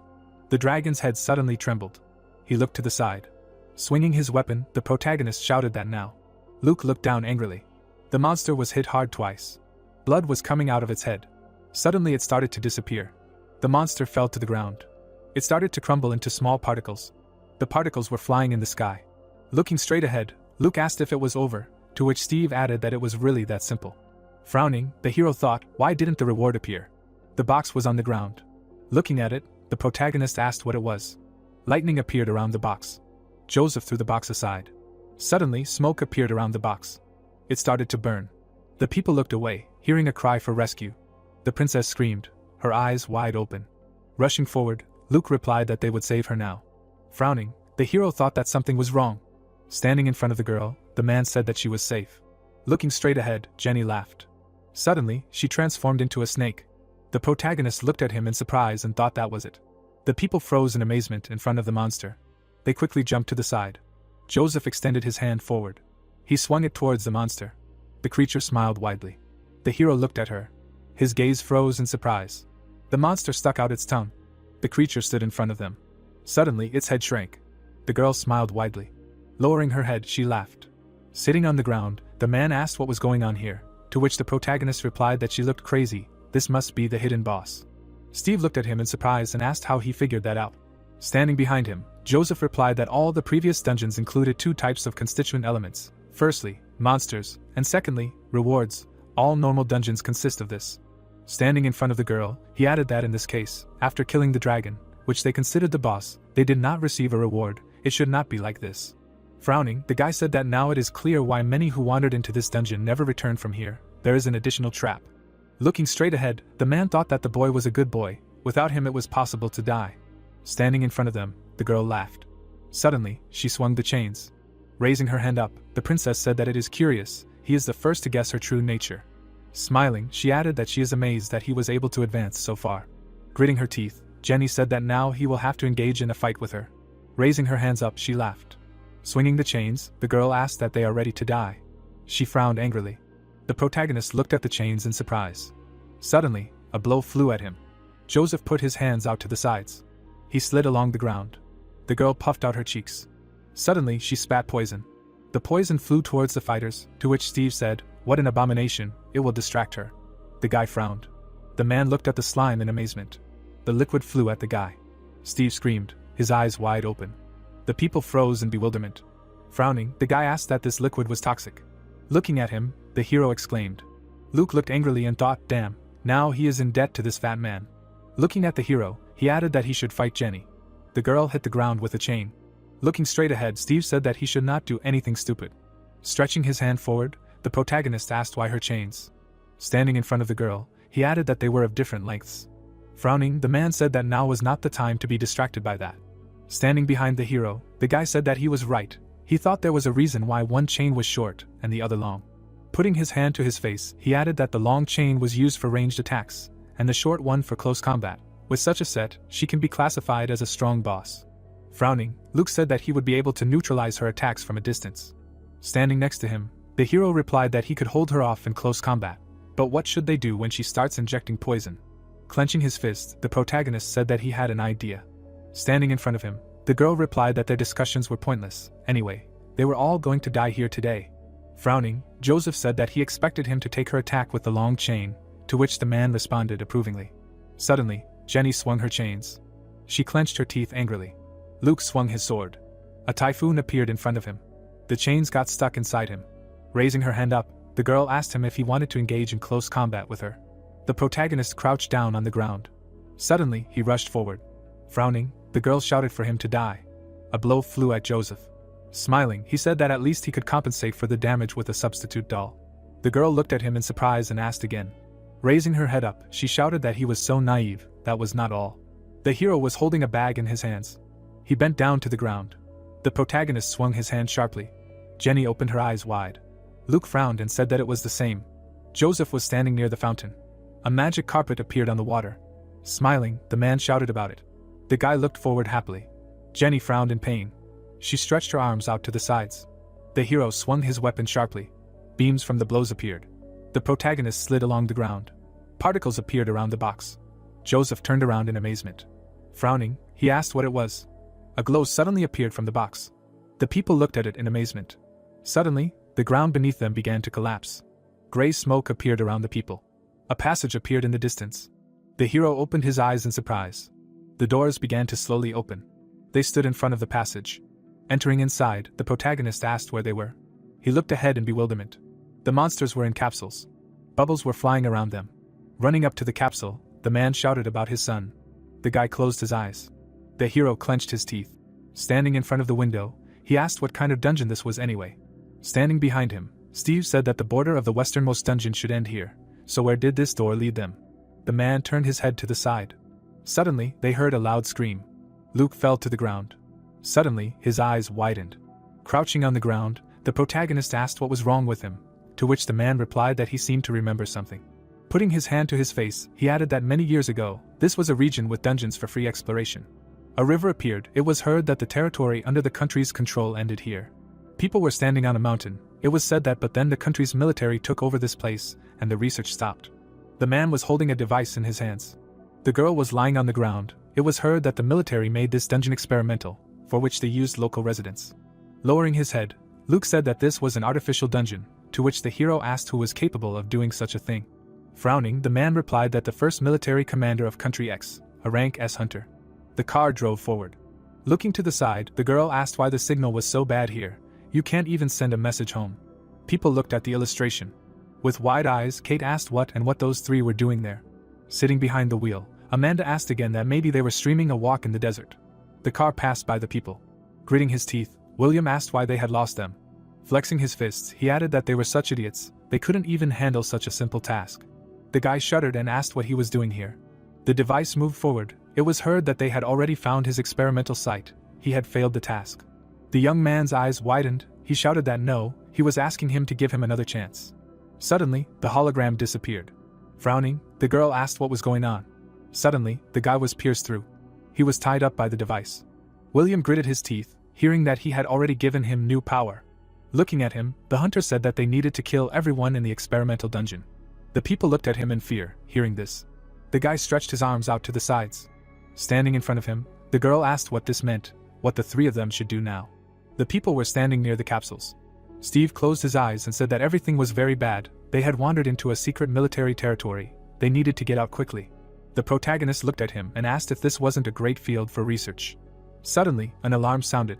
They looked in amazement. The entrance began to close. Green liquid splashed out of the capsules. The man clenched his fists. He screamed furiously. The creatures were released from the capsules. Frowning, the guy screamed, "Damn it, now they were really stuck." The people clenched their teeth. They slowly moved forward. The creatures gradually approached them. Clenching his fists, the hero screamed that they had nowhere to retreat, they would have to fight. Suddenly, something thundered on the ceiling. A teleporter appeared on it. He began to descend. Steve's eyes widened and he screamed that a spatial teleporter is a key technology of the military of X countries. A bright glow appeared on the ceiling. Suddenly, a beam hit the ground. The portal fell to the ground. The doors to it opened. William came out of it. He took a step forward. The protagonist froze, watching him. The guy looked forward furiously. Suddenly, he lowered his head. The young man tensed his hand. His eyes filled with anger. The creature stood in front of the people. The squad froze in bewilderment. Frowning, Luke thought, William, why did he come himself? It's time for him to reveal his cards. No, these guys saved him more than once. Looking to the side, he added that he did not want to fight them under any circumstances. Holding a weapon in his hands, the hero turned to him. Raising his eyebrows, the protagonist asked that he came to finish what he started. Standing behind him, Steve said that he should stop. He looked more like the local experimental characters than like himself. Suddenly, the guy's eyes lit up red. The letter X appeared on the pupils. The monsters stood in front of the squad. The eyes of the creatures lit up. Suddenly, they rushed forward. Luke lowered his head and said that it was a curse. Gritting his teeth, he added that he had to find a way to save his son. The man struck the creature. The monster flew to the side. It began to fall backwards. Luke caught it. The creatures ran forward at a rapid pace. Steve stretched his arms out to the side and said that just after William's eyes turned red, the others also immediately went crazy. Frowning, Joseph replied that he understood. They had to eliminate him first. He rushed forward sharply. The man fell to the ground. The hero swung his weapon and screamed. The guy stretched his arms out to the sides and exclaimed. Looking at him, the protagonist wondered why he had become so slow. Suddenly, William blocked his blow. He raised his head up. Tentacles appeared from the guy's back. Joseph asked again with his eyes wide open. The guy's eyes lit up brightly. The hero jumped up sharply. The protagonist jumped to the side. Frowning, he wondered how he had turned into such a monster. The guy's eyes lit up brightly. Suddenly, something thundered on the ceiling. Joseph raised his head up. Opening his eyes in surprise, he asked what was going on. The guy was standing in front of them. Devices appeared on his tentacles. William put his hands out to the sides. He was holding a huge gun in his hands. The hero froze in amazement. The camera was looking straight ahead. The man was watching what was happening. Videos from the cameras appeared. The man reached out to the control panel. The girl was sitting behind the wheel. Information about her appeared. Frowning, the hunter said that at the moment she still had practical value. He stood still. The man touched the screen. The man looked forward angrily. The people were standing in front of the creatures. William's eyes lit up brightly. He was holding a gun in his hands. Looking at him, the hero shouted that they should take care of themselves. Suddenly, the guy fired the gun. The protagonist clenched his teeth. A bright glow appeared. Joseph frowned. A bright beam flew between the people. William grinned slightly. The beam bounced off the floor. The hero ducked from the blow. He looked to the side in amazement. Suddenly, the protagonist jumped up. He slid along the ground. Joseph ducked down. He looked in surprise. Looking at the beams, the hero thought that he needed to think of something urgently. The shells bounced off the walls. The protagonist clenched his teeth. He frowned angrily. A blow flew at the creatures. A glow appeared around the man. He fell to the ground. Jenny fell to the floor. Joseph quickly ran forward. Steve bounced off the blow to the side. Turning around, he asked that he had any ideas what to do. Frowning, the guy added that they wouldn't be able to dodge laser shells ricocheting off the walls of a confined space for long. William pointed the gun towards the hero. The protagonist clenched his teeth. Steve, looking at him, shouted what he was doing. Joseph started running towards the guy, shouting that after turning into a monster, he became much slower, and so, kicking him with his foot, he added that let him die from his own weapon. The guy fell to the ground. The charge flew towards him. William screamed in pain. A bright glow appeared. Suddenly, a devastating explosion thundered. The people fell to the floor. The hero got into a fighting stance. They looked at the gray smoke. From it appeared the image of a man. Frowning, the protagonist asked again. William held the gun on his shoulder. Looking straight ahead, the guy said that they barely dodged one ricocheting shell, but if he continues to fire. Holding the gun in his hands, Joseph replied that he wanted to try something. His eyes suddenly lit up. The guy sharply fired the gun. The hero rushed towards him. He swung his weapon sharply. The protagonist raised his sword above his head. The guy stretched his hand forward in fear. Suddenly Joseph cut off his hand. William looked away in amazement. The hand fell to the floor. Holding it in his hands, the hero thought that since his skin was able to reflect a laser projectile. The guy lowered his head down. He frowned furiously. William pointed the gun forward. Suddenly a sphere flew out of it. Gritting his teeth, the protagonist said that this was a chance. He deftly blocked the attack. The sphere rushed towards the guy. A bright flame appeared. Joseph grinned, looking away. The guy was lying on the ground.